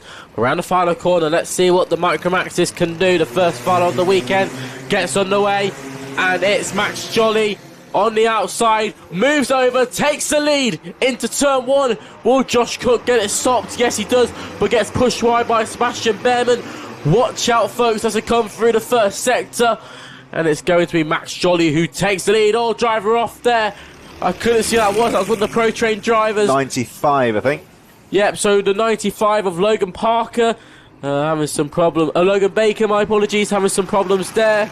The Hondas get away with Finley Bedford leading him into the first corner from Lou Williams, Babs, Fulbrook, Harmer, Heath, Soy Henderson, Aurora Joel and Theo Hamilton in that order. Good start from the Hondas, a bit further behind as the race goes on at the front here. Still with the number 14 of Max Jolly, who has been there or thereabouts all weekend. Don't forget, of course, top 3 drivers in this class, along with all the race classes, getting prizes courtesy of Room Lubricants, who are supporting the racing here today at Kimbolton. So certainly for Max Jolly, who's been there or thereabouts all weekend, as the driver in trouble, one of the Hondas in trouble. That might actually be Theo Hamilton pushing the cart away. I'm not too sure. Check on the lap charts in a moment as they make their way through. Max Jolly going through. It's either one, it's one of Jackson Heath or Aurora Joel pushing the cart away. So there is a waved yellow in a moment for those lead drivers when they go through the willows. There is a stricken cart on the side of the track, but Max Jolly continues to lead the way. But Sebastian Behrman and Josh Cook, all 3 of these drivers have been on top form this weekend, and they would love to cap it off with a victory. So the podium drivers just pulling away slightly from Benignas Maciacas, has had a good start to the race in 4th position. Charlie Page, incidentally, was in 11th when they went through last time, now moving into the top 10. So look out for the number 33. See him on your lap chart on the left-hand side of your screen there. Charlie Page. Don't forget, of course, he was fighting for the lead in the pre-final, got spun out and had to start right at the back of the pack, and he's really recovered quite nicely so far. There is the number 31 of Benignas Maciacas, currently in 5th, just putting the pressure on the machine of Luke Millward, number 38, who's currently in 4th place. And these drivers really need to try and catch up with the top 3 who are just in front of them. Still Max Jolly leading from Sebastian Behrman and Joshua Cook. There's the 31 of Maciacas. Sebastian Behrman, incidentally, setting the fastest lap of the race so far, 48.1. But the race here, Charlie, still wide open. It's everyone's game to play for, and especially for the top 3 here. Really staying together, Max Jolly, Sebastian Behrman and Josh Cook. Your top 3 are really on it. Fastest lap being taken by Josh Cook, the O Plate driver, the 47.65, so about a 10th quicker than his drivers around him. And this might be a move soon enough for Sebastian Behrman on the inside of for Josh Cook on the inside of Sebastian Behrman. We'll have to wait and see. Yellow, it'll be interesting to see what Behrman does here. Would he focus on attacking Max Jolly, or worry more about defending from Josh Cook? Of course, at the end of this, the highest member will win the K plate. So these drivers all have an opportunity here. So they'll have to see what happens. We still have quite a long time left, about 8.5 minutes. Yeah, 8.5 to go. And Max Jolly so far is driving very confidently. He's not being too defensive. He's looking for his own lines. He's not too worried about the drivers behind him so far. It can be very easy to drive defensively, block all the corners, and that potentially can make life harder for yourself as the race goes on, because it could just draw the other drivers in there. But Max Jolly driving very smoothly at the moment, and meaning that Sebastian Behrman and Josh Cook, the drivers following in second and third, have something to think about here. They've got to try and work out a strategy for the second half of the race. It's still Luke Millward, Matthew Carson in 5th place, Rolf in 6th, Devereux 7th, Lucian Smith now up to 8th place, Buddy Hugo, Charlie Page remaining in 10th position, and a little bit further down, Teddy Higgs from Zach Andrew. In terms of the Honda cadets, Theo Hamilton is leading the way. Great driving there from Theo Hamilton to make his way through to the front of the field. They're just going over the finish line right now. Jack Paul McCarmer in second, Soy Henderson, Aurora Joel. The driver who retired from the Honda cadets was Jackson Heath on the first lap. So my apologies to Theo Hamilton, it wasn't him at all at the start, and he's actually leading that Honda cadet class as we focus on our leading group here with Max Jolly still leading the way. We just saw Benedictus Mazikas, Logan Rolfe and Luke Millward having a close battle for fourth. Here's the race lead. 7 minutes still to go, plus the 1 lap remaining in this cadet final. Honda 200s Micromax with the Waterswift restricted. And it is still Max Jolly, who looked very threatening in the heats and the pre-finals earlier on today, and is carrying that good form over into the final here, with Sebastian Behrman just starting to put the pressure on here, trying to find a way through.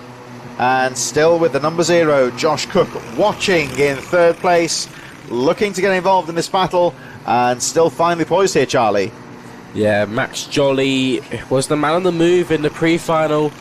He had some work to do, and he worked through and got to that all-important outside row 1. And he's managed to take the lead from the start. Hold a brilliant race. Josh Cook has closed in on Sebastian Behrman, had a little look coming out of tail 1. I think Behrman got off the corner just a bit too slow, and any sort of error now in these next few laps can cost the driver wisely here, can push them down the grid quite a bit. Well, although having a bit of a battle, having a bit of a gap from the driver in 4th, Luke Millward. It's anyone's game to play for here. Yeah, the top 3 driving quite nicely there. There is the number 55 who's been cut adrift a little bit now, Aurora Joel, in the closing stages. Maybe closed up by these leaders very soon. Just over 5.5 minutes to go, plus the 1 lap remaining in this cadet final. The Micromax, of course, leading the way here, and the very impressive drive so far from Max Jolly, but of course counts for nothing until the checkered flag drops. And he's still got a bit of work to do here, because Sebastian Behrman and Josh Cook, now I think these 3 are just driving a little bit tactically here. We haven't seen all that much racing between the top 3. They're running very closely, running a good pace at the front, and I think there may be a little bit of tactics going on here. These 3 drivers know they've got a little bit of a cushion on the rest of the field. They've got the podium locked in as it stands. Well, he just saw actually Josh Cook and Sebastian Behrman just glancing over their shoulders just to check on the progress. And he has a little look there though. Josh Cook just starting to say hello and nips through into 2nd place. Just under 5 minutes plus the 1 lap remaining. And these 3, I think they just need to try and stay cool at the front. Although I tell you what, Josh Cook is starting to stake his claim and takes the lead. Behrman goes through to 2nd as well. So Max Jolly drops to 3rd. He's led pretty much the entire race. He has a look over the shoulder. He knows he's got a gap. And let's see what Max Jolly can do. But Josh Cook, some great driving there from Cook, I have to say. He's just been sitting there in 3rd, Charlie, for pretty much the entire race. And now has staked his claim and gone through into the lead. He's done it when he needed it to. With just over 4 minutes left of this race, plus that additional lap. So a few laps left of this race. The time is coming down here. This final is very, very long, and puts a driver's skill on arm, and these drivers need to really be consistent. The tyre is going to be degrading every lap, and this is their last moment to really push the tyre, get everything out of it as possible, push the engines as well, see how much they can get out of the engine. You know, they've got to look after it, make sure it's running at its optimal temperatures. But so far, Josh Cook making his way into the lead. Sebastian Behrman sat there in second place.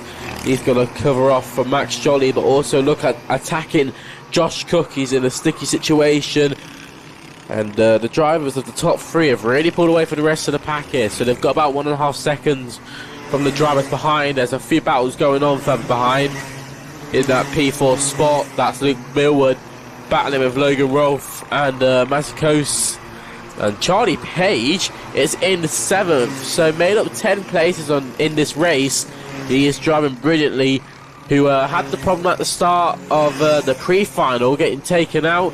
Had to start from last in his class in the final, and is making his way through slowly but surely.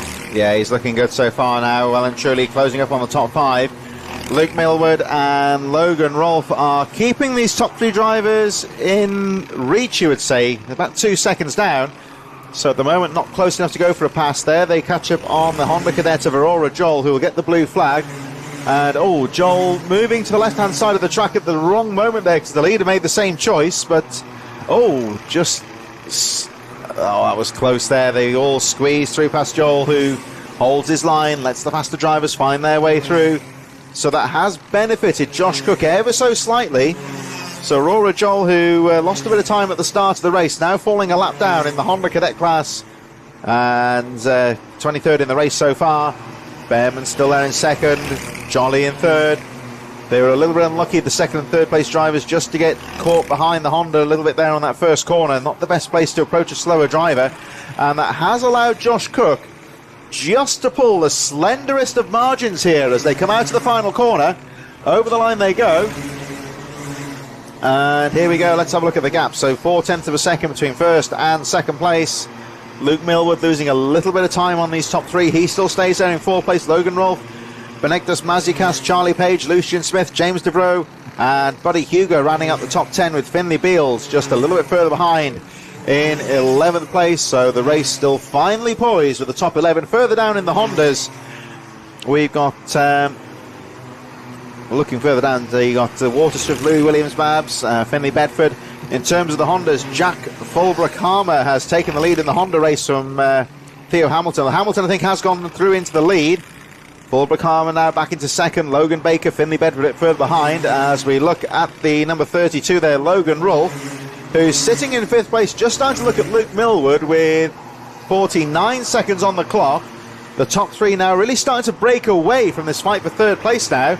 And Luke Millward, who at one stage was looking to try and get involved in the battle for the lead, is now involved in a fight of his own for 4th place. This is a brilliant battle shaking up here. Logan Rolfe manages to make the move, just got the car in when he needs to. Charlie Page makes his way through. So that'll be into 6th place. Lucius Smith on the inside of Josh Cook. That's a good move. Brilliant stuff there by the... actually, no, that was a different driver. My apologies. So Lucius Smith on the inside of Luke Millward. So brilliant stuff there. Timer is ticking down here. Yeah, it's gone to 0 now. So next time round will be the last lap in this final. So time ticking down here for Josh Cook, although this is the moment for action now from Sebastian Behrman. They're closing up on the number 54, Finley Bedford, who's going to drop a lap down. The blue flag's going up, and the slower driver should see them, I think, and hopefully will be able to hold the line to let them through. Yes, he has done, so won't affect the running of the race so far for the leaders. So it's still Josh Cook from Sebastian Behrman, Max Jolly. Time ticking down. It's gone to 0, of course, so the last lap board is now being readied as they make their way down towards Kimbolton Corner for the penultimate time. Behrman taking a tight exit out of the corner, looking for some drive. Right on his tail is Max Jolly as the last lap board goes out. There's one of the Honda battles in front there between Soy Henderson and Logan Baker a bit further down. And Josh Cook getting a nice line out of the final corner and absolutely flying through the willows. That could be enough for him here. Sebastian Behrman and Max Jolly in their own fight for second position here. Here they come through towards Derek's corner for the final time. But at the front here, Charlie, Josh Cook, number 0, timed his move to perfection. And now with half a lap to go, looking to zone in on the victory. Well, Josh Cook took the lead with about 4 minutes left. And all he had to do was pull away and go into the final stages of the lap. Round the final corner comes Josh Cook. And in the first final of this weekend, it's going to be Josh Cook who takes the win in Micromax. Brilliant job there by Josh Cook. Made the move when it needed to and held on superbly. Brilliant stuff there. Sebastian Behrman and Max Jolly across the line. That was very, very close. 800ths of a second between the two. Sebastian Behrman just picking it off the on the finish line with Max Jolly. Charlie Page up 13 spots from last to fourth. So brilliant stuff there by Charlie Page. Very unfortunate for him, and a big question of what it could have been. This is the move for the Honda Cadet. Last corner move. That was brilliant stuff. Theo Hamilton getting done on the last lap from Lewis William Mabs. Round the final corner comes Lewis, and he will take the win in Honda. So brilliant stuff there by the car of 2-2. Who managed to take the win in Honda Cadet. That was a brilliant move down the inside, it has to be said, on the last corner of the last lap, really making it count when it needed to. Brilliant stuff there by all our cadet drivers. The cadet group really showing up here. This is the final results. Josh Cook takes the win on our first final here, followed by Sebastian Behrman, Max Jolly, Charlie Page, Lucius Smith, some drivers to mention, Jack Fulbrook-Karma, and Theo Hamilton. Looked like he dropped a couple places there, so problems there maybe for Hamilton. But brilliant stuff there in our first final here at Kimbolton. And straight away, we're going to go through to our second final of the afternoon. It's the Mini Inters who are down in the waiting zone right now, getting out onto the track very shortly. These positions, of course, determined by the pre-final that we had a little bit earlier on this afternoon. Got plenty of races still yet to come for you. The Mini Inters about to get underway. They'll be followed by the Junior Rotax and the Junior X30 category. TKM Extreme will follow. KZ UK, X30 Seniors in the R177s. And our final two races a bit later on this afternoon will be the Senior Rotax and the TKM O Plate. So plenty of action here on TNL Sports this afternoon, and of course on the Karting UK channel for you here from Kimbolton at round number 5 of the championship, incorporating of course the Kimbolton Festival as in association with iZone Drive Performance. The Mini Inters get underway very, very shortly indeed. Big weekend of course in the HKRC Kart Racing Club calendar here, the Kimbolton Festival, 3 days of track action, and of course a lot of fundraising off the track for seriously ill children, the promisedreams.co.uk charity, where a lot of fundraising has been taking place off the track as well. So drivers now in position for the second of our finals for the Kimbolton Festival in the 5th round of the championship, the Mini Inters, in association of course with Vroom Lubricants, who in each of the finals will be providing prizes for the top 3 drivers in each race category. So plenty of prizes on offer throughout the field as we have finalists. I think there is just one kart just being retrieved from the track. So any moment now, we should be ready to get our Mini Inter final underway very, very shortly indeed. The track approaching perfect conditions. We were talking earlier on this afternoon about the worry of some unexpected rain. Well, that seems to have passed now. The track seems to have brightened up a bit. And we've got some very nice conditions to race in. The temperatures, I'd say, around 14, 15 degrees, has warmed up a little bit now after the last hour or so in the afternoon.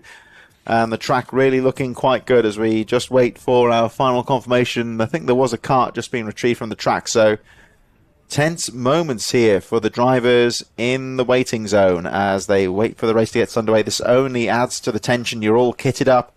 You're sat in the kart and you can't really see what's going on down there, so you're just biding your time. All you want to do really is wait for that gate to open to get the kart underway, just get some feel into the kart, into the tyres, and get ready for your race. So these tense moments, no matter whether you're bike racing or car racing, when you're in the waiting zone ready to go, it just adds to the tension, doesn't it? Yeah, these drivers are really going to be put on the line here. Josh Cook has taken the first K-plate. Who will be taking the second one? We have Leo Livings on that outside first spot. Jensen Sale, though, really sliding out of the grid. Here we go. Jensen Sale will start on pole position. Leo Livings alongside him. Sebastian Clark, Otis Cleary, Theo Bradshaw, Max Wheatley, Devin Taylor, Jamie Ambrose, Cody Lepontio, Adam Judicus, Adam Turek, Hayden Fisher, Louis Barker, Akil Name Joni, Ollie Thompson, Toby Wortley, Ruben Jenkins and Archie Lee Bullock rounds out your grid. Here they come then through the Dan Weldon corner for the formation lap, and we'll see the drivers making their way down towards the Kestrel corner as they assemble in position ready for the mini interfinal. You can see the drivers furiously weaving, getting the temperature into the tyres, getting themselves psyched up for the start. We've seen both in the final heat race and the pre-final earlier on, these drivers very slowly and sedately making their way around the final corner, just looking to try and jump the start, almost get a bit of a drive on the field. And that's what the driver on the front row is doing there. Jensen Sale is bringing the pack right down to walking pace, even less than walking pace when they come around the final corner. He's going to just try and pick his moment and get the jump on the field as best he can. Good start, of course. Absolutely essential as the mini interfinal is about to get underway. They are still almost at walking pace. Any moment now, they will burst into action. There you see Jensen Sale furiously trying to get power into the car. There's trouble. One or two drivers banging in the midfield. They all seem to have got through okay. And Sale leads them through. Oh, it's tight into the first corner. But they all seem to get through safely. And Jensen Sale, those tactics there at the start, really bringing the pack down to a very slow pace and jumping at the moment he wants to. He's got the jump on the field there, so some good racecraft there, I would say, from Jensen Sale. He's really aggressively trying to bring the pack down and get almost a standing start there. He's done that very well. Yeah, Otis Cleary you saw at the start there, nearly going airborne down the start-finish rate into turn one, so problems for him on the start. But, oh, late move there. I couldn't see who that was. I think that may have been Theo Bradshaw on the inside of Devin Taylor. So brilliant stuff there. Max Wheatley on the inside of Sebastian Clark. That's for second place. So brilliant move there. But Jensen Sale already started to get a bit of a gap here. He's got 0.6 of a second already. Doesn't seem like much, but it is a big gap, as you can see on your screens there. 2/10 gap between Wheatley and Livings. So that might be something to watch out for in the next lap or so. Yeah, look at Jensen Sale here. Let's have a look at his pace over the next 2 or 3 laps here, because he's got the jump on the field at the start. He got a fantastic start, timed the rolling start to perfection, and he is determined just to try and break away from the chasing pack here. He doesn't want to get sucked into the battles here behind him, although Max Wheatley in second, who's been very threatening all afternoon, has managed to get through clear into second place now, getting past Sebastian Clark. And this has been the main challenger that Jensen Sale has had here. So Max Wheatley, of course, will be looking to get up there with the leader. Jensen Sale just trying to get that early jump on the field. But look at that lap time there from Wheatley in second at the bottom of your screen. 44.61. Fastest lap of the race so far. And 0.3 of a second faster than Jensen Sale. So he is determined to get up there with the leader and make a fight of it at the front of the field. Tagging on in third place now, Sebastian Clark. We'll have a look at the lap times, and they come round any moment now as Sale leads them through the Kimbolton corner, down the straight once again. Nobody in too much of a rush to go for any decisive manoeuvres here. But as you can see again, Max Wheatley, another fastest lap, and he brings the gap down to 0.2 of a second. So Max Wheatley here, Charlie, in these very early stages, is determined to take the fight to Sale. Well, why wouldn't you be in this situation? The final, he wants that K-plate more than Jensen Sale probably does, and he is pushing all he can. He's really close still on the end on that second sector. He must be very strong in that sector. Has definitely taken his turn to learn the circuit, as well as Jensen Sale. Will he go for a move? Not just yet. He's still going to buy this time. He knows he's got the pace, so it can lead to a last-minute move. He needs to plan this move, though. It's not going to be very easy. I say plan it. Planned it perfectly. Down the inside into turn one goes Max Wheatley. Gets the move done on Jensen Sale. Jensen can't fight back just yet. So brilliant move there by Wheatley on Sale. And Sebastian Clark's just sitting behind waiting to see if anything happens between the top two here, and drivers to watch out for behind. Leo Livings, Theo Bradshaw and Devin Taylor all in the pack of three. They're going to try and work together, but these top three are really putting a fight together so far. Well, another driver on the move a little bit further down the field is Cody LePatrel, the number 88, who set the fastest lap of the race. The race pace actually just starting to pick up here as they make their way over the line once again. All drivers lapping in the low 44s here, as the race leader now, of course, Max Sweetley, just looking to try and control the race, determined to try and break away from the field here, much like Jensen Sale tried to do at the start of this race. What they don't want to do is to get caught up in the battles for position and get sucked into that whole group of drivers behind there. Theo Bradshaw in fourth, Leo Livings, LePatrel up to sixth now, Devin Taylor, Otis Cleary with the fastest lap of the race, 44.19. Ambrose and Chiracek rounding out the top 10. These drivers all running a very similar pace here, so it's going to be very difficult for anybody to really control this race. But the race leader, number 12, Max Sweetley, just trying to break away. But here comes Sale, fighting back once again. I don't think he's going to go down the inside. No, he follows as he makes his way through Stowe Corner, heading towards the Willows, the sweeping section of chicanes here. Making his way back down towards the Imitsu Straight, heading towards Derek's Corner. And again, you see Sale just hanging onto the back wheels here of Max Sweetley, trying to find an opening here. And tagging in here in third at the moment, Charlie, is Sebastian Clark, just looking to try and get involved in this fight for the lead.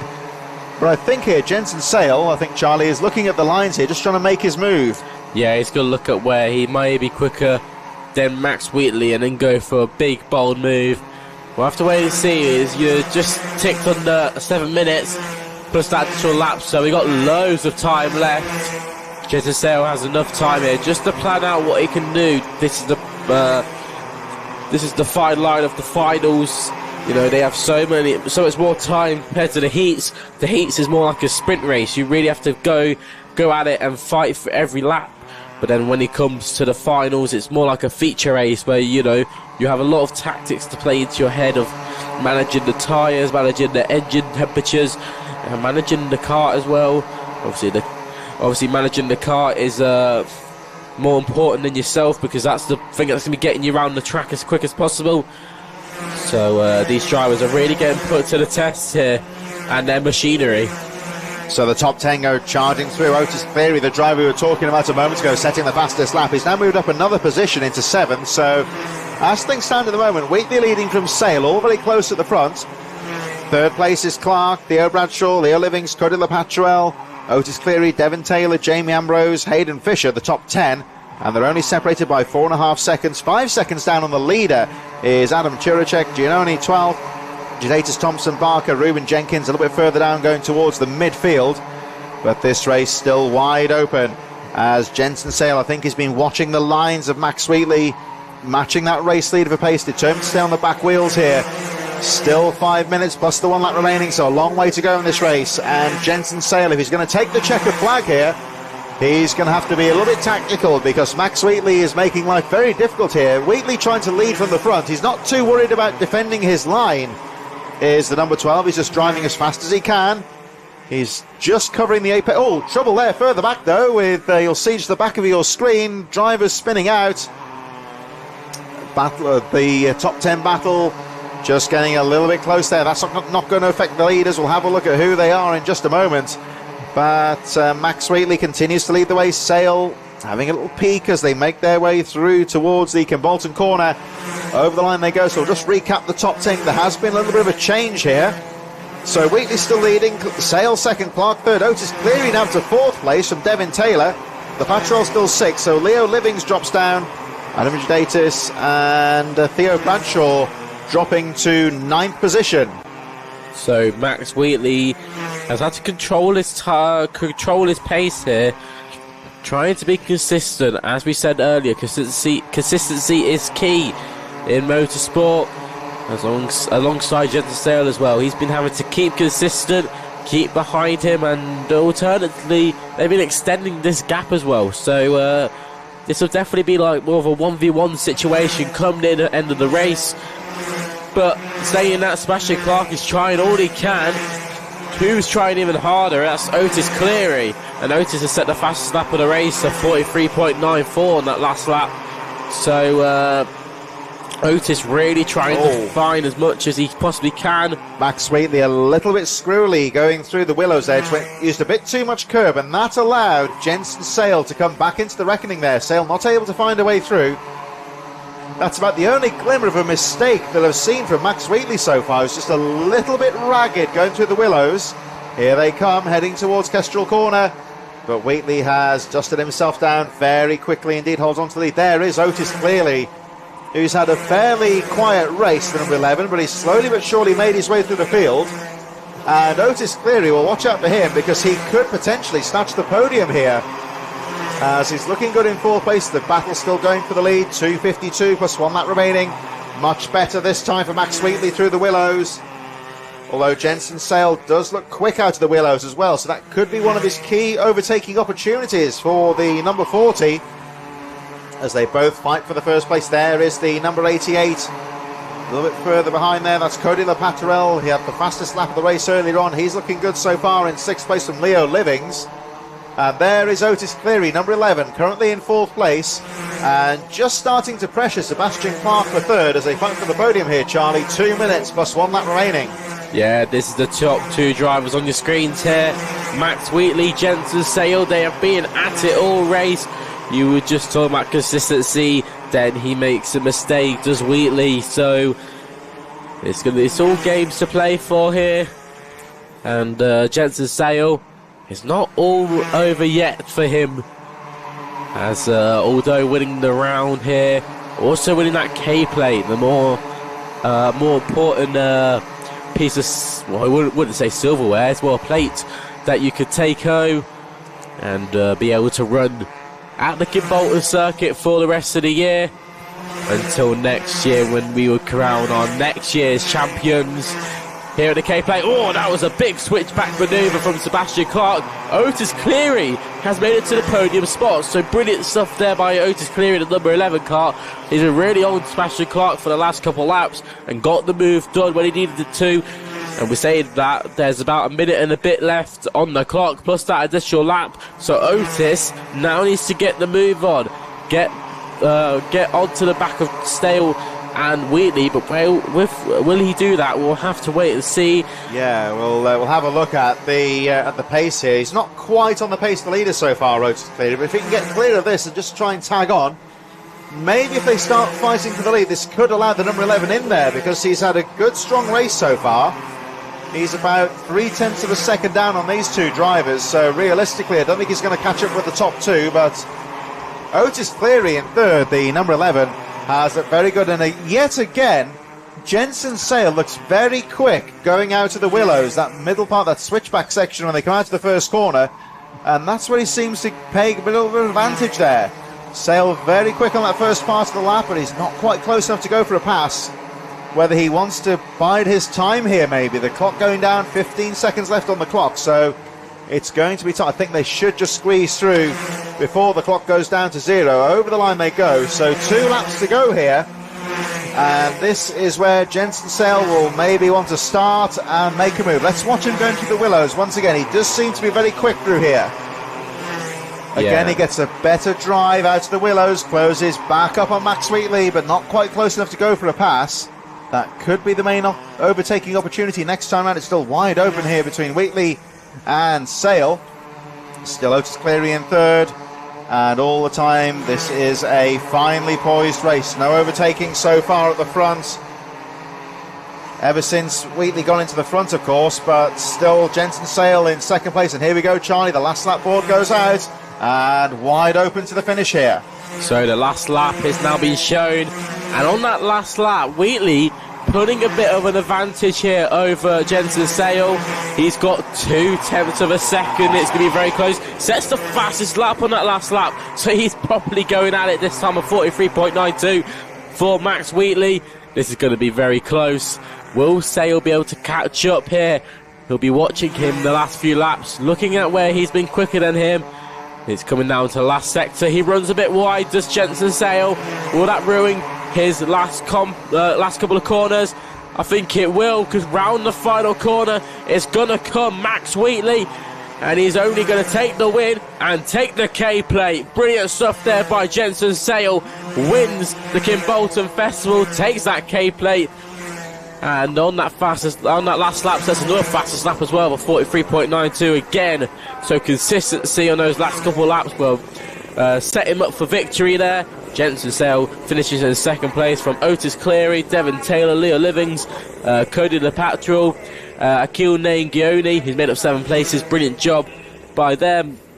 Sebastian Clark dropped 5 places on that finish. So a driver who was in the podium spots for the last few laps, and there's the results on your screens there. So after the problems there with Clark, James Ambrose and Hayden Fisher round out your top 10. That was bad luck there as well for Theo Bradshaw. Seemed to drop out on the last lap there. And shout out, I would say, to Otis Cleary, who made his way through the top 10. There was a little bit of an incident in the middle part of the race that allowed him to jump about 2 or 3 positions, but he certainly held on and had a go at trying to catch up with the leaders as well. So plenty of action throughout the mini interfield, but well done to Max Wheatley as we move on to the third of our finals, getting underway very shortly. It's the Junior Rotax, and they're lining up alongside the X30s as well. They'll be underway in just a few moments. This is the third final of the day. Don't forget, of course, plenty of action coming up throughout the afternoon. So Junior Rotax and Junior X30 about to get underway in association with Amesbury Plant Hire. This will be followed by the TKM Extreme. Then it's the KZ UK, X30 Senior and the 177s after that. And our final 2 races of the afternoon will be Senior Rotax and TKM O Plate. So plenty of action throughout the afternoon here on TNL Sports and, of course, on the UK karting channel. So thanks, of course, for tuning in to TNL Sports. And welcome to those of you watching the racing on the UK karting channel in association with Motorsport UK. Plenty of kart action going on this afternoon, so quite a lot to choose from. We hope you're enjoying the action here at Kimbolton. And this, of course, one of the most famous karting tracks in the UK. It's been going since the late 1950s, pretty much from the origins of karting as a sport. So races are here once a month. There is restrictions in terms of how many meetings they can hold here at Kimbolton throughout the year due to the... it's very close to the local villages, so there is that. So it is restricted to 12 meetings a year. This is how they line up. So it's going to be Joshua Smith from Joel Dixon Cohen, Will Archer from Mikey Walker, Paul LeVage, Keenan Banzol, John Richardson, Carl Knightley, Lucy Wilden, Jason Duchitz, Teddy Cooper, Charlie Wolfett, Alfie O'Brien, Dominic Parabuck, Gergis and Phillips, Jameson, Hartshorn, Harry Russell, Archie Richards, Elliot Surtees, Logan Hartshorn, a little bit further behind on row 12. Rest of the field, Brownless, Rhys Owen, Ben Morgan, Lachlan Homer, Jack Owen Drawbridge, and Alex Wiley, who had the mechanical trouble earlier on, will start at the back of the field. So the Junior Rotax is just coming around the Dan Weldon complex, getting all those tyre temperatures in. You know, you see them weaving side to side. Obviously not for the cool effect. And we're just going to get ready to line up here. So Josh Cook wins the first K plate. Max Wheatley wins the second one. Let's see who's going to win the third one here as they go racing down into turn 1. Here we go. Joshua Smith on the inside of Joel Dixon Cohen. Joel goes round the outside, gets the job done. So brilliant move by Joel Dixon Cohen. Gets the job done when he needed it to. He's been sat there with Joshua Smith throughout the races. Always been chipping in front of him when he needed it to. And so far, brilliant start there by Joel Dixon Cohen. Joshua Smith just behind. William Archer has always been sat there in that third spot. Brilliant job there by William Archer. Marky Walker starts in for 4th place, holding on just about. Zamir Poole, I think that is in the top, in 6th place. So he's trying to charge down Kai Vetch, who's had a brilliant start. Jonathan Cohen already defending, so this is going to be an exciting race. He really is trying to hold on to this position. 11 minutes still to go, plus that additional lap. Let's see what happens, but the first lap already been exciting. Well, Joel Dixon Cohen getting the jump on the field in the opening lap. There was a bit of trouble in the midfield on that first lap with Logan Hartshorn and Charlie Wolfett dropping out of contention towards the back of the field. But at the end of the first lap, this race is still fairly wide open. Will Archer's had a good start. Oh, was down the inside. Little move there from Joshua Smith and holds on to the lead. So Dixon Cohen now drops to second position, and it's still very close here. Mikey Walker, Kaivet, Samir Paul, Armian Banzel, Keenan Dutis, Wolfit, and Charles Kitely rounding out the top 10 as it's all action at the front here. Nipping to the inside there, having a look, is the number 32 of Mikey Walker. Still there in third, fighting with Will Archer.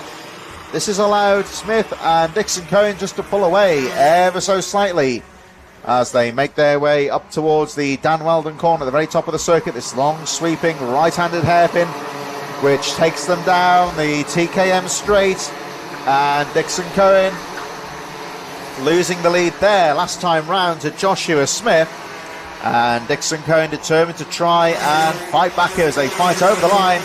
Still very close to the top 5, so it's Smith and Dixon Cohen, Mikey Walker up to third, Will Archer and Kai Veitch rounding out the top 5. Smith and Cohen have really been at it the last lap, swapping positions, and it looks like Joshua Smith just going to hold on. He defends into the bus stop just to hold off from the 167. Does a good job to do that. Mikey Walker in that third spot. He made the move on William Archer through turn 2 and is going to try and close down the gap that's already been half a second. So a lot of he needs to work very hard here to catch up. But if these drivers in front keep battling, he could easily do that. Joel Dixon Cohen is having a look round the outside. I don't think it would work. Josh Smith just about holds it. So you see Joel Dixon Cohen keeps getting the run out of the corners, but just can't get down the inside because Josh Smith is already there, parking the cart like he's at a bus stop. So brilliant stuff there by Joshua Smith on that Jack's Motorsport kart, the number 15 driver, holding on brilliantly. Mikey Walker sets the fastest lap. So as you've seen there, a bit of battling and a bit of speed has closed him into the top 2. Let's see what happens. I'm just going to watch Joel Dixon Cohen again as they make their way down towards Stowe Corner. I'm almost wondering if he's trying to use that outside line to his advantage, trying to get the momentum as Walker has a look on the outside. He's going to go for the switchback here, but Joel Dixon Cohen has got the line covered as they make their way through the willows, heading towards Himitsu Straight. Still Joshua Smith that leads the way, and this could potentially be good news for Joshua Smith if Mikey Walker starts to do battle with Joel Dixon Cohen. Kai Veitch has set the fastest lap of the race, incidentally, with a 41.98, currently in 5th place. But Mikey Walker, who's looked good throughout the afternoon, just starting to put the pressure on Joel Dixon Cohen as the number 15 of Joshua Smith. 7:45 on the clock, plus the 1 lap remaining. A contact warning going out a bit further down the field for the number 195. That's just on the edge of that's Charlie Wolfit, who appears to have dropped out of contention anyway, so looks like he's come off worse.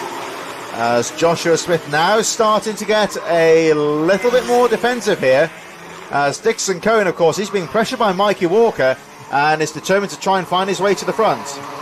So Mikey Walker, he's right behind the 167 here. Will he have a look? Well, we've still got quite a bit of time left, just over 7 minutes left, so all to play for here at Kimbolton for the Junior Rotax final. So far it's been a really exciting one. Josh Smith defends into turn 1, Mikey Walker on the outside, he'll get the run, on the inside of Joel Dixon Cohen goes Mikey Walker. Brilliant move there by the 32, gets it done, and that just shows how much momentum can cause you. And Joel Dixon Cohen, who parked it just like Joshua Smith did, losing out because he just couldn't get the power down, because obviously taking that tighter line means he's not carrying the speed through the corner, means he's having a bad exit speed.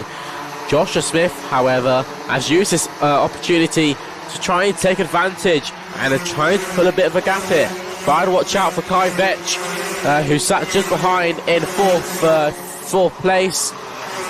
Joel Dixon Cohen has a look again on Mikey Walker, couldn't get it done. These guys are very, very close to each other, and hopefully not too close that they make some sort of contact. That's what we don't want to see here. Obviously I hope that's not a commentator's curse either. Watch out just behind William Archer, he's slowly closing in as well to the top 3. Obviously, in this sort of race, the first spot is all important, as everyone wants that K plate. You know, it always looks a lot cooler if you're running a plate around instead of a number chosen by yourself. Mikey Walker defends yet again from Jolderson Cohen. Gets stuck on that rear bumper of Mikey Walker's. Mikey's showing no room at all. And yeah, I said watch out for William Archer and Kai Vetch. They are slowly closing in. Owen Keenan as well is closing in with Banzel and Charlie Kitely as well. They're all getting involved here, and this fight for the lead is working out very well here for Joshua Smith. It's all allowing him to pull away slightly as we move towards the final part of the race. Less than 5 minutes plus the 1 lap remaining. Contact warning going out a bit further down the field for John Richardson, currently in 12th place, as Joel Dixon Cohen has a nip down the inside. And Dixon Cohen will be determined to try and make this move stick, because all the time, look at Joshua Smith in the green card there, number 15, just starting to pull away now. Smith now 1.25 seconds ahead, and Mikey Walker in second. Walker now losing the position, of course, to Joel Dixon Cohen, and Dixon Cohen just trying to break away, so it's still there, the number 261 in there as well, Will Archer, Kai Vetch, Owen Keenan, all in this fight for second place, and all the time Joshua Smith is pulling away. Out to the final corner he goes, and over the line, so the gap goes up to 1.4 seconds, and that could be crucial in these closing stages. 4 minutes plus the 1 lap remaining, and here is Joel Dixon Cohen, second place. They go flying through the willows. Still there, Mikey Walker, Kai Vetch, Owen Keenan, Armin Banzel, Charlie Wolfert in 8th place, Charlie Kitely and Lucy Wilden rounding out the top 10. But this battle for second place is hotting up, and Joel Dixon Cohen will be ruining the fact here. He's lost the momentum to try and get with the leader, and is now having to focus on holding on to that second place, because the fight goes through as nipping down the inside there, having a look, is Will Archer, and I think Archer just starting to put the pressure on Kai Vetch. Owen Keenan and Banzel a bit further behind, and the gap still remaining at 1.4 seconds. Joel Dixon Cohen here desperately trying to break away from this battle for second and get back up with the leader. Yeah, Joel Dixon Cohen, I think he's realised he may not be able to catch up to Joshua Smith now. He's given him that opportunity to get away, and sure thing he does. So problems throughout the field. I saw a driver going airborne, just looking outside the commentary box. Anyways, back to the front of the grid, and Mikey Walker has got some pressure from William Archer. He's having to defend into turn 1, so this is for the final podium spot. Kai Vetch going for the cutback on William Archer. He hasn't seen him just yet, mounting the curb. Does Kai Vetch. Obviously not enough to make the move of William Archer, but I saw William kind of stipulating to Mikey to say, I won't overtake you, we need to work together and catch up to Joel Dixon Cohen. Joel Dixon Cohen started to put a gap from Mikey Walker to try and seal that second place. It'll be very good for his championship points. But William Archer is all over the back of Mikey Walker. Will he have a look at a move soon enough? He's sat on the inside line. I think that's just defending from Kai Vetch. And Owen Keenan is slowly closing in as well to the top 5. So maybe he might have a look at a move on Kai Vetch or William Archer. But there's some battles creeping up, but mainly the whole pack is sort of spreading out here. All these drivers are sort of having a race of their own.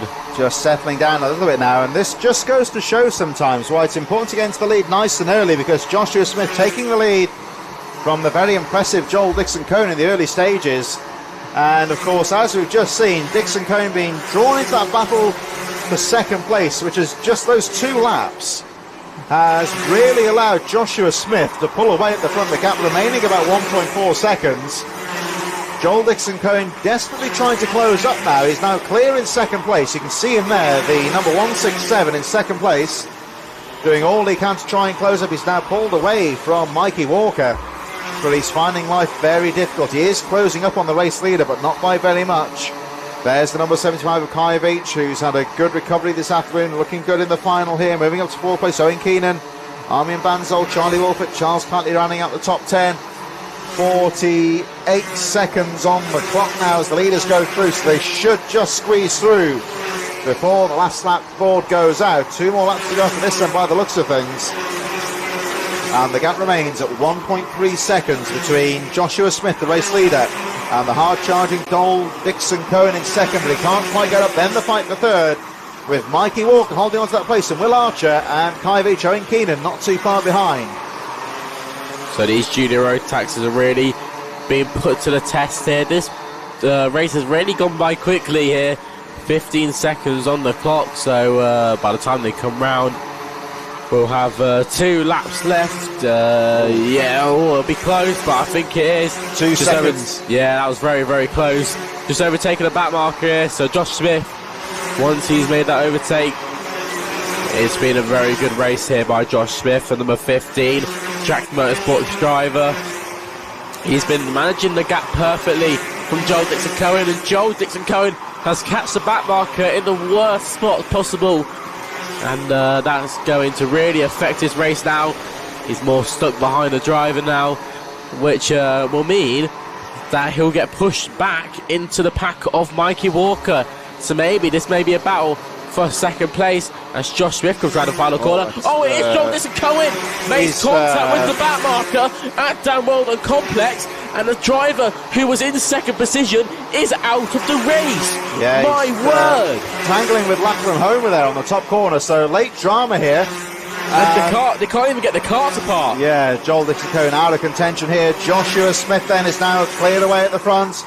We will see the wave yellow flags. There they are as the leaders go through. Mikey Walker now then up to second place, and Will Archer, Kai Veach, Owen Keenan.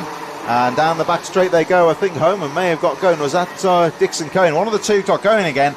But in the meantime, Joshua Smith taking the lead nice and early and able to control the race at the front.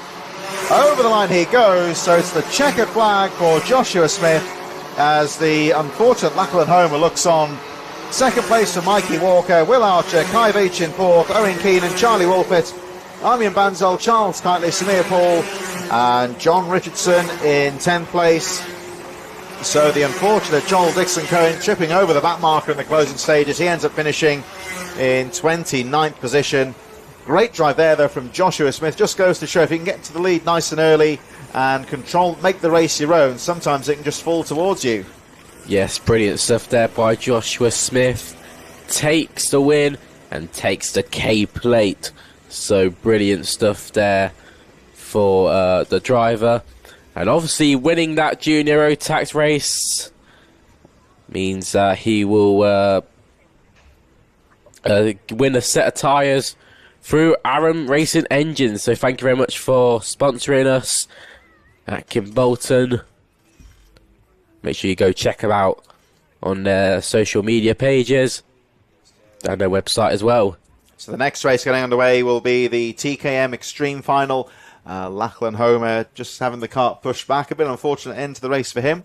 And they're just going to get that kart off the track. So don't forget, of course, there is plenty of action coming up with TNL Sports. Not just this afternoon. We've got 5 more races to go here at Kimbolton. But plenty of action coming up in the next few weeks. So why not subscribe to TNL Sports on YouTube for all of the forthcoming action on TNL Sports over the next few weeks. Of course, we've got in a few weeks' time the British Supermoto Championships on the 23rd of June at Crail Raceway, and then down to Pembrey at the end of the month for Road to MotoGP. It's the British mini bikes at the South Wales Circuit on June the 30th, and we are back here on the 14th of July for the 6th round of the HKRC Championships here at Kimbolton. So why not give a subscribe to TNL Sports and catch all the motorsport action both on 2 wheels and 4 over the next few weeks. 5 more races to go here at Kimbolton. We're going to start off in association with Clarkson Motorsport with the TKM Extreme in just a few moments' time. Again, like we were saying before, the tension just building here. We've got to wait for that kart to be taken from the circuit from, I think it was Lachlan Homer, the unfortunate driver who was tripped over by Joel Dixon Cohen, couldn't get the kart back into the race. So they've had to bring that kart all the way back in from the Dan Weldon corner. So a few moments here before the racing gets underway, which just adds to the tension. Yes, these drivers now getting sent out onto the circuits. So the final here for TKM Extreme.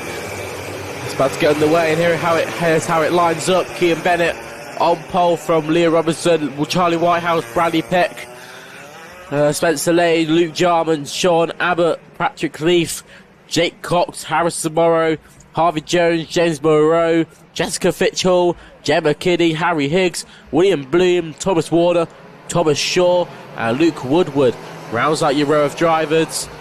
There is some drivers starting in places where they should really be higher than. So this will really throw a spanner in the works for some drivers. Yeah, this could be a very tight race here with a few fighting through, and of course the top three getting positions, getting prizes with Broom Lubricants. They're going to have a wave round and go round again, so again, just a nervous start to this race. Everyone looking to get a good position.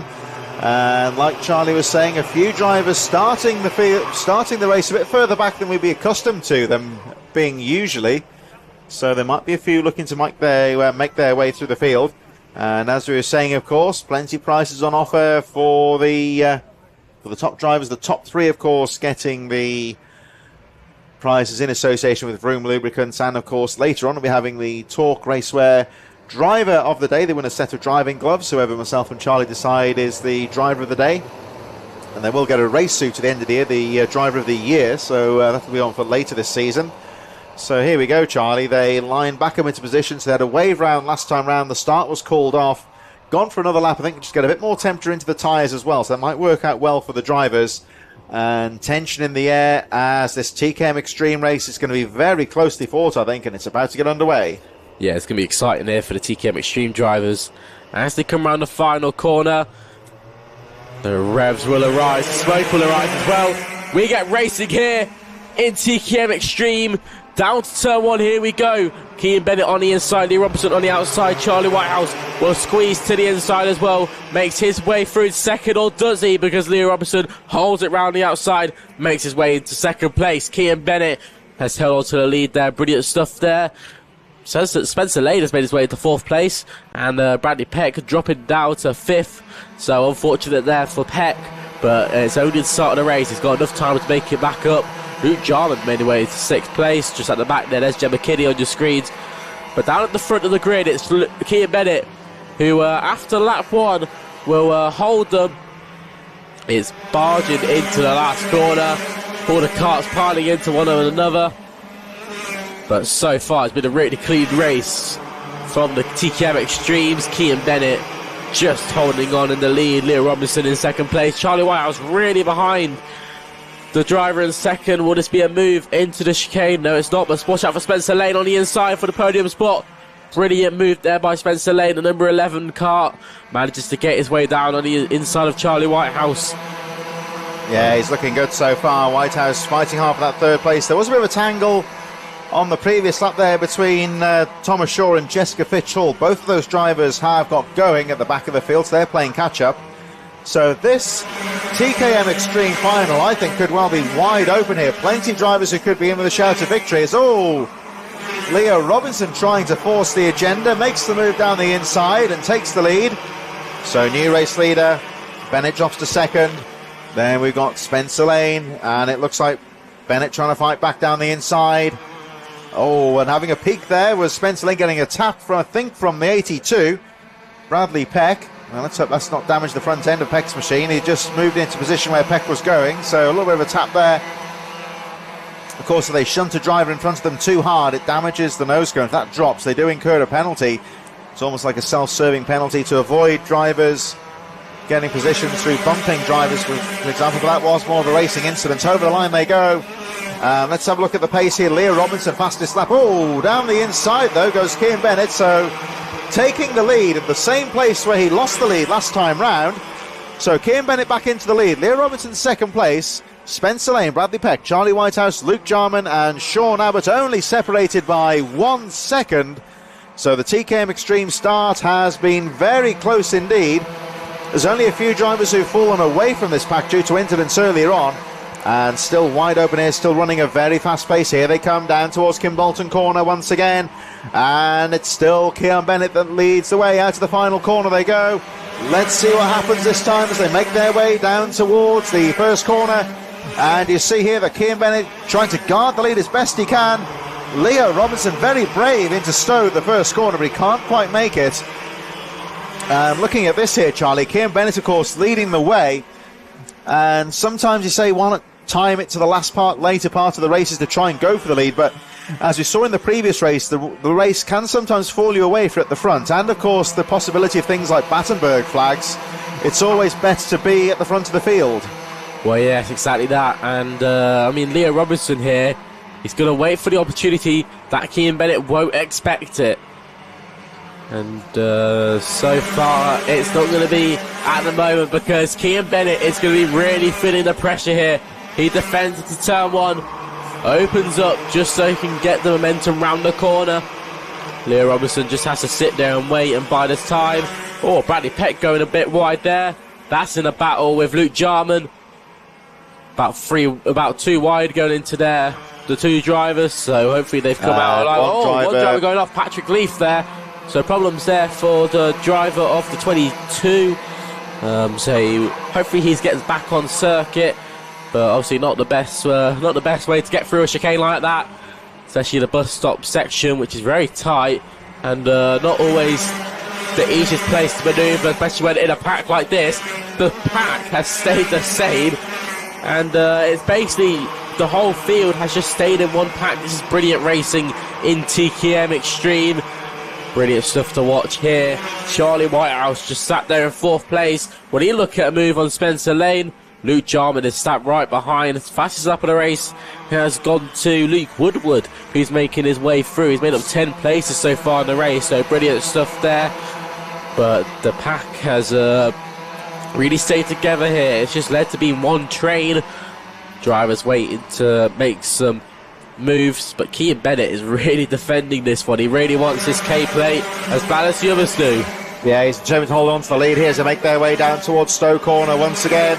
You see Robinson doing all he can to try and make the move. Oh, now he caught the back of the number 5 of Kean Bennett, pushed him wide there. Oh, and number 43. Oh, Charlie Whitehouse. That's Charlie Whitehouse going over the wheels there of Kean Bennett. There was a bit of a pushback there when they all jostled for position. So Leo Robinson getting through past Bennett. Tangled wheels of the number 43, 145 out of your screen is also out of the race, Harry Higgs. So a bit of drama now as this race goes forward.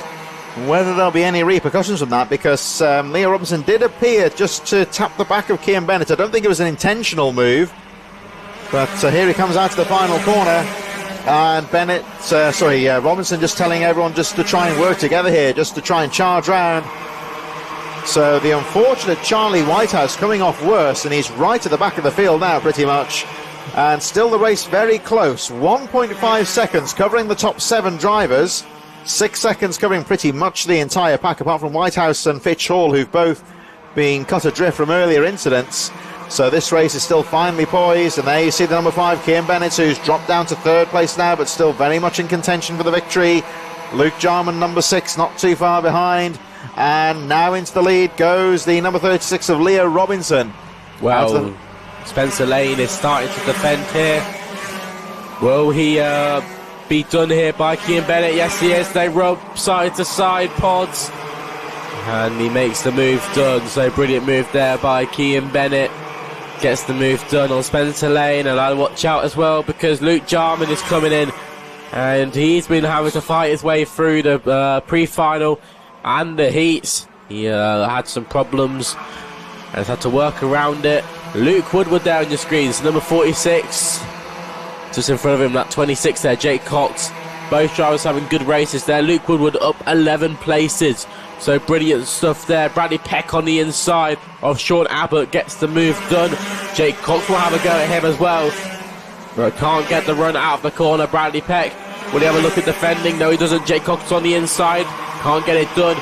Luke Woodward just sat closely behind Harrison Morrow.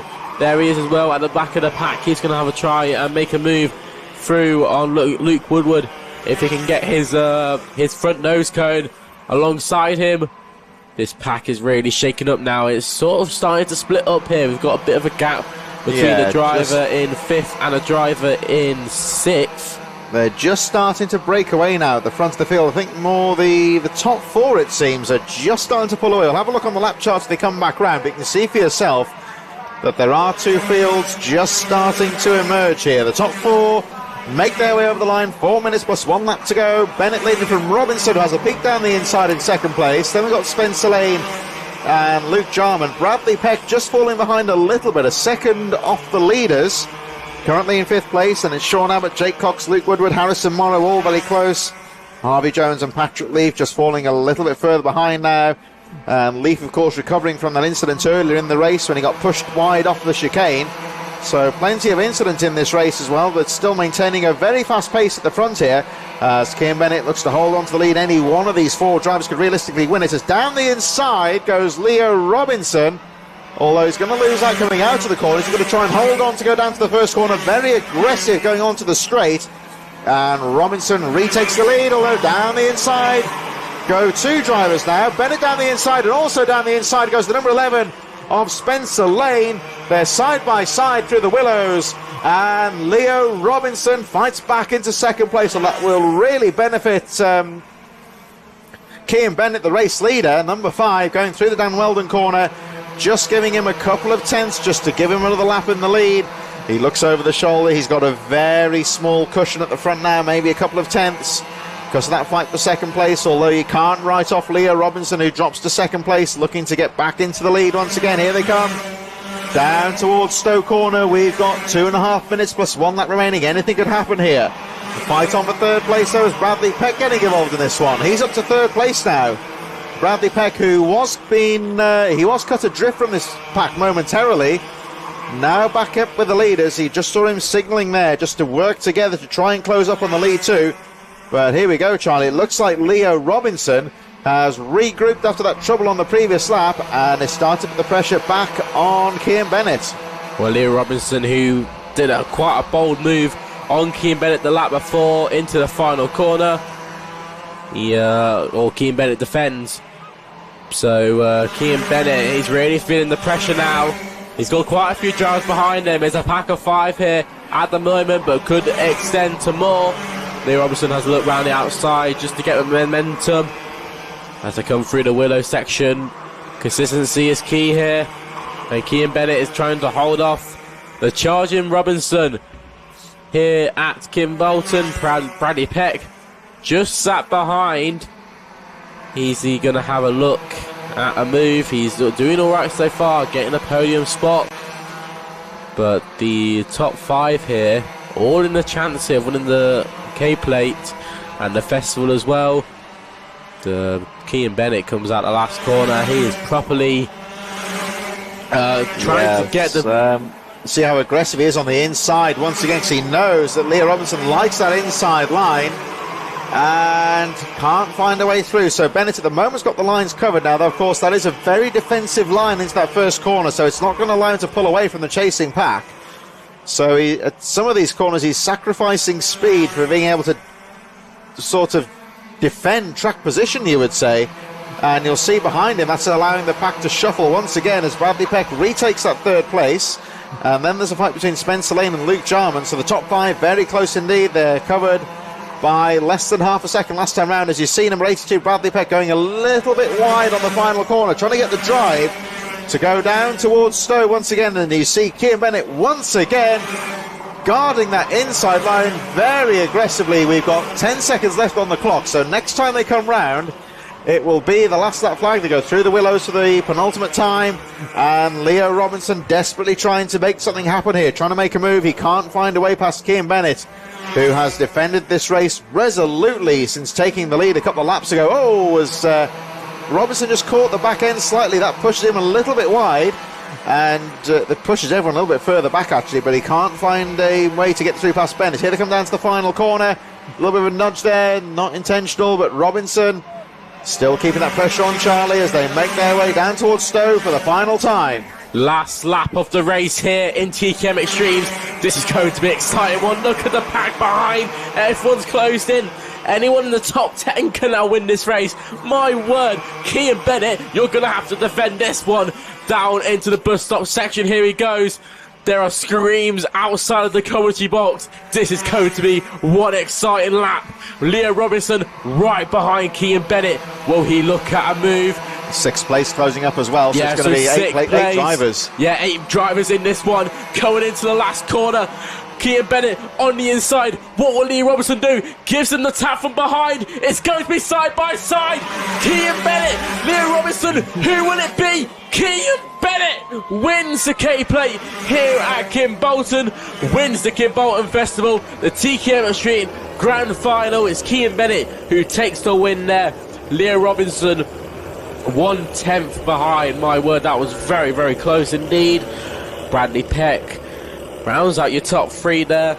It's Spencer Lane and Luke Jarman rounds out your top 5. Well, I think that's the race of the day. The top 10 drivers covered by less than 1.5 seconds at the end there. So really drew them in on that final lap. You saw Kian Bennett defending the line so aggressive. There's your results, and you can see for yourself. Bennett from Robinson, Peck, Lane, Luke Jarman, Sean Abbott.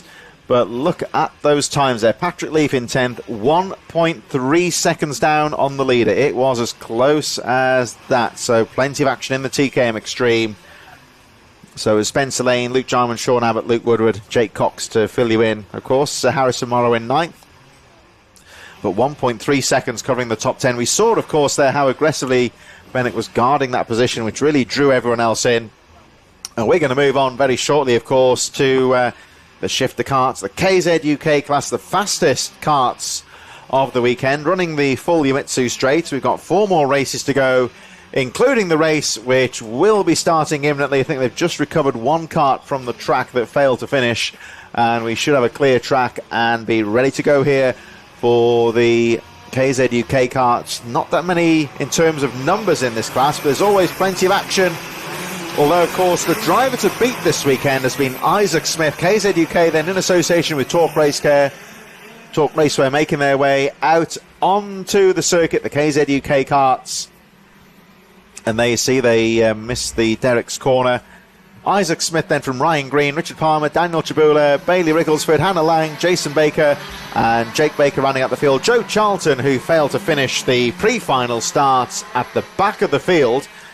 And it would be a reason, you never know in racing, of course, but it would be a very reasonable bet that Isaac Smith will be looking to take the victory in this one. If he can run like he did in the heat races and the pre-final, then he should be on for victory in this final. But behind him, all manner of drivers who've had their moments. Of course, Ryan Green starting second. He was second in the pre-final, of course. Palmer, Chabula, Ricklesford. Hannah Lang only starting in 6th position. She lost a little bit of form in the later part of the race, so she dropped down to 6th, but she has been better than that over the weekend. She'll be looking for a better result as well. Jason and Jake Baker towards the back of the field, and Joe Charlton starting in last place. So this race still wide open. But as I say, Charlie, of course, you would say Isaac Smith would be the clear favourite for this race, the number 1, 2, 3, who just does a little bit of a practice start there going into Kimbolton Corner. You would say on paper that if Isaac Smith can do exactly the same that he did in the heat race and the pre-final, just get a good start and control the race, you would say that the victory's in the bag. But as you know, in racing, that's by no means a foregone conclusion. Well, I'd have to agree on you with you on that one. Yeah, it's definitely his race to lose, but many of us to win. So we'll have to see what happens here. The final karts are lining up. Watch out for Joe Charlton, who's starting from the back of the grid. He's a quick one. Watch out for him. The marshal points to the lights. The 4 lights come on. And we're about to get racing on the way here for the final. Here's lights out and away we go into the final here. Let's see what happens into turn 1. Is Isaac Smith on the inside. Gets the car stop. Richard Palmer to the inside. Joel Charlton makes it to 3rd place. My word, what a start it's been from the 51 driver. Well, 15, shall I say. He's had trouble though. He's immediately, the cart's gone. Brilliant start, though, as well, for the number 17 of Richard Palmer. He absolutely timed that to perfection. He got the technique, really got the kart going nicely off the line, and he is up there with Isaac Smith, who in the previous races has been able to control the race from the very start but this time's got an early challenger. She's having to work in these early stages. Terrible shame there for Joe Charlton. Like Charlie said, he had a fantastic start up to third place. The kart then promptly expired, and he is currently pushing the kart on the TKM straights. Let's hope the marshal's going to his aid as well. Let's hope they can get that cleared before the rest of the field come round. And I think they may have just about done it. There is a waved yellow flag here, which you should see when the karts go through, because the unfortunate Joe Charlton is still pushing his kart. There he is in the background. What a shame for him. But look at this. Isaac Smith, who has been the really in for, he's controlled these races so comfortably in the early heat races today and the pre-final. But Richard Palmer getting a fantastic start is living with Smith. So with Ryan Green in there as well. Green setting the fastest lap of the race. And as we were saying before the start of the race, nothing is a foregone conclusion in racing. So Smith, you would say, is the favourite for this victory. But I tell you what, in these early stages, Richard Palmer and Ryan Green are both taking the fight to him here. Karts are running nicely, and Richard Palmer's kart's really sounding crisp on the line. He got away ever so nicely, and you still see Ryan Green charging in third, trying to get involved in this one. But compared to the heat races in the pre-final here, Charlie, this grand final is a little bit closer cut in the early stages. Well, yeah, it's very interesting to see what will happen in the next few minutes. Isaac Smith not really getting away like he used to. And as I say that, the fastest lap has actually gone to Daniel Sabula. So watch out for Sabula. Although 1.5 seconds off the leader, he might be someone to watch out for closing in on Ryan Green. So there's a driver near the back of the field. That's Jake Baker.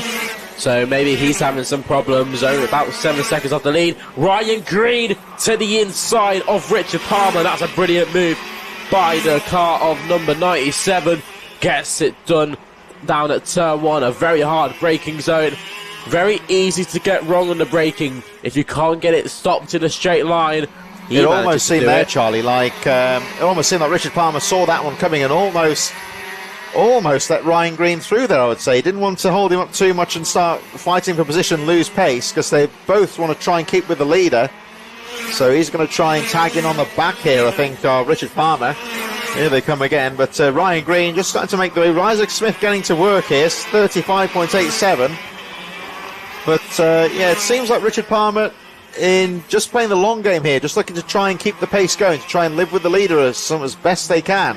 Yeah, it's more like he wanted to let him through to maybe see if he can actually catch to Isaac Smith and use the slipstream effect to basically drag him along with him, but without putting, the strain on the tyres, using the air to pull him along.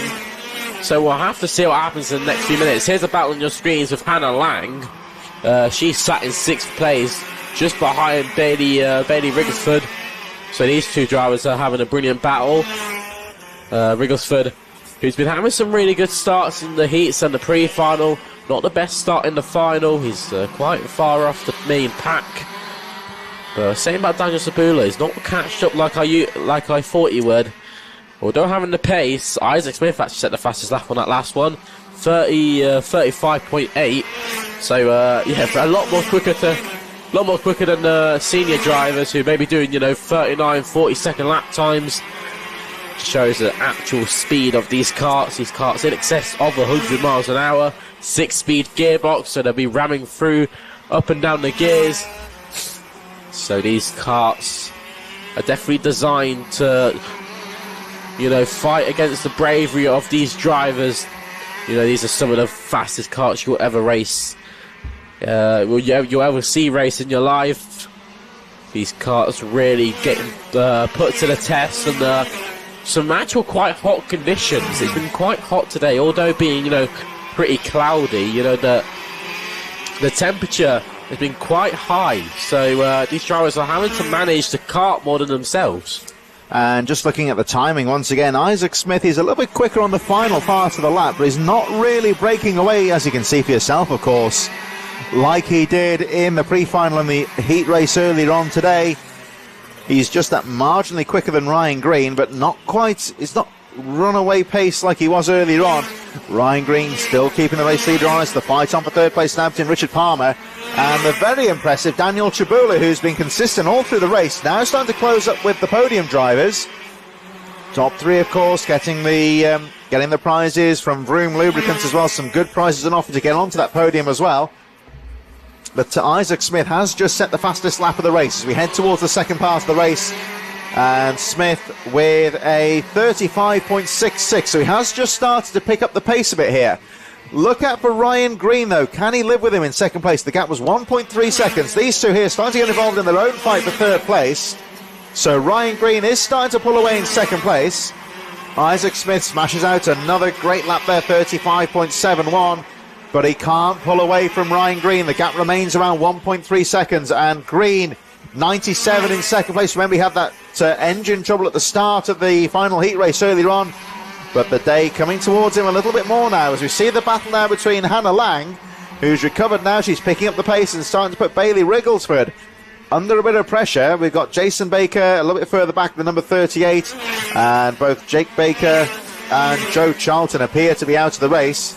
Smith over the line as we look at Lang just trying to make that move. There's a fight there for third between Palmer and Chabula. Hannah Lang having looked down the inside of Bailey Rigglesford but can't find a way through.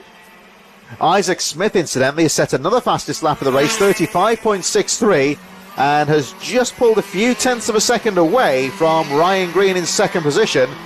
So as we head towards the final part of the race now, less than 5 minutes to go, plus the 1 lap remaining, and Isaac Smith just starting to find a bit of pace as the race goes on here. 4.5 minutes left on the clock, plus that additional lap. So far, the KZ drivers are really pushing these carts to the limits. The tyres will be at their worst at the moment. Another fastest lap for Isaac Smith at 35.51. Over a second gap from the drivers behind. So he's definitely extending that gap. And maybe sealing the deal here for the win in the final. We'll have to wait and see. You can't always trust motorsport. We were talking about Joe Charlton earlier. The amount of pace he's had hasn't been able to show it. So that really shows the dark side of motorsport, where luck never goes your way, but you never know what can happen here. Isaac Smith still holding his lead. Ryan Green is second place. Daniel Sabula has made his way into third. But it's kind of everyone has made gaps from each other. Not really any battling going on. It's very hard to battle anyway, KZ karting. But we'll have to see what happens in the next few minutes, see if any battles caress. Another fastest lap of the race for Isaac Smith. The gap goes down to 35.43. So as the race goes on, he's really settled into a rhythm in towards the second part of the race. He wasn't too far ahead of the chasing pack earlier on. He just seems to have turned it up another notch here and extends the gap to 2.4 seconds from Ryan Green, who is not giving up in second place by any stretch here, I would say. He's still lapping quite considerably well at 35.96. Daniel Chabula in third, 35.78 for Daniel Chabula. And Richard Palmer, who is now about 4.5 seconds down on the race leader. Rigglesford and Lang still fighting away further down the field with Jason Baker, the final race winner left in this race. 2 minutes 45 plus 1 lap remaining. And at the moment, Isaac Smith continuing to pull away, although not by quite as much. He just seems to have settled into that mid 35 second timing region and looking very strong as we look at the number 12, Daniel Chabula, who has had a good steady race so far. Still sitting there in third place. It looks like he's pulled away slightly from Richard Palmer as we look at the number 91 of Hannah Lang, who is starting to close up on Bailey Rigglesford in that fight for fifth position. Daniel Chabula still there in third, but can't quite keep up with Ryan Green. And Isaac Smith, with 2 minutes plus the 1 lap remaining, is just starting to settle into a rhythm here. Didn't quite get the pace he wanted at the start of the race compared to the pre-final earlier on, where he really ran away with things. We saw Richard Palmer, of course, having a really fast start in this race. He's dropped to fourth place now, but Ryan Green, he's certainly not giving this one up. And, well, it's always the case, Charlie. You've got to keep going, really, because anything could happen to the leader. So Ryan Green just charging as best he can and hoping something can happen to make the race come his way. Exactly that. Luck can either be on your side or off your side. So it's always interesting to see what will happen. And, we can only predict. We can never actually predict the future. But what we will be predicting is there'll be a good battle coming on here between Hannah Lang and Bailey Rigglesford. So they'll be battling all through this race. So it's definitely been a good final for them. Drivers in 5th and 6th place. So here is a move on Hannah Lang. She's been lining one up for a couple laps and goes down the inside. Rigglesford on the cutback, my word, used all of the track he could find to get on the inside and make the move. So a pretty good move there. Hannah Lang has been lining that one up for a couple laps, tries to get down the inside and couldn't keep it. So some brilliant battling going on further down the field. I mean, all the other drivers are kind of set apart from each other. No real battling going on just as yet. It's all about battling the mind, you know, trying to keep focused and trying to kind of do the same lap every lap.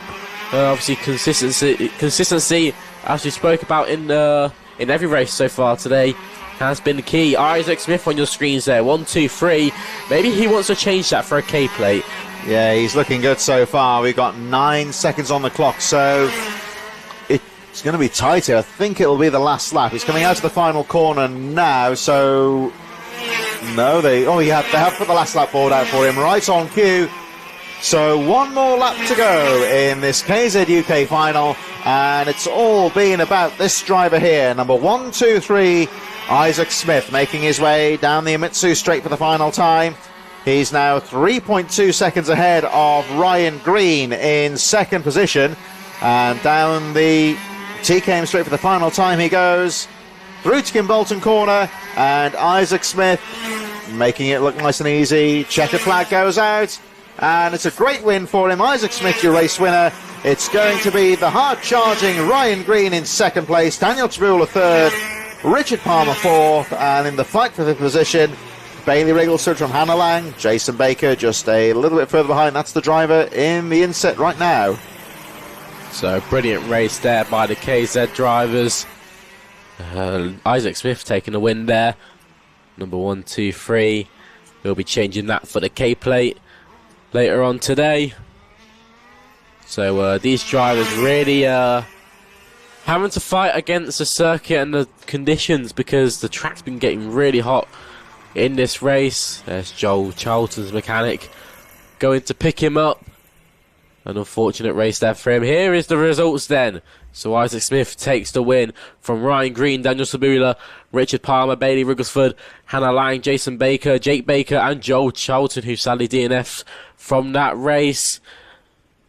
Isaac Smith pulling a 3.5 second gap, so pretty good there. There are the Senior X30 drivers and the Rotax 177 drivers just a bit further back on that grid, and they'll be getting ready to go racing soon enough.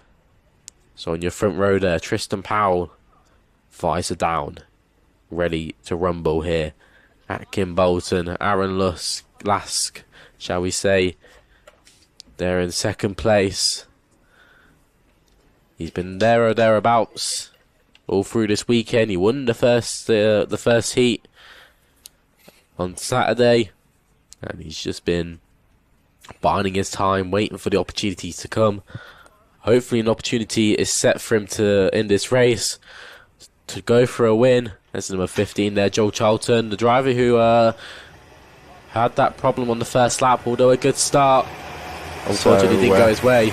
Out onto the track go the X30 Seniors and, of course, the R177s. This is how they line up. Tristan Powell from Aaron Lask, Reese Newburn, Morgan Hill, Katie Ashman, Christopher Bingham on row 3, Charlie King and Josh Jones. Row number 5, Harry Cottrell from Jack Dan, Aidan Rudge, George Mayle, Thomas Bohr and Matthew Morgan, Peter Jurovic and Jake Bell on row number 8. 177's made up of Joshua Gollin from Alex Jones, Joss Bass, Alfie Bray, Gordon Chenery, Stavros Athanasopoulos. Hunting a bit further back as well, James Butcher and Simon Pugh running up the 177 field. He will start just a little bit further behind. But in the meantime, Charlie, the X30 Seniors lining up on Kimbolton corner. We've already crowned a few K-Plate winners so far. Tristan Powell really slowing them down here coming around the final corner. So the revs will soon arise and we'll get racing here. Everyone puts the throttle down, we're all racing here. It's Senior X30, it's lights down, away we go. Oh, Tristan Powell on the concrete. Aaron Lask has managed to make his way in front of him. Oh, he goes in deep. Oh, no, so a big understeer moment there for Aaron Lask. And he's dropped his way into 5th. Morgan Hill has made his way to the lead. That's the 177s on your screens. Going away, so it was a great start there for Joshua Gollin, who's been on top form today. Had a wonderful start down the inside and holds on from his same man again, Josh Bass, who is right on his tail, much like we had earlier on. So it's much like you were with the 177s as they get underway. And there he is, Gollin trying to break away as the rest of the X30s make their way around the end of the first lap. Very dramatic first corner there as they all fought for position. So over the line go the X30s. There's your 177s on the left-hand side of the screen.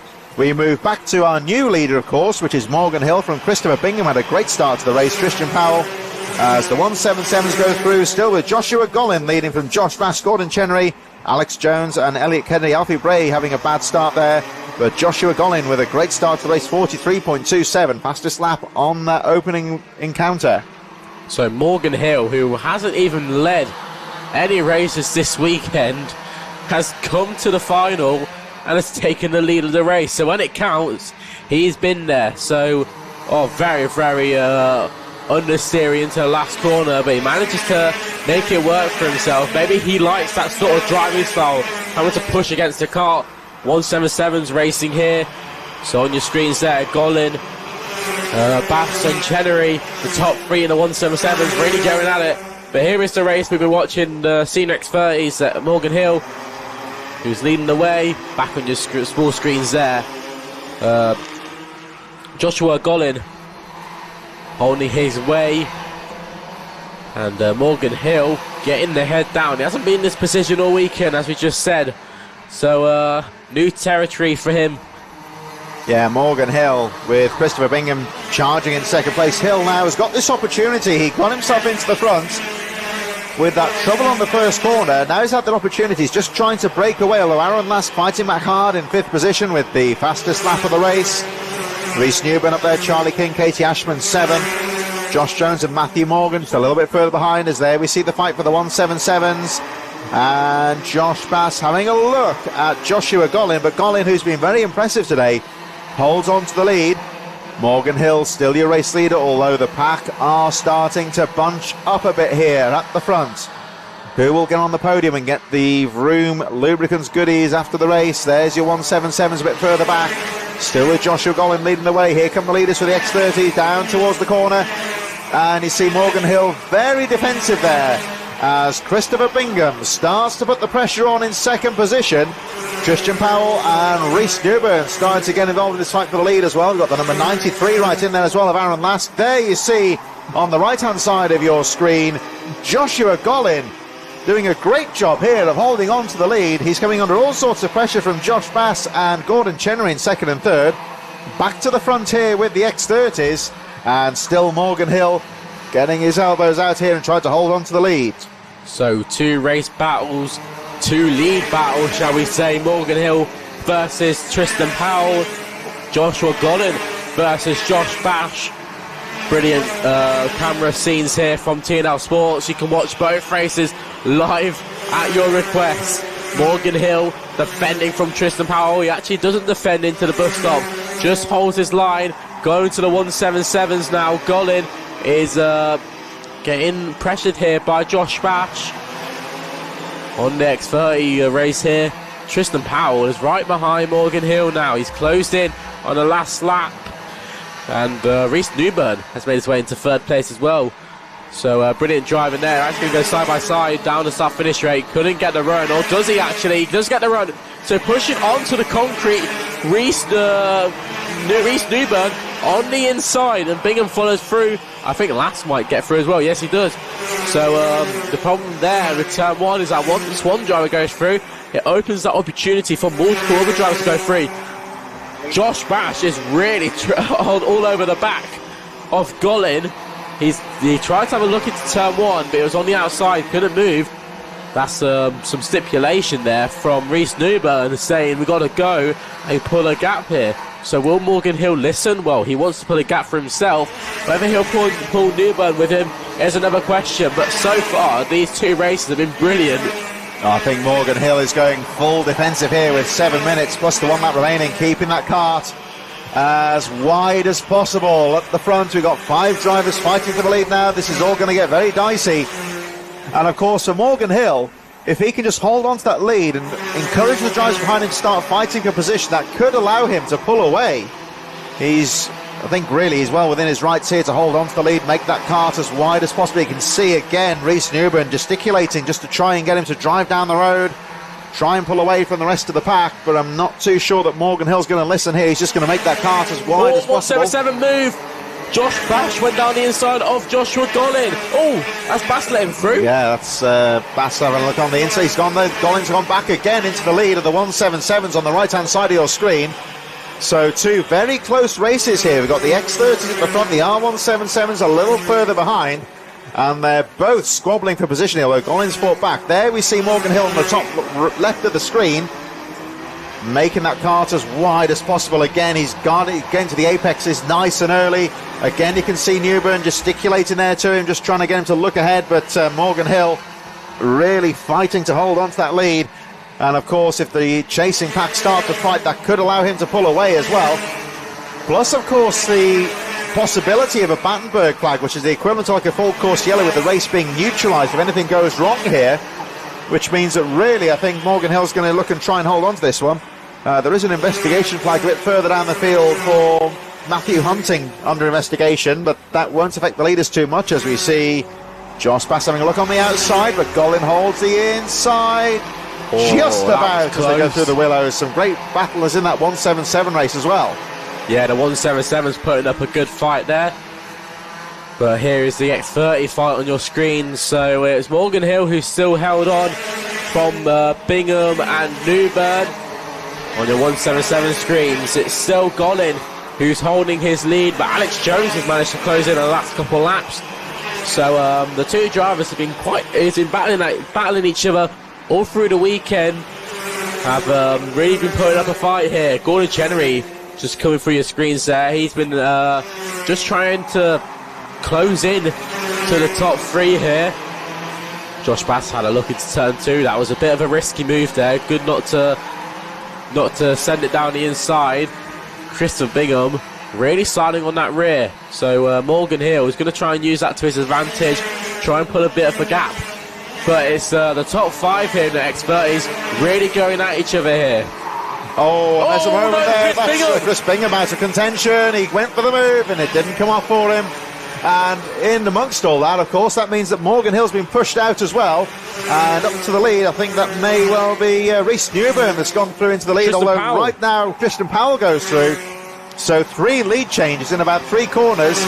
And the unfortunate Morgan Hill pushed wide, and he drops to 4th place through no real fault of his own. But of course, Bingham coming off worse there. He span off the track as well. So both drivers all getting a bit tasty at the front of the X30. Still with the 177s. You see the blue overalls of Joshua Gollin, number 10, your race leader, from the 164 of Josh Bass. And this... Is that Josh Jones, the 84? Josh Jones, he's getting up there, yeah. And So Josh a Jones driver, up to 2nd now. So I think. the driver of the 84, Josh Jones, who hasn't really been in the fight at all this weekend, is now in 3rd place. My word, what a race it's been for Joshua Jones. And back to 2nd now has gone Morgan Hill, who's recovered after that incident on the previous lap. No, that's the 177s, Josh Bash and Gollin. Josh Bash had to take to grass. Yeah, Gollin holds on. Went airborne, so call up American Airlines because they'll be taking your flight shortly. Tristan Powell, though, in the Scene X30 grid, manages to hold on to the lead here. What an exciting couple laps it's just been in both classes, the 177s and the Senior X30. There's a couple of drivers getting involved in this one as well, actually. Like you say, Josh Jones getting in the mix as well. Aaron Lask up to 3rd place. Katie Ashman into the top 5 as well. So there's so many changes at the front. As you see, Gollin still leading the way. And as a result of that incident with Josh Bass, Alex Jones has now moved into 2nd place. So 177's on the bottom right of your screen just momentarily there, still wide open, as is this X30 race. Too much action going on here, so close to call. And there goes the number 29 then, Morgan Hill. just trying to get close enough to go for a pass. 2 minutes plus 1 lap remaining in this very close race, and in both races on the left and right hand side of your screens, they are both still wide open here. As we look at Josh Gollin on the right hand side of your screen, he's coming under some new pressure now from the number 78 of Alex Jones, who's really putting the pressure on, but Gollin at the moment has gone enough to hold on to the lead. Christian Powell holding on to the X30 lead as they make their way down towards the final couple of corners. Action all the way through the field. And there we see Gollin, your 177 race leader, back to the X30s on the right-hand side of the screen. And, down the inside there, neat little move from the number 93 of Aaron Lask to move through into second place. This is allowing Christian Powell to pull away slightly at the front. Here we go back to our 177s. And Joshua Gollin, who has been under pressure all day, really, but has controlled the racing from the front. And back to the very front of the field here, it's the X30s, 1 minute 4 on the clock. Driver under investigation, the number 67 of Rhys Newburn, under investigation from the stewards. So that battle getting quite close there. And Christian Powell holding on to the lead, 50 seconds on the clock here, Charlie, so it's coming down towards the final stages. Tristan Powell and Joshua Gollin both leading their respective categories, but it's all to play for. So some in the X30 category, some drivers having some troubles there. We saw Josh Jones there in the last couple of laps, really being up there, now losing that place. Here's a battle going on in the 177s between Alex Jones and Josh Bash. Josh Bash having a look on Alex Jones, but this is all working in Gollin's favour. Back to the X30s, Tristan Powell still leading the way, but I'd watch out for Aaron Lask, as he's been making moves in the last lap. He's now made it round the outside of him on the start-finish straight. My word, he definitely got the power from that Veloce Racing engine coming down the start-finish straight.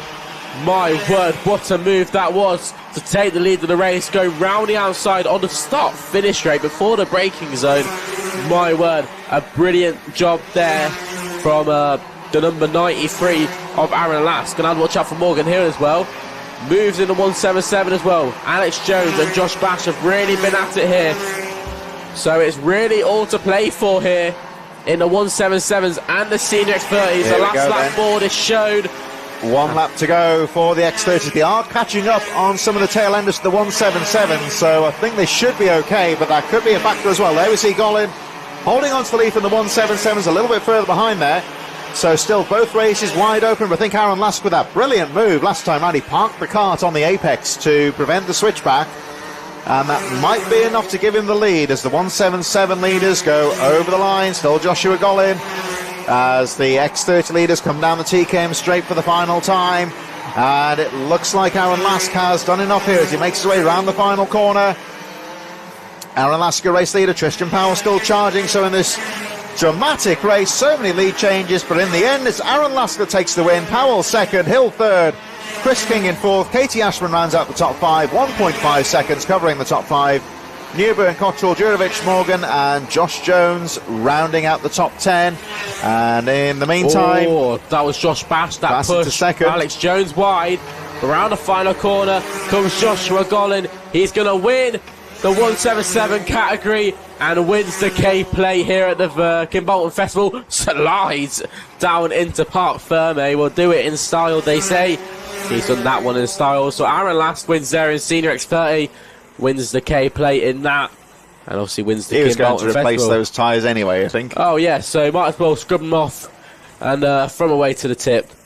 So brilliant stuff there by both Joshua Gollin and Aaron Lask, both winning their respective categories. I mean, what a race that was. I mean, there were so many overtakes. Anyone could have won that, really. It was a very closely fought race in both race categories, but in the end it was Aaron Lask that won from Tristan Powell. Morgan Hill, Charlie King, Katie Ashman and Rhys Newburn, 1.5 seconds covering the top five. And a very close action, Cottrell, Jurovic a bit further down.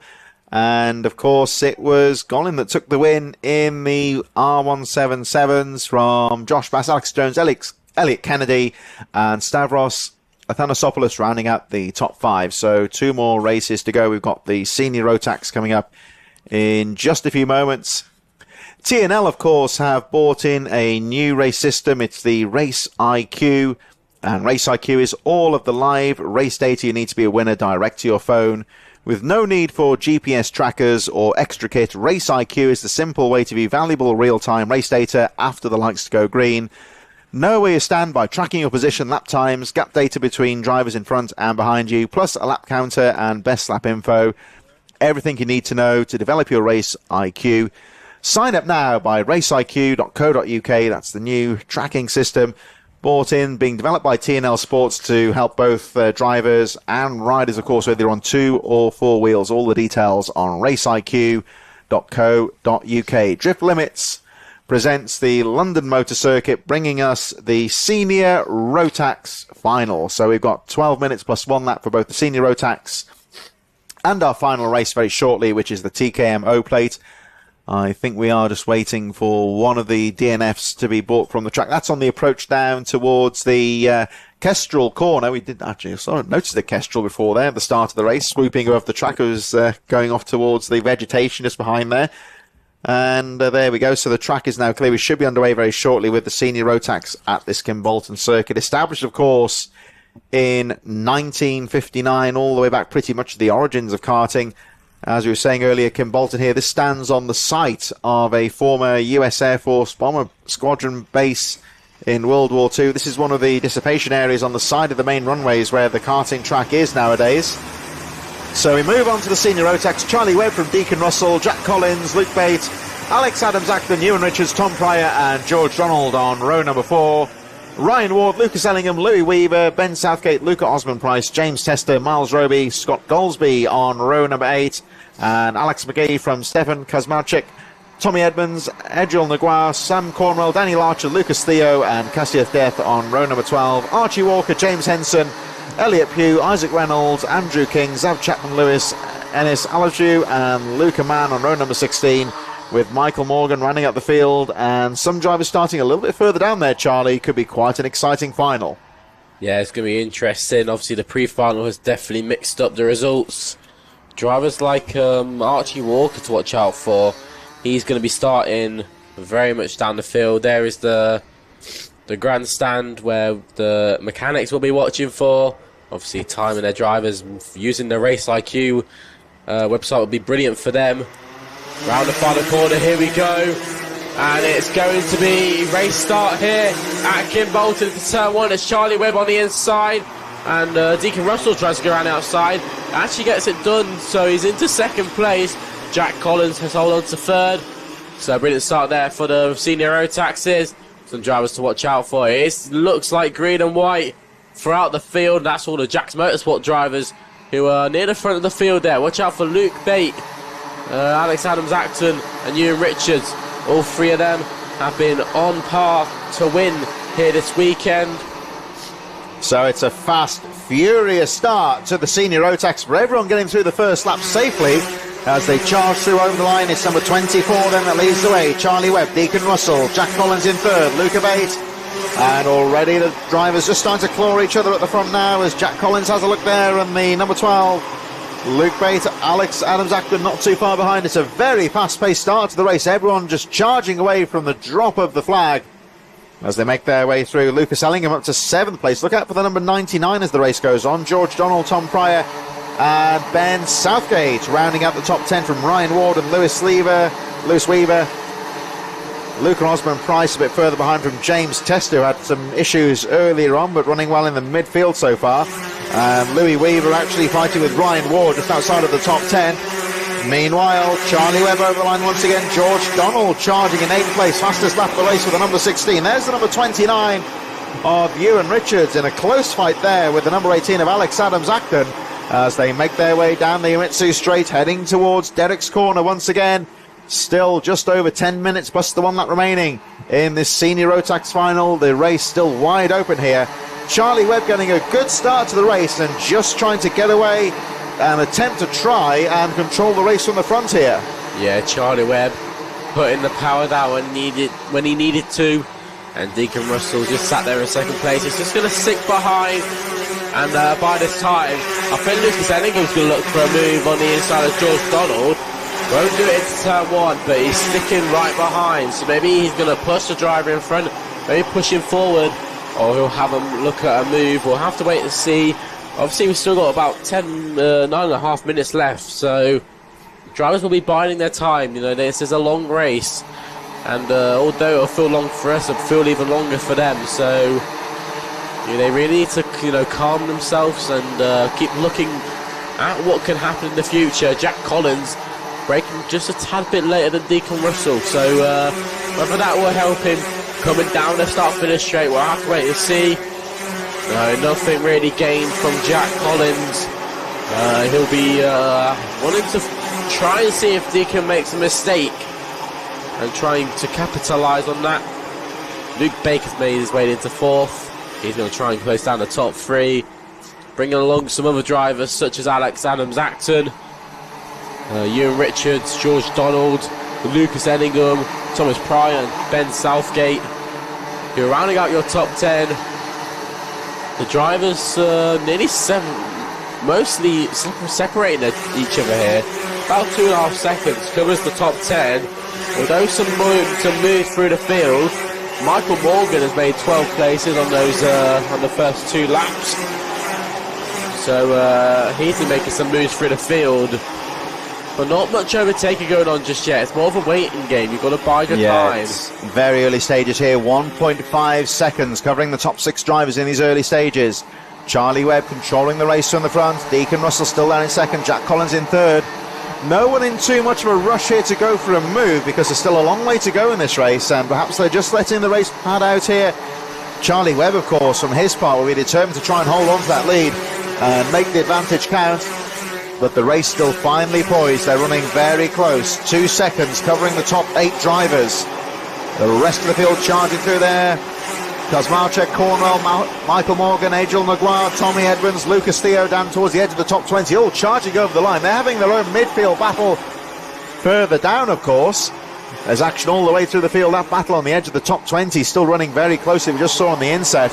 But back at the front here, it is still Charlie Webb. 7.5 minutes to go, plus 1 lap in this Senior Rotax final. There's the top 20 battle. Those guys just on the edge of the top 20. You can see for yourself just how close things are further back there. That was Luca Mann down in 31st position. And even at the back of the field, they're still fighting for position there. Good clean start, of course. They're all running very well, so it should mean that back markers are unlikely to be a problem here. But now we focus on this battle at the front, and still we got Charlie Webb leading the way. But looking at this, Charlie, I think Deacon Russell is just starting to work a strategy out here and just start asking questions of the race leader. Well, Deacon Russell has found some sort of pace in those last laps, and he's closed a bit of a gap here. So will he have a look at number 24, Charlie Webb? We'll have to wait and see. As I was saying earlier, this is a long race. You've got to bide your time. So looking down the grid, Archie Walker's made some moves. He's made up 9 places into 16th. So he's trying to work his way through. We also knew Archie Walker would be quick in this race. He was definitely quick in the 3rd heat until he had troubles in the pre-final, pushing him down near the back of the grid. So it's all to play for here. But yeah, some brilliant moves by Michael Morgan, who's now in 19th place, made up 14 places. Oh, there's a no cart. problem. That's Archie Walker. There's a cart further back in trouble, so we went just out of shot there. The Archie Walker is in trouble, out of contention. More mechanical trouble. The cart is stationary on the track at the moment on the TKM straight. It has got it going again, so luckily we have got a clear track. The race goes on. You can see everyone else in the midfield fighting away as we look towards the top of the circuit now, the Dan Weldon corner.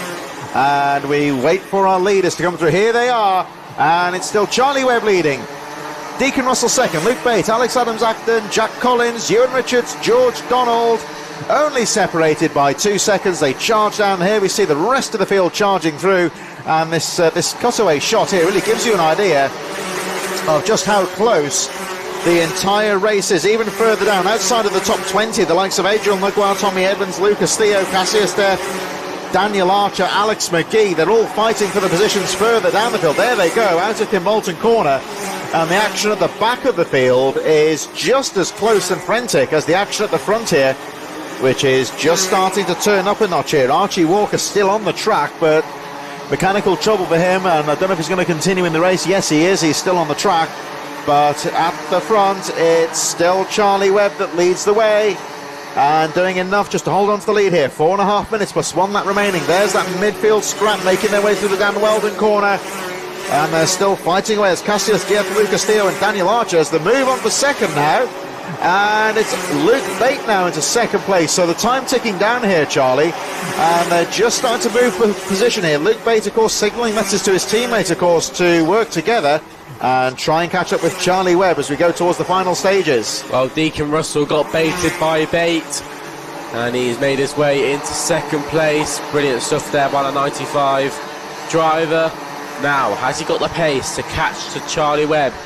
He's only got 3.5 minutes to do so, plus that additional lap. So round about five laps at the most. George Donald's out defending into turn 1.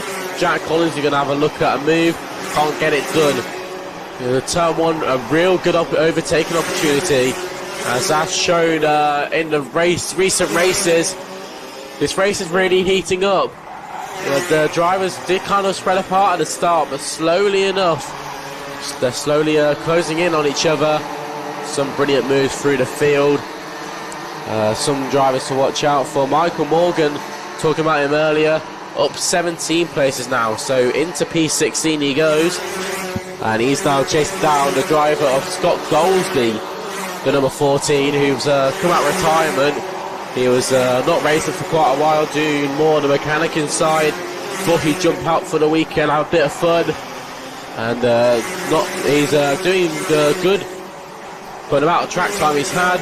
Track time's always important for these drivers. You'll probably see the drivers near the front of the grid try to really maximise the amount of time they get out on circuit, trying to always improve the car and the driver themselves.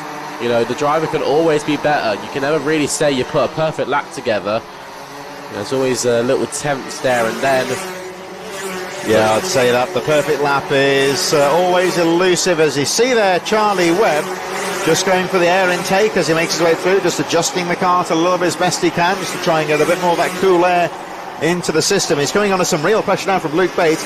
Deacon Russell is still charging in third as Bate just starts to turn the screw. The rest of the top 10 making their way through. Jack Collins, Ewan Richards, all very close. Leaders are making their way through the Dan Weldon corner and running very close. We're going to look down towards the Kestrel corner any moment now, and the fight really on for leaders. There is the number 95, Luke Bate, in second place. Deacon Russell right on his tail in third. They go over the line once again. We've got 1 minute 44 plus the 1 lap remaining.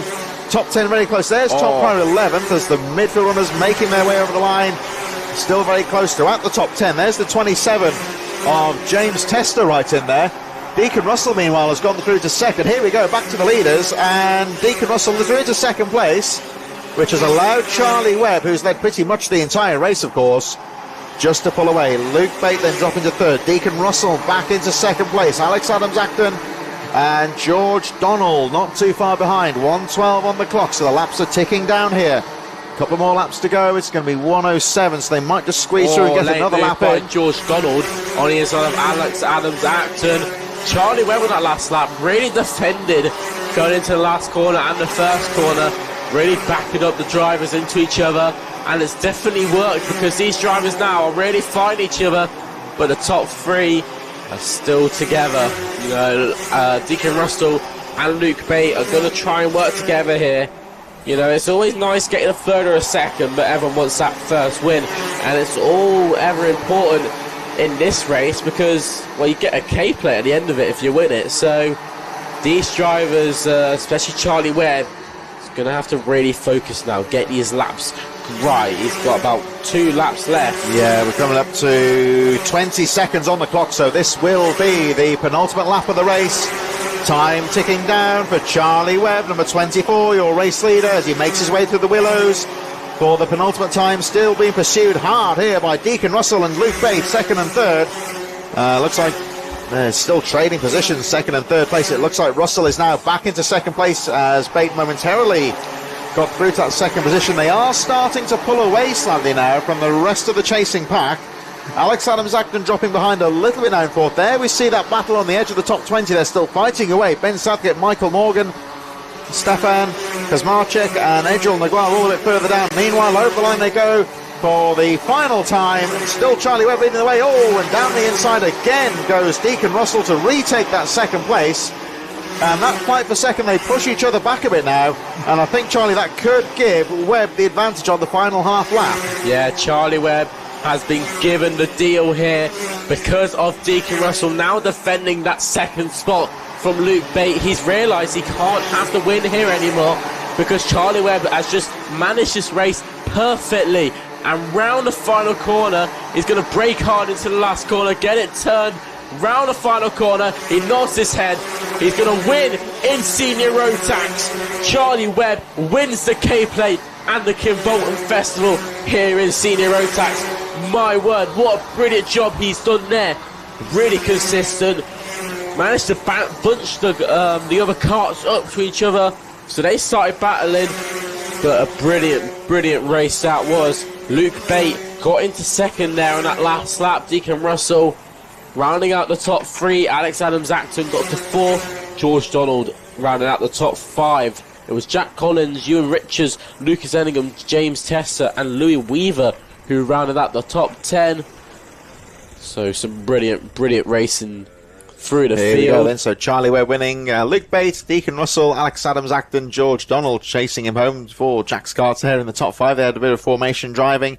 Jack Collins, Ewan Richards, Lucas Ellingham, James Tester a bit further down then, as we said, of course, Louis Weaver, Tom Pryor, and a very close action there. 1.5 seconds covering the top five drivers. There you see in the midfield how close things were in that midfield fight as well. So action all the way through the field in that penultimate race of the day.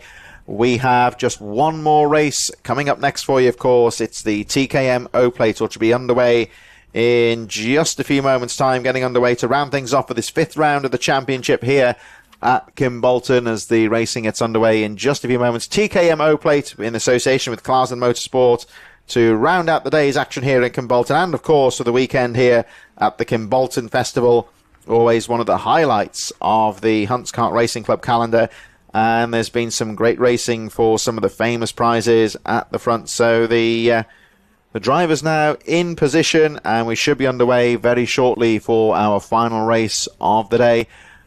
Don't forget, of course, plenty of action coming up here on TNL Sports over the next few weeks. We're going to move on, of course. In a couple of weeks' time, we're going to go back onto two wheels for the British Supermoto Championships in association with Trips UK.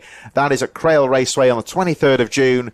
Road to MotoGP with the British mini bikes at Pembrey in South Wales with me on June the 30th. And we're going to move on back here to Kimbolton for the next round of the series, 14th of July for round number 6, right here. Give TNL Sports a subscription to check out all the action. Thanks for watching the action here today, and of course for those watching on the UK karting channel as well. We're going to move on then very shortly, Charlie, to the TKM O Plate. It's Charlie Webb from Luke Bates. That's the previous one. So we'll move on to the... let the timing catch up in a few moments, of course, for the TKM O Plate. And look for the drivers to watch out for in the O Plate. So, of course, Kai Springfield, Leo Robinson, Jamie Mead to look out for, Johan Kalichan, Gareth Haynes, Lee Whittingham, Luke Jarman, Jake Cox. Plenty of drivers in contention here as they make their way down, Charlie, towards the final couple of corners. And for our final race here, this one will be wide open, I think. Yeah, so the final race here, not going for a K plate this time, the O plate. So the TKM O plate, the heats and the pre-final have been very exciting indeed. Many overtaking opportunities. Let's see what happens here. Going down into turn one, the final race of the day. Kai Springfield on the inside. Will he hold it from Lee Whittingham? He just about gets it done. And brilliant move by, I couldn't see who that was, but yeah, Kai Springfield manages to hold on to the lead there, going into the bus stop. Some brilliant racing through the field. All the drivers just about holding on for each other. Some brilliant. There's Johan Kalichan in fourth, and Leo Robinson, who's managed to hold on to the top 5 spot there. So this, I think, here, Charlie, could be set to be a great race to round out the action. We've seen in the heat races and the pre-final These drivers are all incredibly evenly matched. Even the drivers at the back of the field aren't really off the pace of the leaders all that much. And there is every possibility, if there's any kind of incident out there, I think even the drivers at the back of this group could potentially win the race. They're fast enough. But on the whole, there has been some very good racecraft. There's not been too much banging and buffing out there. And it's been some very close tactical racing. So I think we're in for a good 10 minutes here. Yeah, exactly that. We'll just have to wait and see what happens. Top three have sort of got a little gap here, so we'll have to see what happens. Of course, if they start battling, that's only just going to close the other drivers in. It's whether it's what Kai Springfield will do against Jamie Mead. Yeah, Jamie Mead, who's been there or thereabouts all afternoon. Unlucky perhaps not to win the pre-final, but over the line he goes, so he's still in second place. The number 4, Kai Springfield, is right in there though, controls the race from the front.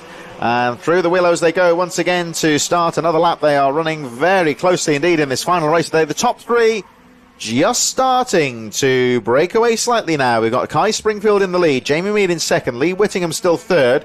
Whittingham incidentally setting the fastest lap of the race. And they're just pushing themselves ahead a bit now from Mihan Kalichern, Luke Jarman, Spencer Lane, who will all desperately trying to be involved in this race. James Morley, Jake Cox, Gareth Haynes and Harrison Morrow rounding up the field. Michael Cornell didn't take the start of the race. We'll just watch the drivers as they make their way over the line. I'm just going to consult the timing boards here. So it's still very close. 2.5 seconds here, Charlie, covering the entire 11 driver pack. Wow, that is some pretty impressive stuff from the TKM O Plate drivers. It's Kai Springfield though, still holding the way. It is his race to lose. He won the pre-final, of course, and he's been at the front in the heats. Jamie Mead sat in second. We know he can make moves. He's won races before at the Kimbolton circuit, especially in the Club Championship. He's won races by making last lap corner moves. He's right behind Kai Springfield now. Let's see what he can do in the next few minutes or so. Just talking about Lee Whittingham, as you said, setting the fastest lap there. He was set at 43.62. So the times are really looking really quick here, especially in the final when, you know, you need to put those quick laps in. This is when the drivers need to be at their best. Just looking out for Leo Robinson, see the driver with the yellow helmet there in 4th place. Just starting to break away a bit now from Luke Jarman and Johan Kalichern. So Robinson trying to get involved in this fight for the lead. You'll see there the number 6 of Jarman and 28 of Kalichern just trying to tag on to the back of him as well. Those 4th, 5th and 6th place drivers, they've just been losing a little bit of ground on the leader, so they're trying to get back involved in this. And over the line they go, and the gap remains roughly between 1.1 seconds between 1st and 4th place. So let's watch this driver here, number 36, Leo Robinson, as he really tries to close up. Now, he could have a very important part to play in this race, because if Robinson can really put the pedal down and drag the other drivers along with him, we could really blow this race wide open. We've only got 3 drivers in contention at the front here. They're running very closely as well and running their own race there, sitting on the podium spaces in association with Vroom Lubricants, looking to get those goodies on the podium a little bit later on. But here we see Kalichern nipping down the inside and Robinson keeping it nice and neat, not putting up too much of a fight there. The main objective here for the 4th place driver, which is now Kalichern, of course, is really to try and get involved in that fight for the lead. The gap remaining around 1.4 seconds between 1st and 4th place. So it's still Kai Springfield that leads the way. Jamie Mead in 2nd, Lee Whittingham in 3rd. Those 3 on their own in the top 3. And Johan Kalichern and Leo Robinson desperately trying to get involved in this fight for the lead. The drivers in 4th and 5th, Johan Kalichern, Leo Robinson, are working together now to try and just catch up to the back of the top 3, waiting for an opportunity when Kai Springfield has to defend for what he can against Jamie Mead. Jamie is just applying the pressure when he needs to. He's right behind, but hasn't gone for the move just yet. The number 4 car there on your screens, the guy who's leading the way, Kai Springfield. He's just biding his time. 6.5 minutes left on the clock, plus that additional lap. They've still got enough time to plan out this race and go for some moves.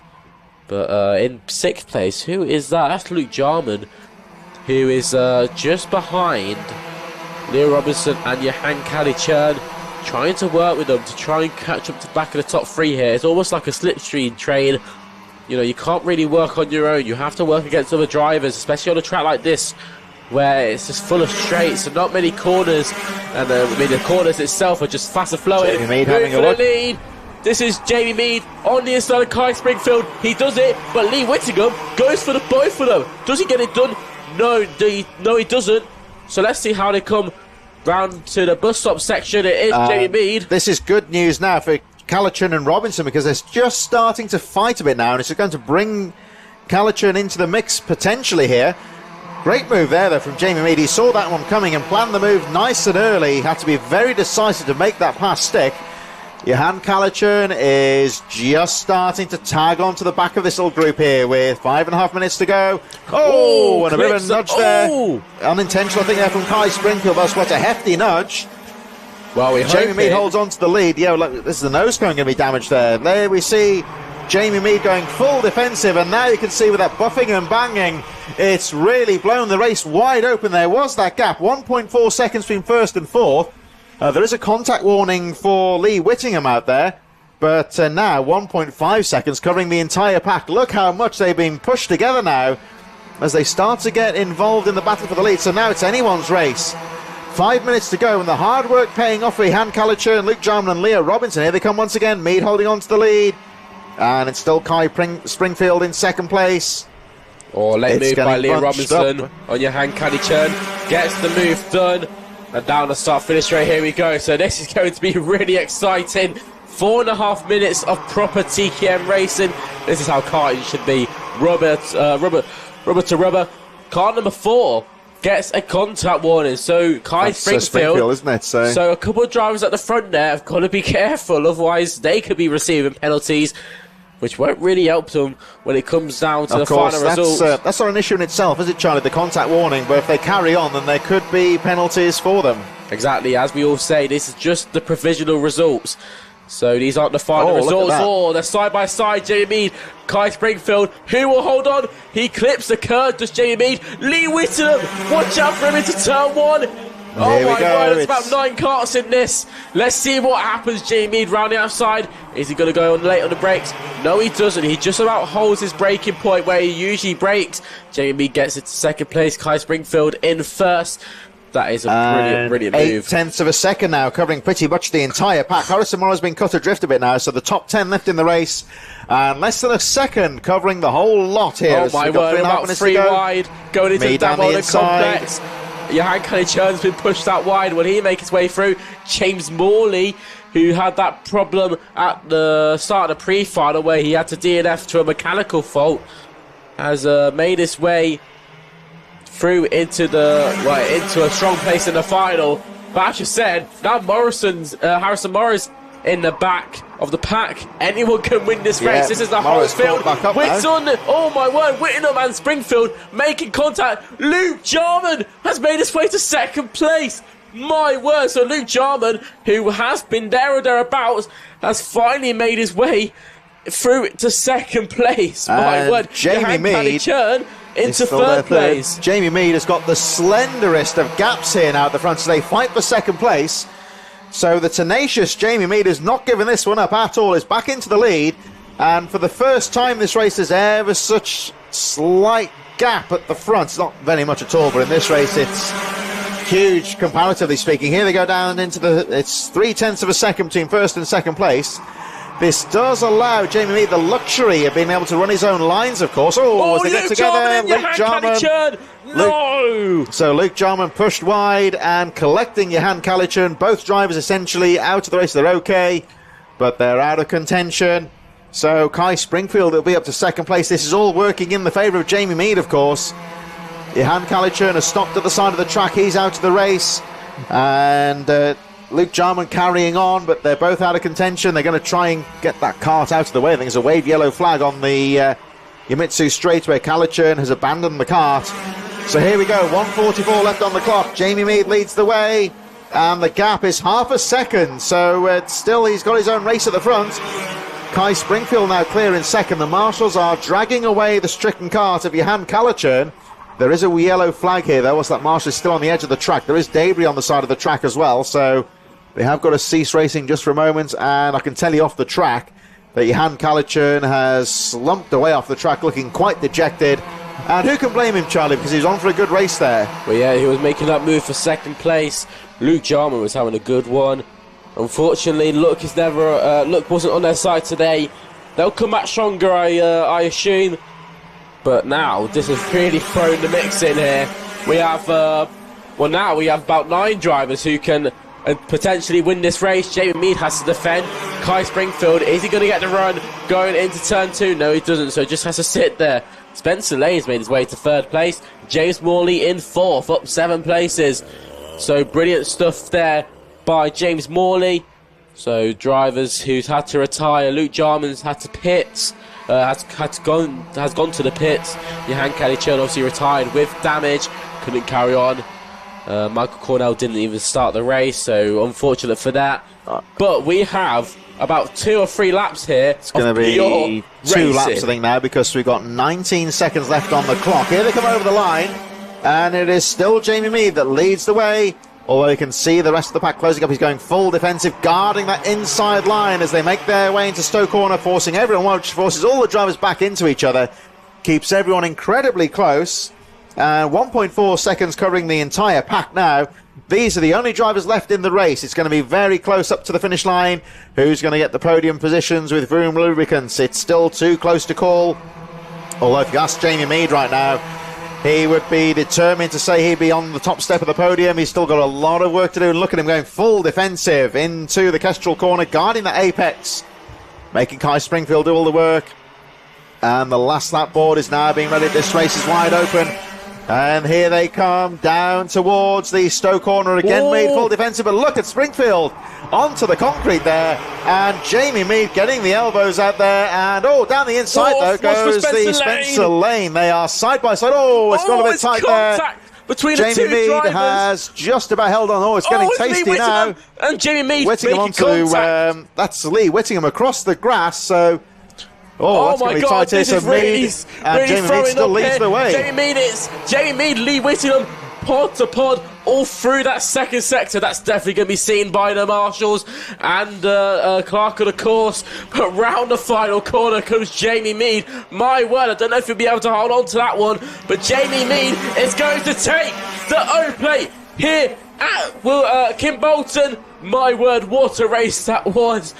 I mean, you can't call it there. He got his elbows out there, Jamie Mead, to hold on to the lead. There's trouble further back there with Spencer Lane and Jake Cox getting together on the final corner. Lee Whittingham went wide on the approach to Derek's corner, was forced onto the grass. He didn't look too happy when he went over the line, nor did Kai Springfield.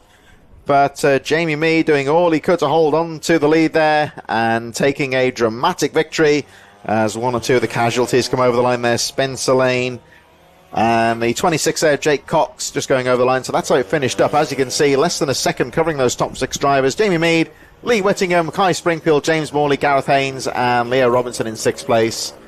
Morrow, Lane, Cox, Luke Jarman, Kalichern, and Cornwall, unfortunately, were none finishers. So that pretty much rounds things off. And I have to say there, Charlie, great way to end the day as well. That final race, very dramatic indeed. Well, that was probably the race of the day, if you had to call it there. But my word, what a race that was. Jamie Mead taking the win on track. Will it be overall? You'll have to wait and see. You can obviously look at Motorsport Time in UK to see the final results of all the finals we've had today and all the races we've had today. 40 races have been completed this weekend. That was definitely probably one of the best ones, but every race we've had so far always provided action. What a great weekend. Definitely, and I think a shout has to go out to all the marshals, the medics, all the officials here at the Hunts Kart Racing Club. Don't forget, of course, British Supermoto Championships, Road to MotoGP, coming up in the remainder of June before we come back here on the 14th of July. So the British Supermoto Championships in association with Trips UK at Crell Raceway. We're going to go down to Pembrey in South Wales for the Road to MotoGP with the British Mini Bikes. And, of course, we are right back here at Kim Bolton for round number 6 of the championship on the 14th of July. Drop a subscribe to TNL Sports to catch all of the action. I look forward personally to meeting you down at Pembrey. And we'll be back at Pembrey and, of course, back at Kim Bolton on the 14th of July.